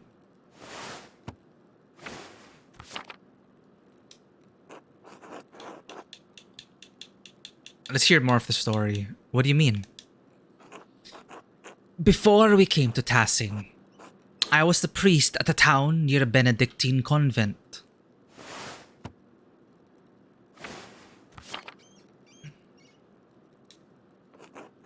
The town was full of good people. But the good people were whipped into a panic by an educated neighbor, the town doctor. He had read the Malleus Maleficarum. It had put ideas into his head. Oh, wait, that's the That's the book we took. Wait, no. Malleus Maleficarum? Oh, no, wait. The Hammer of Witches, a treatise on witchcraft published in Speyer in 1486. Theologians at the University of Cologne condemned the book as unethical and not in line with Catholic doctrine. Despite this, the book has enjoyed widespread popularity. It's so familiar, Malleus Maleficarum. Probably hear it in a lot of pop culture. He had read the Malleus Maleficarum. It had put ideas into his head. The witch hunting manual? The author was driven out of Innsbruck, wasn't he? Occult background says, the author knew even less about women than he did about magic.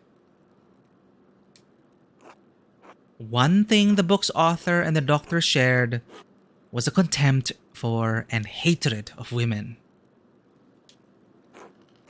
In the convent, the doctor saw a coven of witches. In Sister Amelie, he saw not a mystic, but a woman possessed by evil spirits, speaking blasphemy. But surely the local magistrate didn't believe that. No, he did not. But that didn't matter. The doctor inflamed his neighbors' fears. No matter what I said, no matter what I said, no matter what I did, no matter what I said, made no difference. So I think Tomas is a good guy. He's just watching over Amelie, who's so traumatized by the events and suffering from the fits and the delusions. Or the prophecies. They wouldn't listen to reason. They wouldn't even listen to scripture. In the dead of night, they gathered at the convent and set fire to it. Sister Amelie was lucky to escape with her life. Holy shit. The rest of the nuns were not as fortunate. So I am all too aware of what can happen when a mob forms. I should have known it would happen again. This is my fault.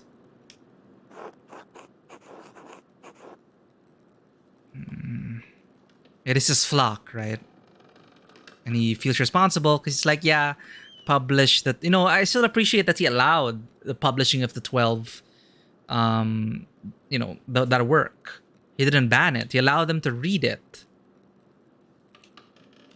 You can't blame yourself for this, Father. Why not? I share more than a small measure of responsibility. You'd think that Otto's death would have shocked the farmers into abandoning a hopeless cause. It's only inflamed them.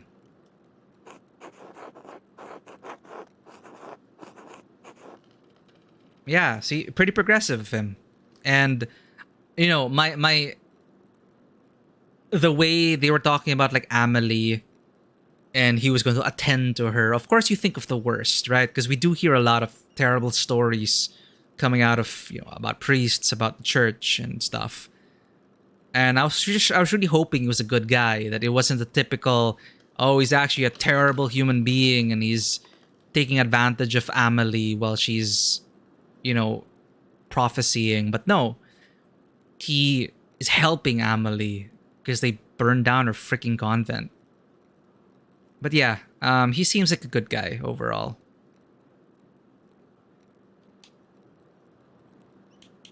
It'll be alright, Father. Have faith. It should never have come to this. The abbot should have known he was playing with fire. Do what you can to keep the peasants calm. I'm still looking for Otto's killer. I will. But I fear this is all gone beyond my control.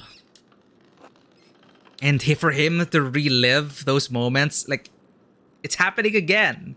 Another mob is forming, but instead of burning down the convent, they're gonna burn down the abbey.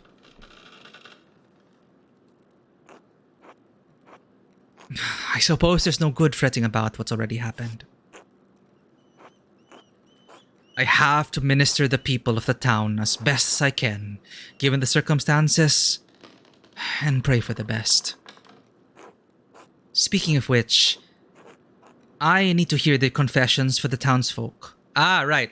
This was a lead, but I don't want to listen to confessions yet. I'm set on the forest. It's a passing tradition after St. John's Eve, in case they got up to any mischief that can't wait until Easter. I have to give priority to the locals, of course. But if you want to wait a few hours, I can hear you. You don't have to, of course. But I would be remiss if I didn't offer. Not right now, Father, but thank you. Of course. Alright.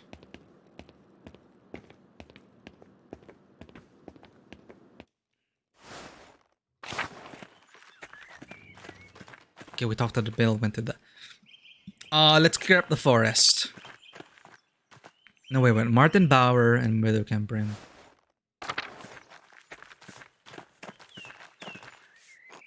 Good to see you, Andreas. Hello, Kat. Martin seems different from how I remembered him. What changed? We already talked to him about it. He became a highwayman, almost died, saw the error of his ways. Oh, that's right. He was still gone by the time you left Tassing. Wait, we're repeating dialogue again. He returned several weeks later, like you always did. Oh no, the way this is slightly different. But it doesn't take into account that we already talked to him about why he changed. Anyway, was it his travels or time that changed them? Only God knows the truth of a man's heart. But I suspect the challenges he faced on the road improved his memories of home. He hasn't stolen anything or run off in years. Truly, the Lord provides for his faithful.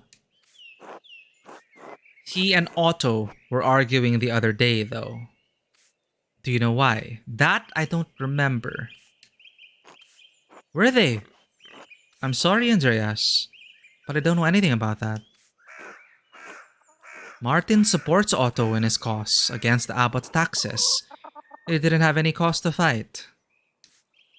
I don't know, Kat. Their argument was quite heated. Wait, what did...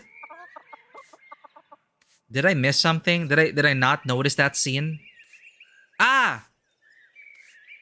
The very beginning.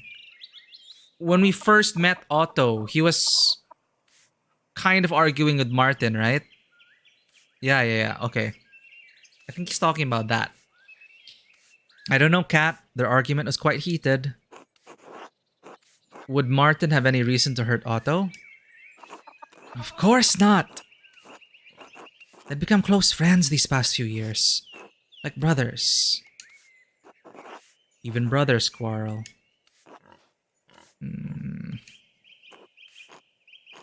After Franz died, God blessed me by returning my son to me, healed of his darkness. We should be giving thanks that the Lord led Martin to the light.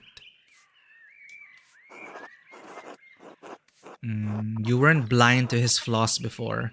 You know men like him don't change. No. I'm sorry, I didn't mean to disturb you. I'm just trying to find out who really killed Otto. Frown thoughtfully. I'm sorry, I didn't mean to disturb you. I'm just trying to find out who really killed Otto. Trust me, Andreas. I know my own son. Martin would never do such a thing. Yeah, he never struck me as a murderer. A thief, yes, but not a murderer. Thank you for talking with me, Kat. Thank you for hearing me out. Until later, Andreas. Until then.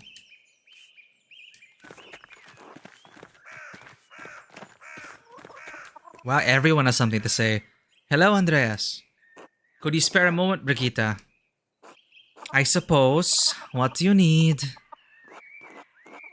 It was so strange seeing Martin. What do you mean? He was an ass last time I saw him, but he seems changed now. Last time I was in Tassing, he ran off. Now he's back and I didn't recognize him. It seems like he came back from his travels a changed man. This will be remembered.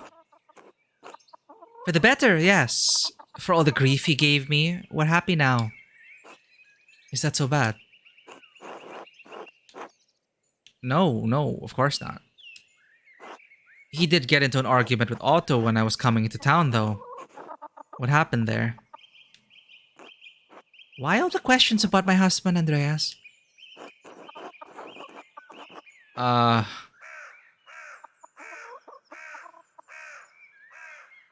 looking for any reason someone might want to murder Otto.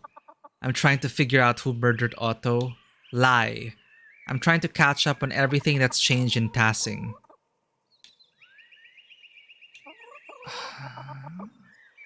Will she buy this lie?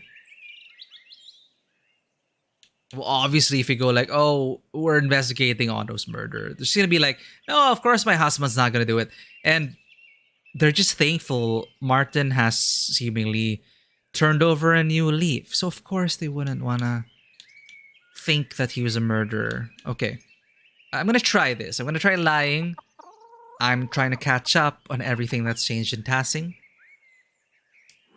This will be remembered. Oh no.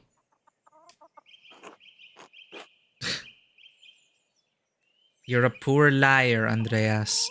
You know, people keep telling me this. Maybe the game is just hinting that you're gonna fail every lying attempt.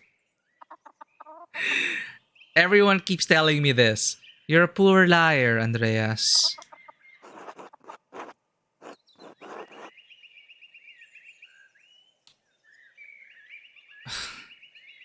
Remain silent. Oh! Okay, she still says something anyway. I guess if we...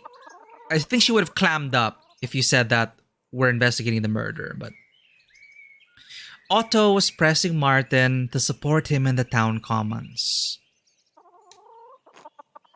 Martin's changed, and after his history in this town, he doesn't want to get involved with any more trouble. He didn't want to speak in the commons because he's afraid of the abbot. They squabbled over it, that's all. Wait, Otto threatened Martin if he didn't cooperate. What was your husband so afraid Otto knew? Oh, thank God. Thank God. We spoke well of Martin's return. We complimented Martin's change for the better. And even if we lied, at least we can persuade Brigitte. Help me understand the truth, Brigitte.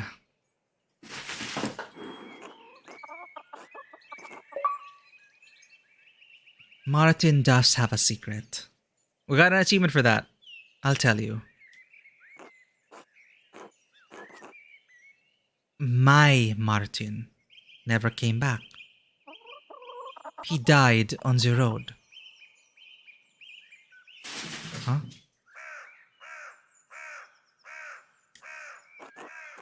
Oh! Oh, it's a Pearl Harbor thing! The man who came back is Jobst Farber. Oh shit. So this is his partner. And maybe Martin... Oh, wow. So Martin died. Holy shit. No wonder I didn't recognize him. Wow, okay. So Jobst Farber was the highwayman partner. So apparently, Martin didn't make it back, but he probably asked Jobs for like a last, he's probably like, I leaving behind a wife, I regret everything. Jobs, please stop this life. Help my family, whatever. Dying wish. So it's a dying wish kind of thing, maybe. I did not expect this. The man who came back is Jobst Farber.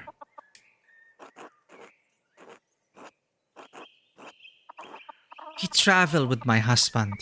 And when Martin died, he took my husband's place. They looked alike. No one ever noticed.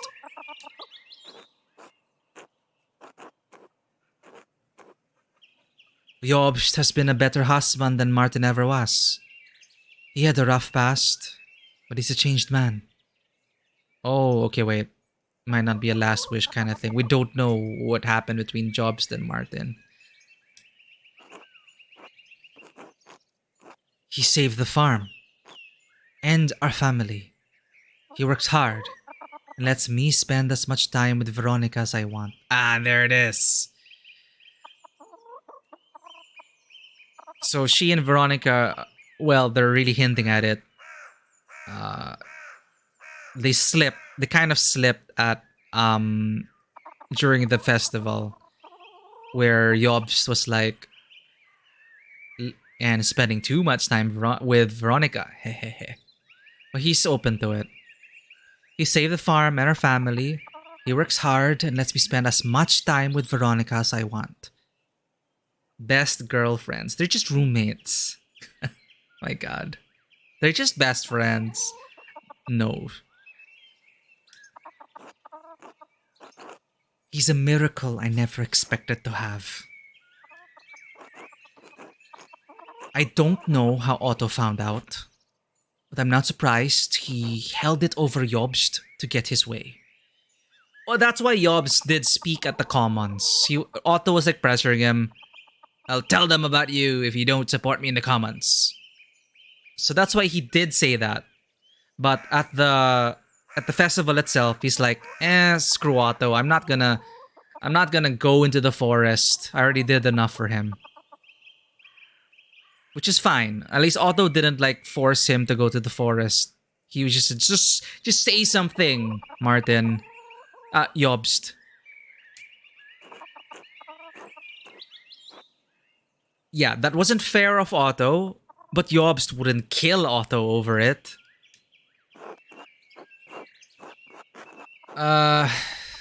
If anyone finds out he's impersonating Martin, he could face a criminal charge. Well, yeah, she knows that. But how well do you know Jobst really? It's been years, Andreas. I think...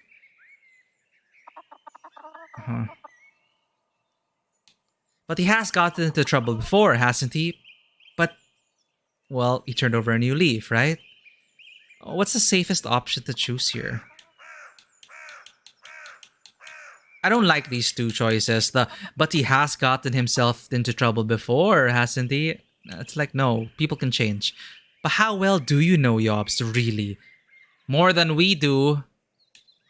If anyone finds out he's impersonating Martin, he could face a criminal charge. One far less severe than murder. Please, Andreas. I'm pregnant with his child. He's a good man. Leave us out of this.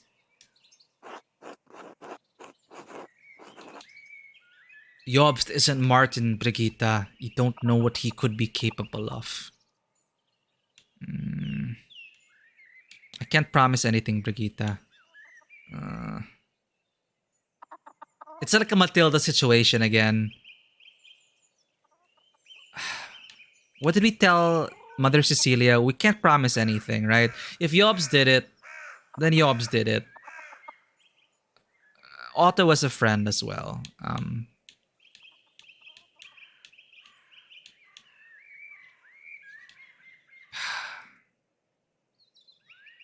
We're an artist. Why are we solving murders? I can't promise anything, Brigitte. I understand. I'll see you later, Andreas. Until then. That I did not expect. A man named Jobst Farber. Hello, Andreas. But the story Jobst told us, I feel like Martin on his deathbed, that's my current headcanon. He did say those things. He did miss home. He regretted everything he did. He missed his wife. And perhaps he has the blessing of Martin. And Martin's perhaps like, Yobs, please, don't end up like me.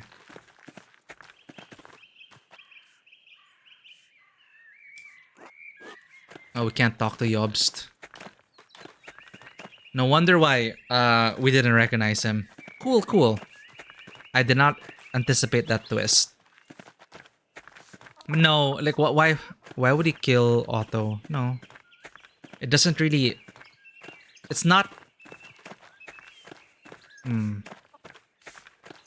Well, we don't know the deal. We don't know what Otto blackmailed him. Like he could say, like, what is the deal?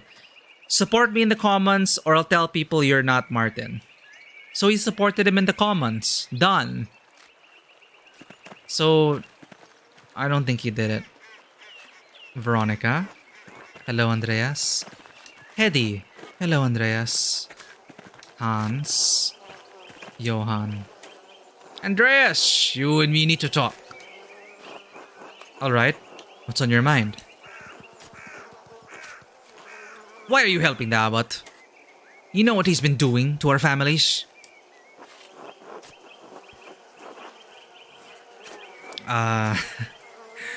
Peter is threatening the entire abbey, not just the abbot. I suppose you do have some friendliness with them. Those monks never did any good by me or my family. By my measure, they've done a lot of harm. I understand your anger toward the abbot, but the monks don't deserve to die. Do you really think that burning down the abbey will make things better? I don't know. But if the abbot doesn't care about what happens to us, maybe we need to hurt something he does care about. That's a dangerous gamble, Johan. The Duke's soldiers could easily raise all of Tassing if you do anything drastic. Say nothing. Burning the abbey isn't going to accomplish anything. Definitely not this. He knows that already. Say nothing? No. I guess, you gotta wake up to reality. Especially with what's happening, the situation with Swabia and the peasant revolts. It's difficult times.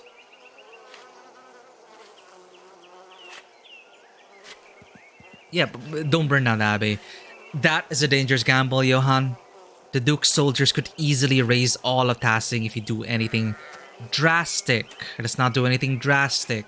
Let's find the killer. You may be right, but I don't know what else to do. Do what you have to, Mahler. I'll find the killer.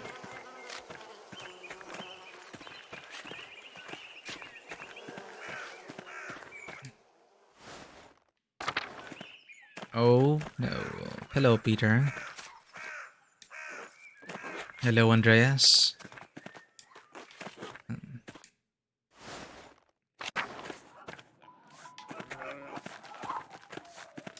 No, I think we missed out on an achievement to turn Ursula to the dark side.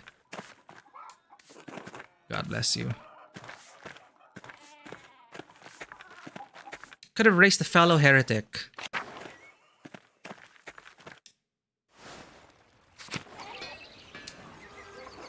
Andreas, how did you get caught up in another murder?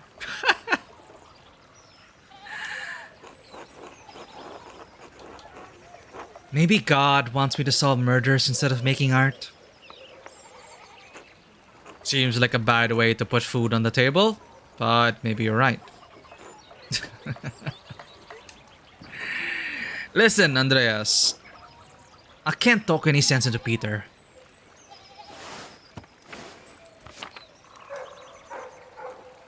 I understand he's angry. We're all angry.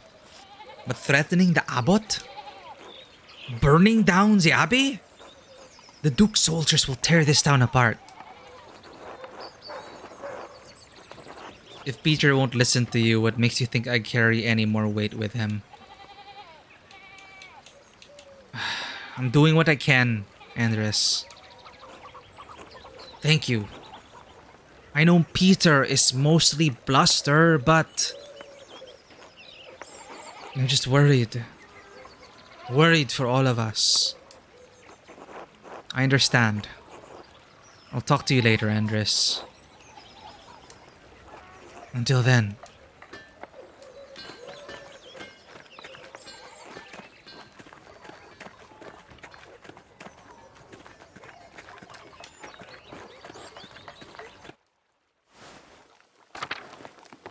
Oh my god.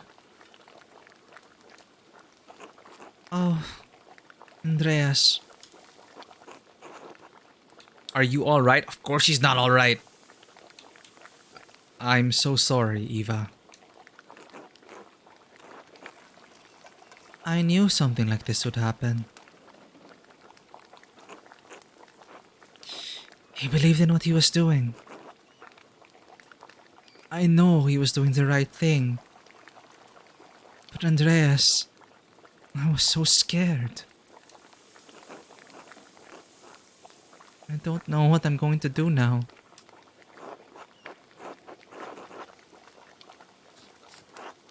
I'm sure your family can help you, Eva. We'll get through this, all of us. It's hard to deal with death that's so sudden.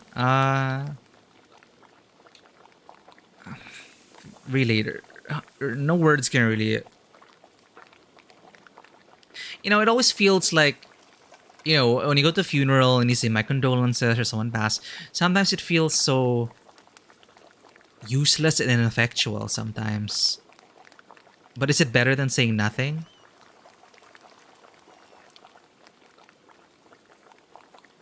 We'll get through this, all of us. If my father doesn't get us all killed. God, I hope he doesn't. Yeah, and it's super personal as well for, you know, they killed his son-in-law, made a widow out of his daughter, orphaned, well, not orphaned yet, killed the father of his grandchild. It's... God.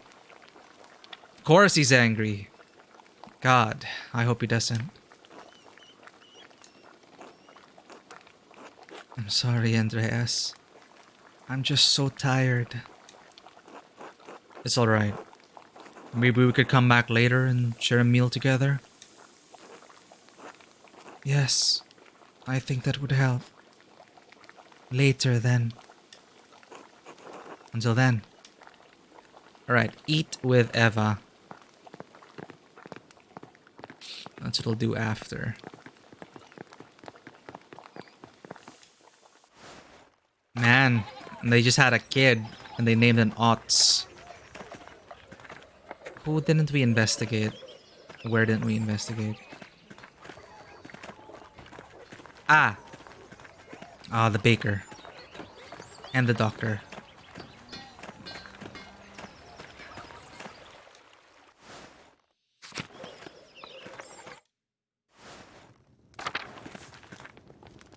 Andreas, it seems you're in the thick of another mystery again.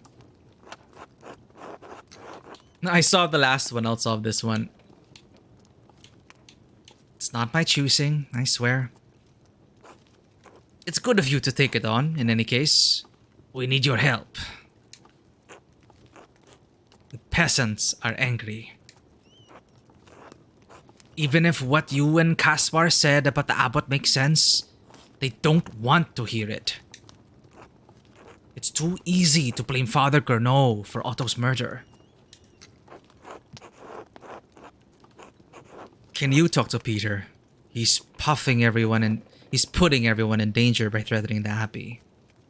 Do you know anything about who might have killed Otto?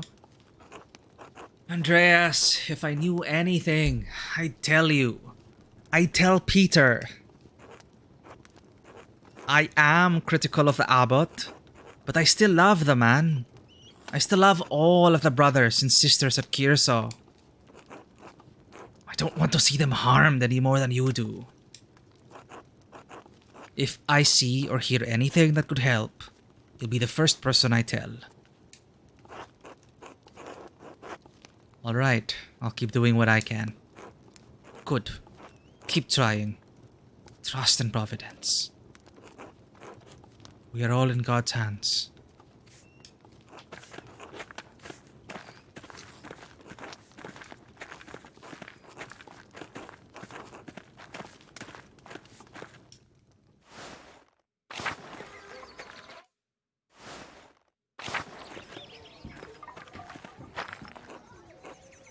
I wonder how long Rat House construction will be delayed now. By a lot. Well, they cleaned up though. You know, I was wondering, like, I think I remember maybe in the last episode of our stream, I was like, this seems dangerous. This construction area. And, well, splat. Hello, Andreas. Any evidence here, Doctor? No. Ha!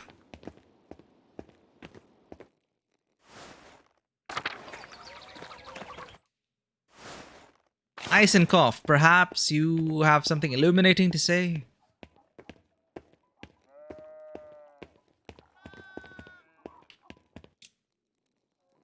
Greetings, Andreas. You have arrived at the ideal moment. Alright, less than ideal considering Otto's recent death. It is a great tragedy. It took place right outside your house. You truly didn't catch anything that would be useful to my investigation?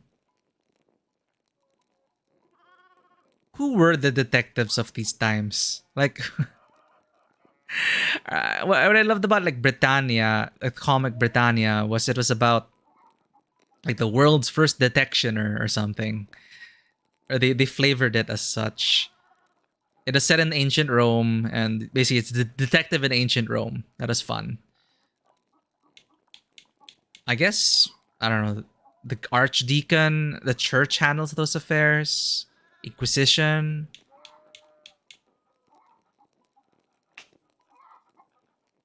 Those hired by nobles? I don't know.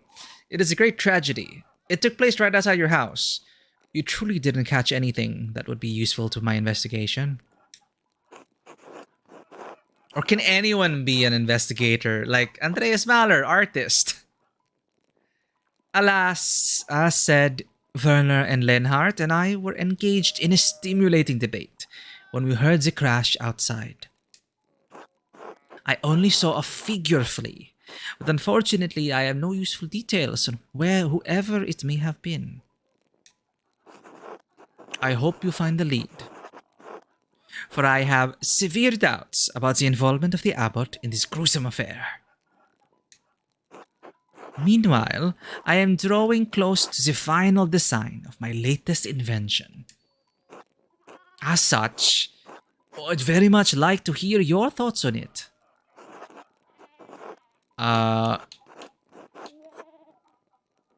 It doesn't feel most appropriate considering the circumstances, but I suppose I can listen.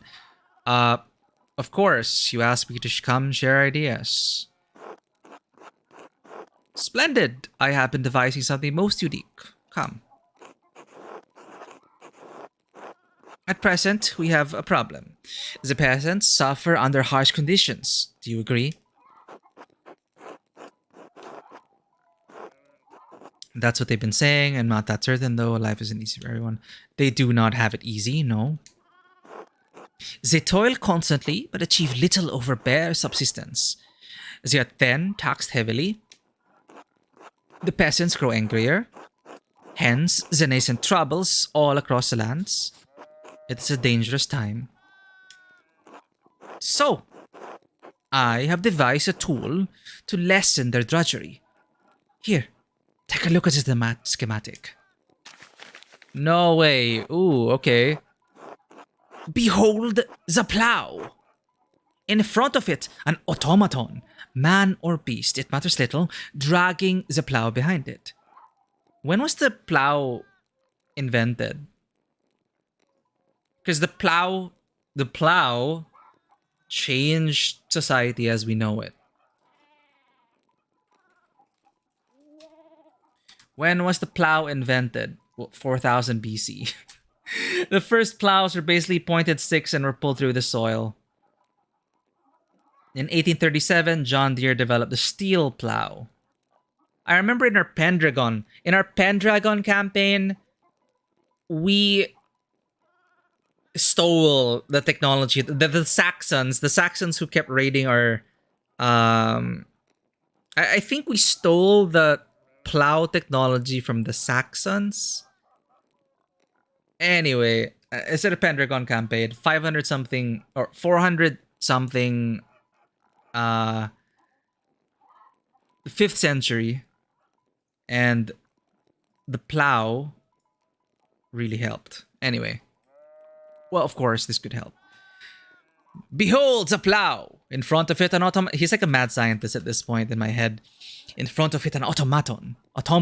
Man or beast, it matters little, dragging the plow behind it. Have you seen any artificial people before? This man is ahead of the times.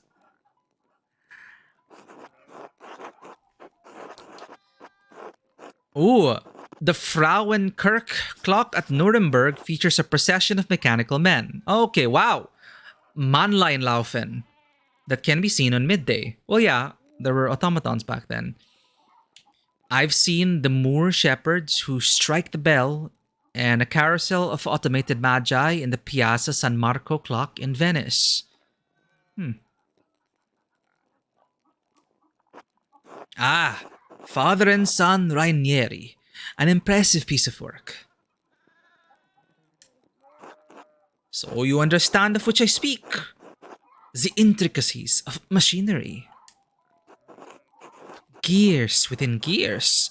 Symmetric coils turning a shaft system that leads to the gearing mechanism. Controls that are quite complex, but allow for it to follow a predetermined path. Sounds good on paper so far. It toils, so the peasants do not have to.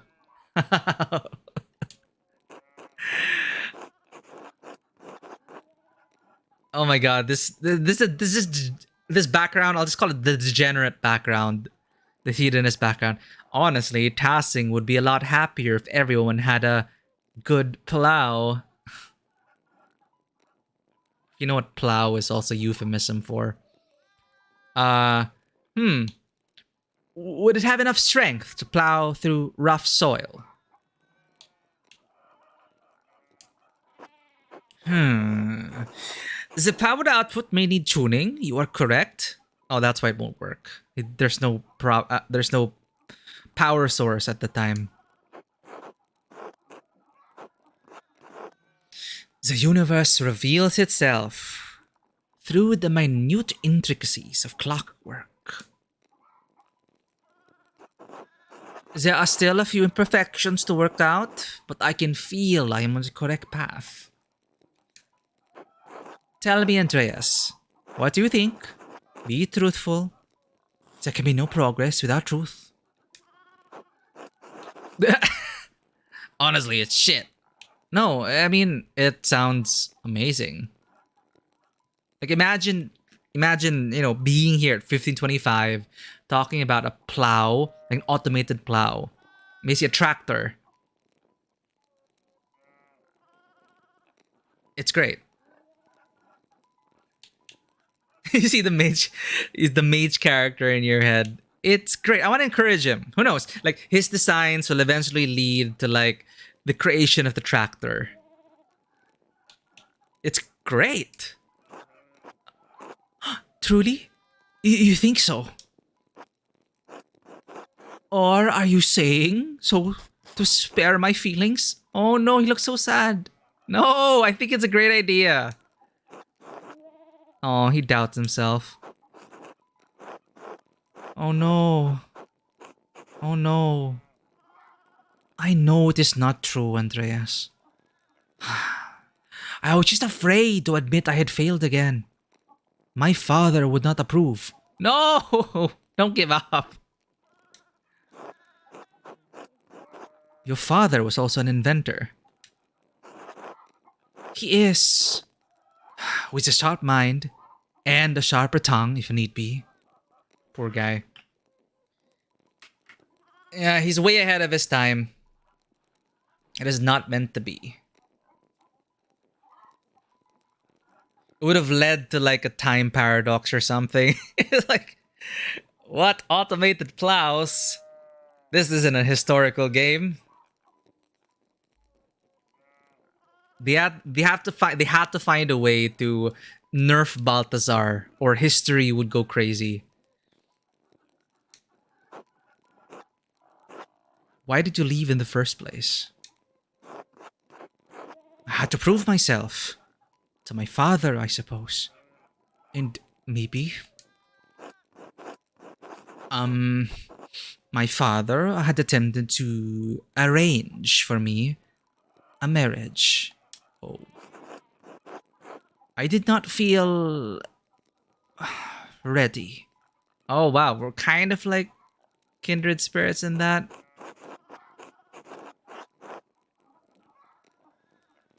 It's not so bad once you get used to it. You were right to evade it. It's a curse sent to man by a most malevolent force, not as too much. Remain silent. In any case, there's so much to there's so much more I have to learn. My inventions have not been as successful as I would like.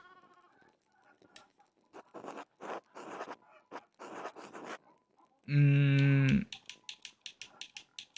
perhaps it's because you were lacking the correct frame of mind? What do you mean? If your inventions so far amount to little, you must change your approach. Oh no. Okay, we have to help this guy. Oh. Oh no, wait. Have you tried military applications as Leonardo did? Right. This is Leonardo da Vinci. He's recent. Okay. Um, have you tried military applications as Leonardo did? He invented many weapons. Consider the aesthetic. Look for the substance that emerges from the harmony of paints. No, that sounds a bit too all form, no function. Um, think bigger, Baltas. Reach higher. You must have more ambition, a lofty goal. But he wanted to save the peasants here. He wanted to revolutionize farming. I think that's a pretty ambitious and lofty goal already. I do not want him to like make stuff for the military. I do not want him to make weapons. I do not want them to make pretty stuff only. So yeah. Think bigger about us. Rich. But it's interesting. I do want to say, have you tried making tanks? Like Leonardo? No. Then he's gonna start arming the peasants, right? And maybe we could have changed history. If we try the military application, he invents a weapon for the peasant revolution, which eventually ends up overpowering the Swabian League, and we change history. The peasants win. They get their rights. The aristocrats are defeated, and yeah, we do it. No, but of course, I think based on what we've seen, what happened in history will happen. It's just like how are the lives affected by it. Us like zooming all the way in, that's a difference. But like the big stroke, the big broad strokes, the peasant revolution, I have a feeling they're gonna stick to it. It is gonna fail. They are gonna get massacred.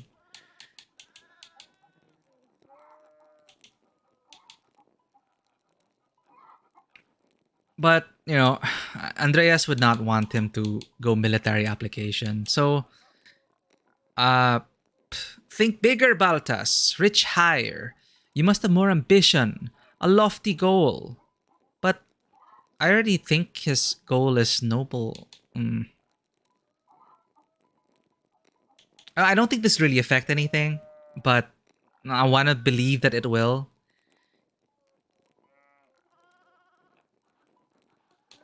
But maybe this will also reveal his ethics, you know, and his ethics as an inventor. Maybe it'll come out here.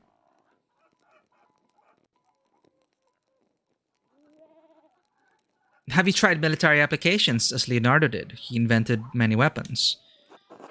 There we go. There we go. I respect him even more. I will not do weapons, Andreas. It is an engine of misery I cannot support.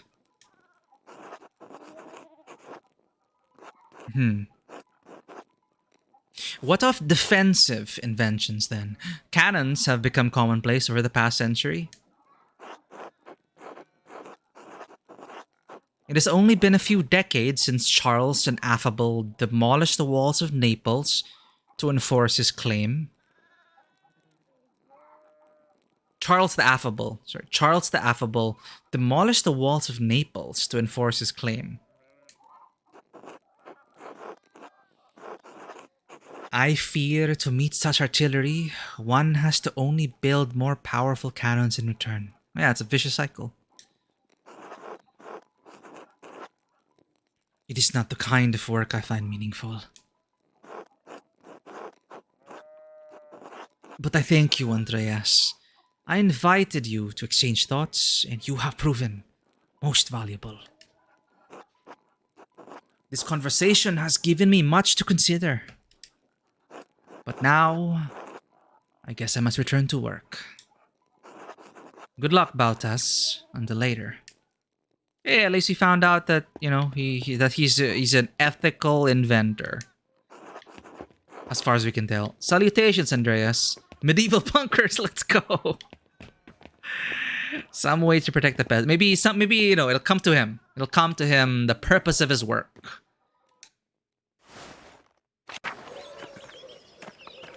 But it's also kind of sad how they shot down the automaton plow. Would have been awesome in this time.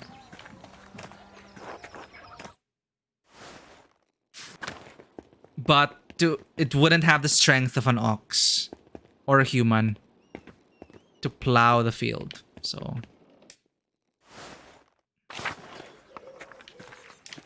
all right, I think we talked to everyone. We do have some time left in the stream. Let's chase down the main lead.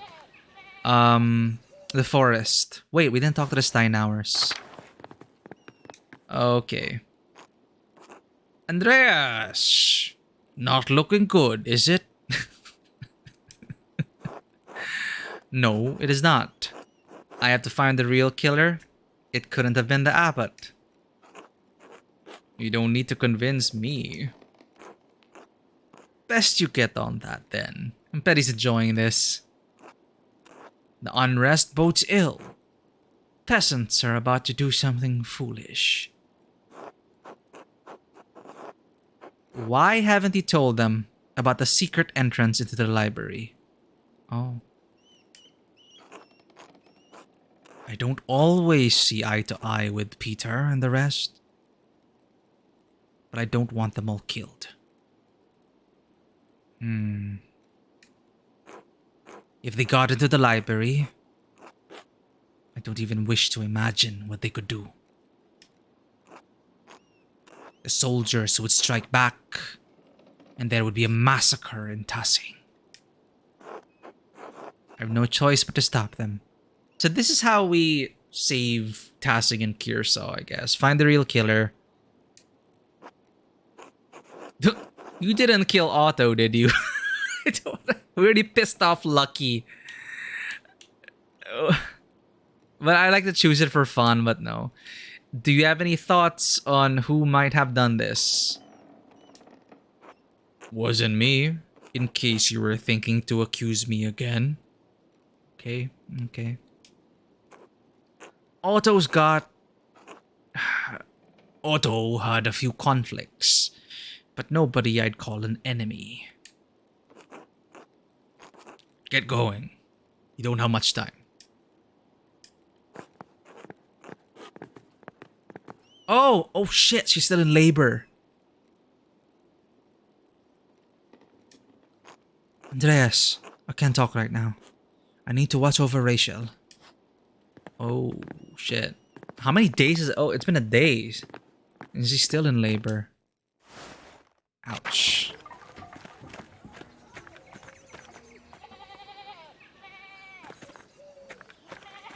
It may seem like they're useless characters, but I think their addition here just adds as well to the.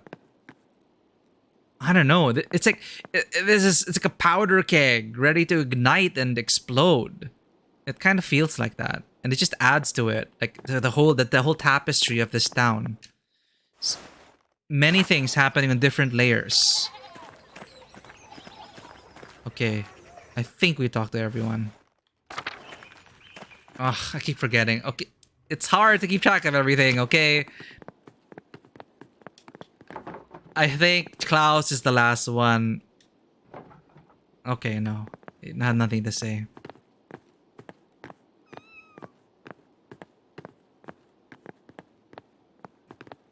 Come, Kaspar. Let us investigate the forest. Wrong way.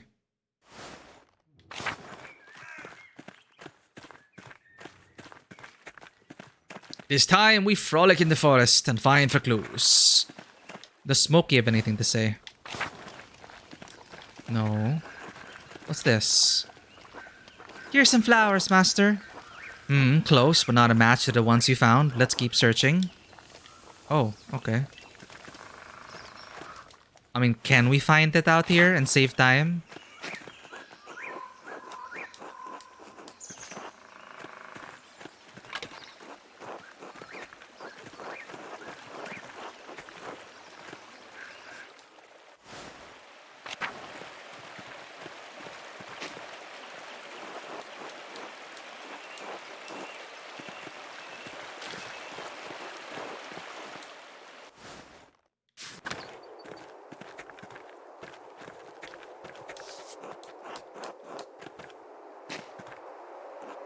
Master Andreas, more flowers. Still not quite what we're looking for. Surely we'll find the right ones. Alright. So really have to spend time.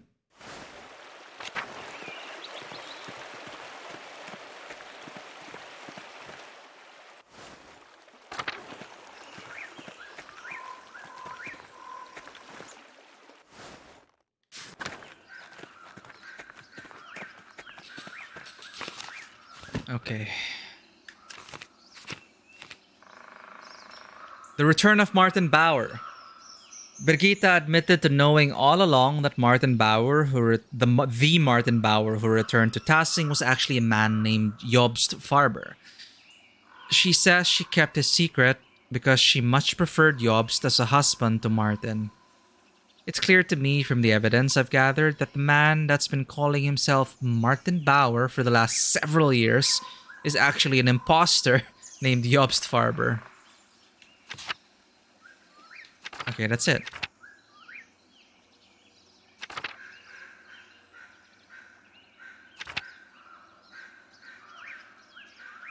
Wait, we could also tell the abbot about Guy, but no. This seems more prudent. Let's go to the Nymphaeum. Ready to see where this goes, Master? Let's get going. Then we pass time. We get the brew from Gertrude. We save Adoc, and then we report to the abbot. Let's get going. Oh, ancient ruins.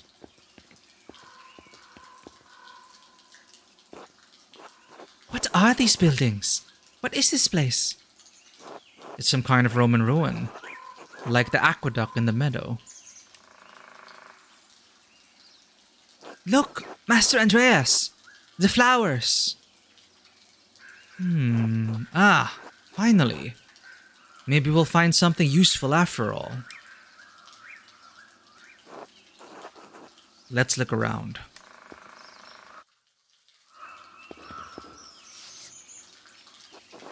A Roman depiction of a nymph. There's an inscription underneath, probably a dedication. The Romans believed that keeping the nymph of the spring happy would ensure their water stayed fresh. This cistern must have doubled as her temple. Fascinating. A lot of these flowers are growing here. I'm getting flashbacks to The Forgotten City. A game I highly recommend, by the way, if you've not played The Forgotten City. If you like narrative adventures and being a super sleuth in ancient Rome, a whodunit kind of mystery, I highly recommend The Forgotten City. Really well done. Also, very, it's set in a fictional place, but it feels very authentic historically. I didn't expect to see any Latin inside an aqueduct. And we don't understand Latin, right? No, we understand a bit of Latin, right? This is Latin. This Latin is carved sloppily into the stone. That's odd. Oh, it's a costume. Abandoned. Another inscription. It's still in good shape. Tassiae nymphae Ivlia Metellia III. Denarios dedit LM. So, again, the Roman history of the nymph Tassia. What did this say?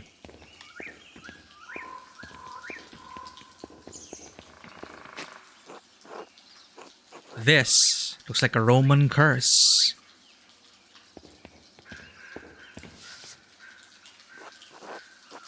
The lettering is worn by time, but it's still legible. Again about Tassiae. Tassiae sextus, cum velet mi consecratum conserver. Promisi vi denarios.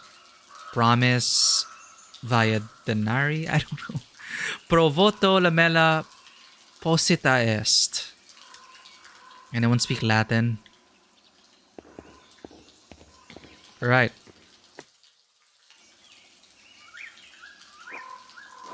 Is that what it looks like, Master Andreas? Yes. The costume the killer was wearing. They ran past us. We don't even know it's the killer yet.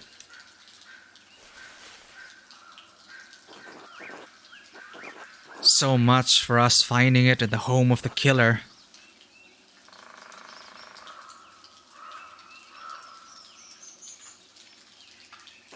Well, perhaps there's a clue inside.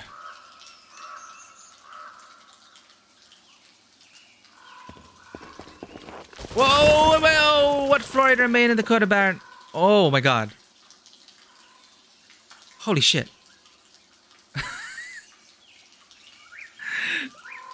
Okay. Okay. When Florian examined the Coda Baron Rothvogel, the knee fell. I have you, Master Andreas. Kaspar, go get help. I won't let you fall. Uh-oh. It's not a long drop. Just get someone to bring a rope. I can't abandon you, Master. Let out a long sigh of resignation. Bringing me a rope isn't abandoning me. Caspar, get help.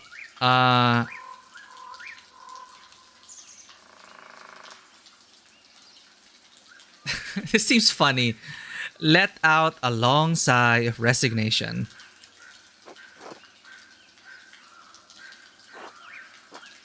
Are you upset with me? Oh no. Oh no! Oh shit. Oh my god. We should have told him to get help. Well, we're all wet. But I don't think I hurt anything. I guess that wasn't really that long of a fall. Stare balefully. Shit, but how do we get out? The important thing is that you aren't hurt. Let's focus on getting out of here. Yes, that's what I said. That's why I wanted you to get a rope. No.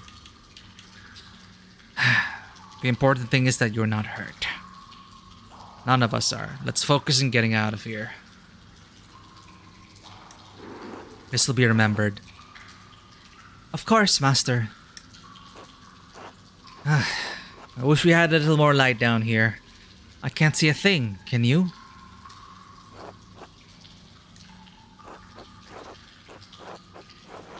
I'm going to look around and see if I can't find a way out, if I can find a way out. This might lead all the way to the other ruins. I'm going to look around and see if I can find a way out. What's that for? Oh. Oh. A torch? What? You have... What? Ah! Oh my god, you're prepared. Amazing, Kaspar! This is work? Yes, good job! Nod respectfully. I feel like this is a nod respectfully moment. I just remembered how flammable these brush rags are. I was about, yeah. Why were you carrying around the flint and steel? Well, you never know when you might need some fire. What a Boy Scout.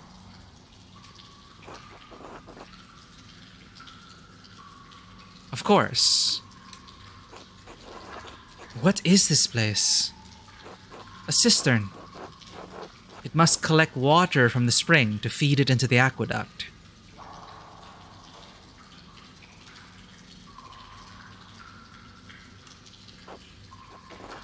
The aqueduct in the meadow? Yeah, it could lead to the meadow, right? I suppose so. Then all we need to do is follow it back. Perhaps. But the entrance we saw was like caved in.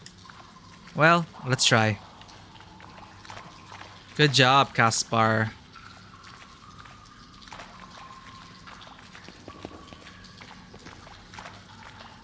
Lower aqueduct.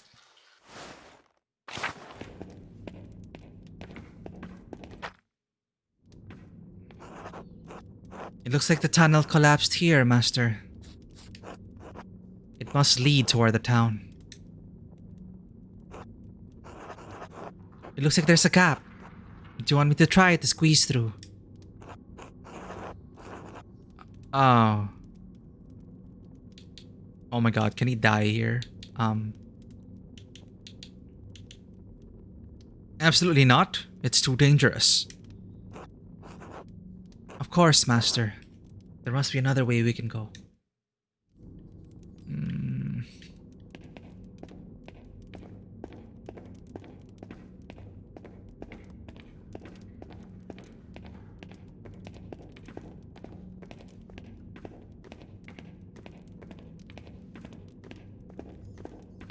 Well, maybe we should have investigated that door. Oh. Oh. Jump across.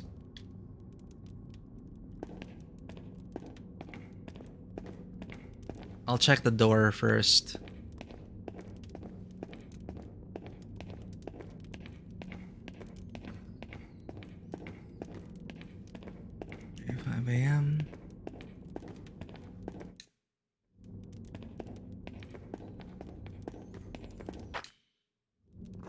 Where do you think this goes?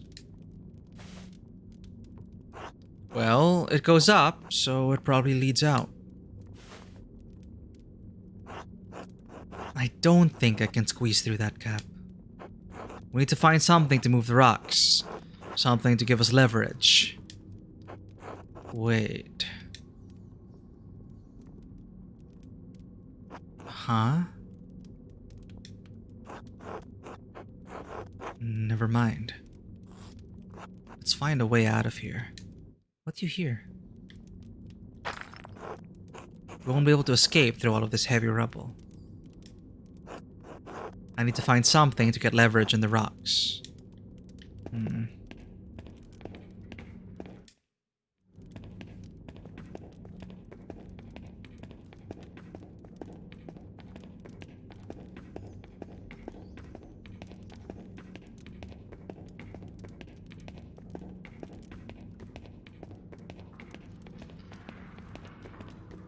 Alright, jump across.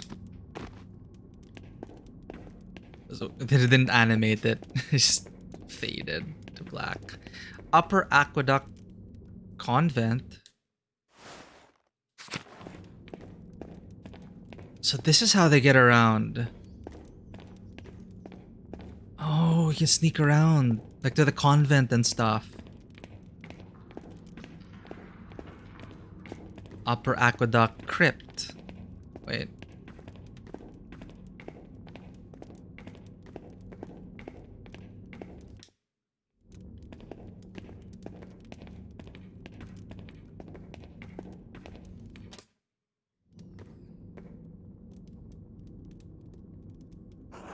There's a big crate.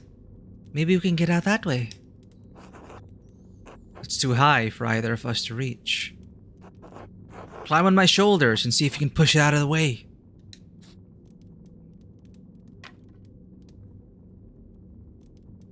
Up, let's go.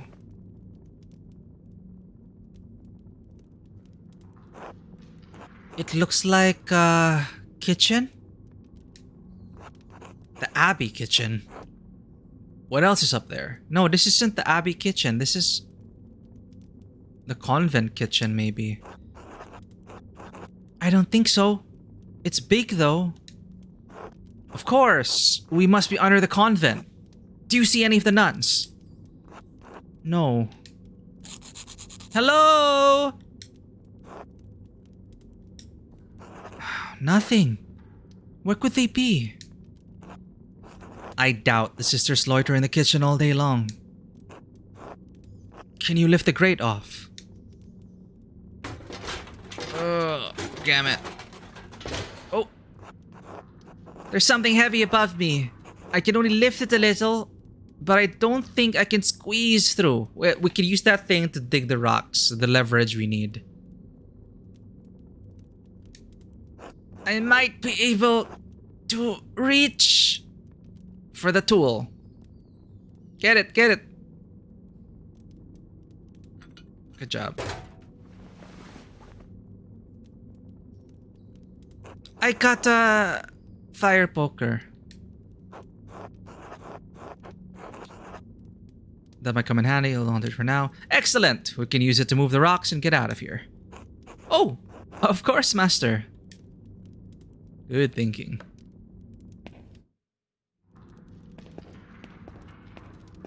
Let's check the other side first.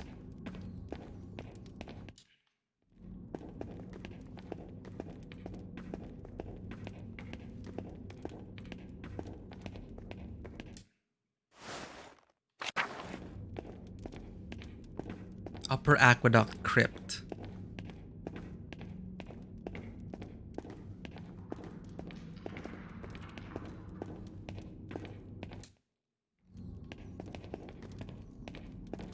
Man.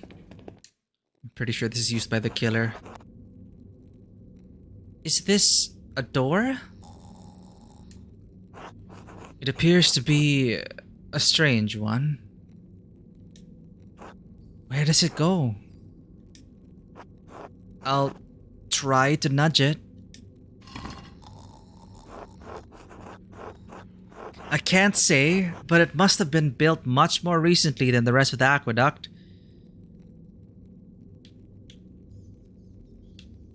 It must be another secret entrance into the Abbey. We're so lucky this guy's sleeping. I can't say, but it must have been built much more recently than the rest of the aqueduct. Can we get out this way?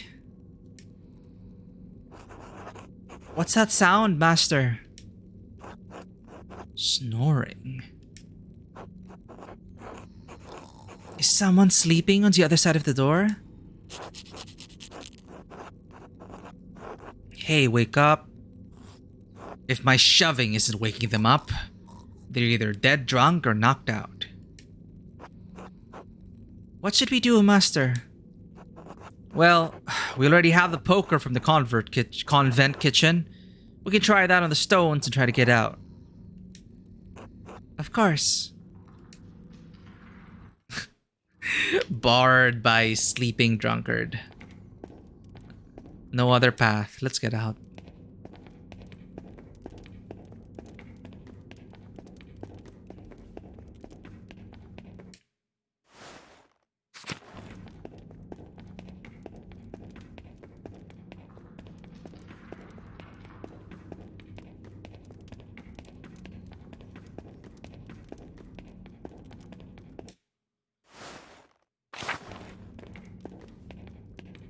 Did we jump across already? Ah, no, here.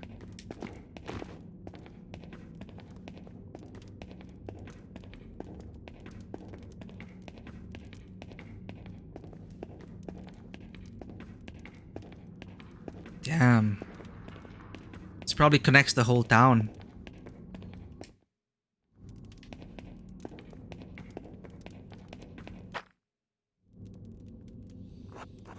Try using the fire poker from the kitchen to shift the rocks out of the way.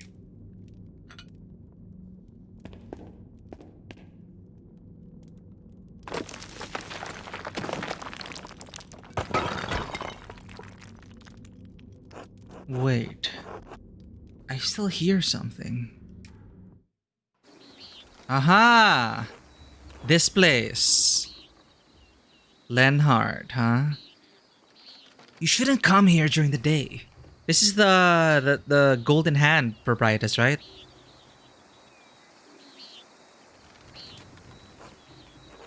I had to. The farmers are out for blood. And don't play stupid. We both wanted Otto gone. Now he is. I didn't kill him. Did you? Why would you ask me such a thing? Because of the note, you stupid cow. Ah, the thread puller. Because of the note that sent you into hysterics?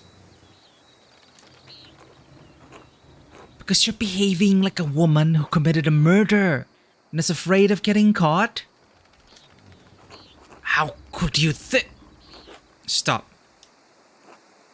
Doesn't matter. I don't care if you did or didn't. He's dead. The idiot peasants can beat the ground with their pitchforks and nothing will come of it. What about that artist, Andreas? He could be a problem. Have you done anything to raise his suspicions? I don't think so. Not at all. I didn't expect Hannah. Good. Then just wait. Time will run out for Peter and the rest of his worthless kind. The abbot will stay in power. Pilgrims will keep coming to the shrine and staying at your inn. Yes. Good. Thank you for putting my mind at ease. Be quiet. Go home. Don't come here again unless it's for a quick fuck. If you want comfort, talk to your fat husband. Don't bother me with your hysteria. Of course. I'm sorry. Wow. Well, at least we found something suspicious in this ruins. I knew something was important was supposed to happen in this location. Well, we were lucky to eavesdrop on that conversation. Very, very lucky. They didn't hear the rocks. Well, I guess it echoed down the hall, right? I'm glad we're finally out of there, Master. What a strange adventure.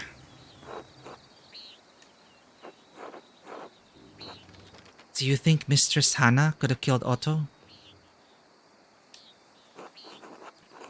She's only pretending. She's only been pretending to care about the town's safety. She's only concerned with the shrine staying open.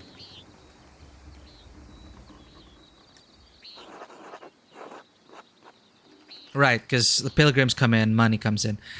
Why would that make her want to kill Otto? If the peasants overthrew the abbot, they might loot or destroy the shrine. Without the hand of Saint Moritz, there's not much reason for pilgrims to travel to Kyrso, which will destroy the tavern. There'd hardly be any visitors to the Golden Hand. Exactly. Now we know Hannah has a motive. It's possible she'd kill to protect her family's inn. We'd need to talk to Nico and Killian to see just how committed she was. Her family? Are we really gonna do that? Okay.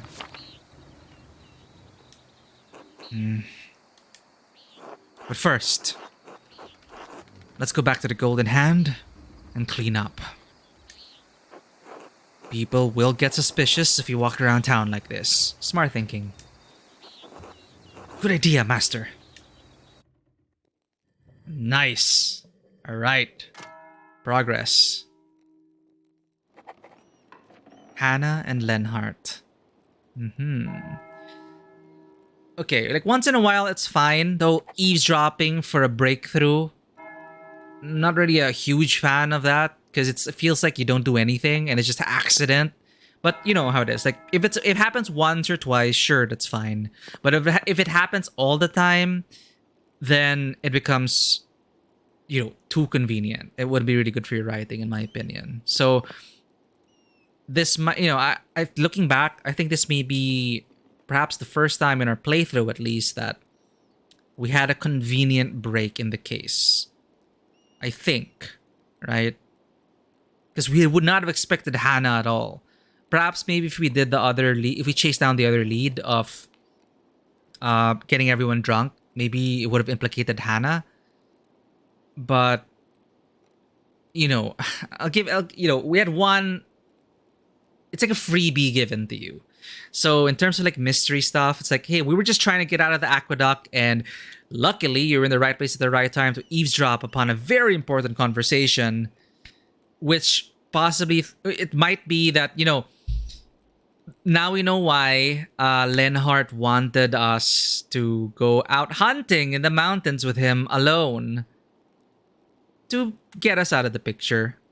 Maybe not to kill us, but to keep us out long enough until the peasants did something drastic, or the soldiers would come in and put down the rebellion. And then the soldiers would come in and put the rebellion. So he wanted us out of the picture because we solved the last case and they stand to lose if things go the peasants' way. Wait, no. No, they need the status quo. Because if the peasants win, well, if they win or lose, they're gonna lose out on the business of the pilgrims, the tolls, everything. If things stay the same, the shrine, the pilgrims come in, income flows in. Anyway, that's all I'm gonna be doing for today. We're gonna pick this up next week, next Thursday. I think we made some good progress, I think. We did. I think we learned a lot of stuff. A lot happened. Holy crap. Sister Gertrude should have the medicine ready for me by now. I should go speak to her. I have to remember this. I almost forgot about this. We need to treat Adoc's affliction. Hopefully we're not too late. Let's get the brew, save Adoc, and maybe confront the proprietress. Casper and I overheard Hannah Bergerin speaking with Lenhard Mueller. She said she was glad someone killed Otto, because an uprising would have threatened pilgrim visits to the shrine of St. Moritz, which would have been disastrous for the Golden Hand. Also, it's clear she's having an affair with the miller. No surprise with the miller being unfaithful. Did not expect Helen, though. So, Hannah, I mean. Alright. That's where our investigation will leave off for now. I'll catch everyone next Thursday for the continuation of this investigation for Pentiment. This weekend, since we did finish The Devil in Me, we do have a free weekend, a free slot in the weekend. I did just purchase House of Ashes. I think most likely I might be playing another Dark Pictures game. So House of Ashes. To follow up The Devil in Me, I've been wanting to try out House of Ashes. It is on sale, so I might be playing that over the weekend. And Tuesday, of course, is still our first playthrough of God of War Ragnarok. We still have a long journey to go, according to my friend.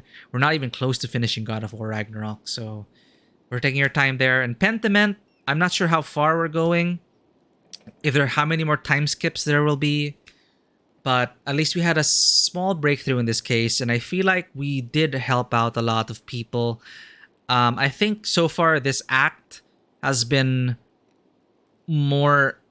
No, the first act was interesting, but I feel like this act has... how do I put it? I think it's the fact that that the time skip, and it feels like we're more invested in the town and its people, that it feels like the conversations carry more weight with them. Like, Brother Adolf, I really want to save him, Sister Gertnerin, like them fulfilling their roles. Like 7 years later, some of them may have changed roles, but some of them may have grown into their roles, and it feels like that as we're interacting.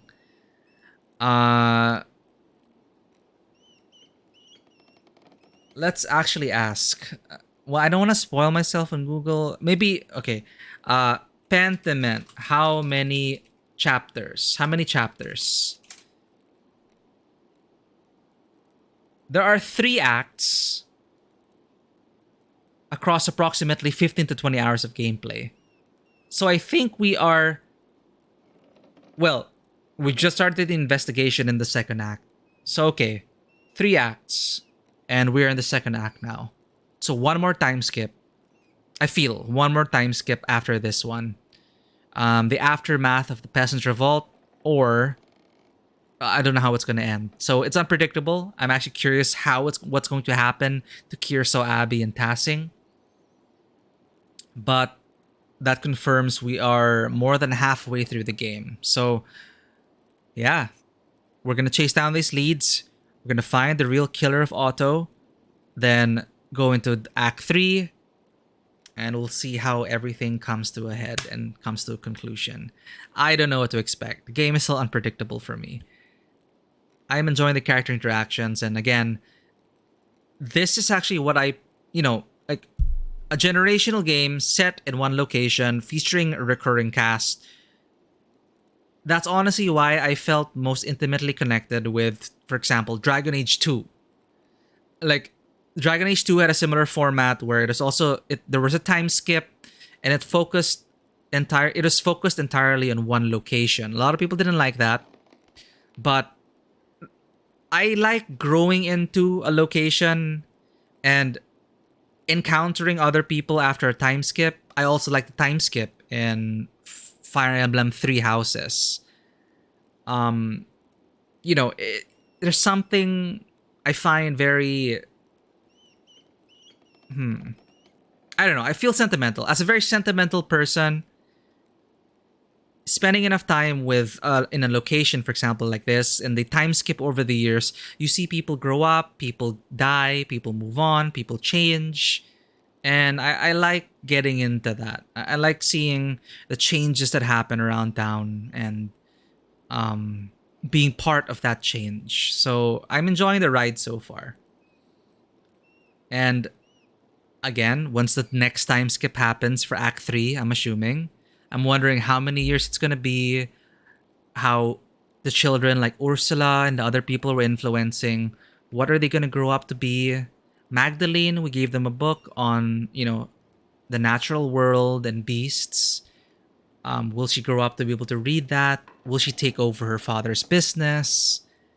You know, all of these things. I'm wondering what is going to happen to this town, and most importantly, what is going to happen to these people. I've grown very invested in them. I am an outsider in this town, but they've welcomed me.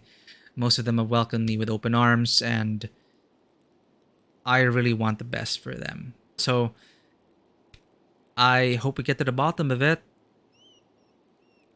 And I'm actually curious, once we're done with the game, to peek behind the curtain and see just how much agency we had. Because I'm getting a feeling like, yeah, the thread puller is there. You cannot exactly find the thread puller in the first act. You do have to implicate someone. But now I'm wondering, was it one of those things where any one of them, like canonically, any one of them could have been the murderer? Because it's the notes, right? Again, with the notes, these people now also receive notes. So is it one of those things where they give you an illusion of choice, where us implicating Prior Ferenc means that he was the killer at that time, but everything leads to the thread puller. So I hope it doesn't disappoint. I don't know who the thread puller could be. Like, Gurnow's the easiest choice, but maybe he also received a note? He's obviously, well, he wasn't the one who killed Otto directly, but he may be he may be the mastermind behind it. We don't know. We'll see. Ditzy, we were just about to end. Welcome in though. I was just like going through what we've learned today. We made some breakthroughs in the case. Well, not yet. We're about to make some breakthroughs in the case because we were able to eavesdrop on a very important conversation which implicated a couple of people and also brought the fact that the thread puller also sent notes. So what's this person's game?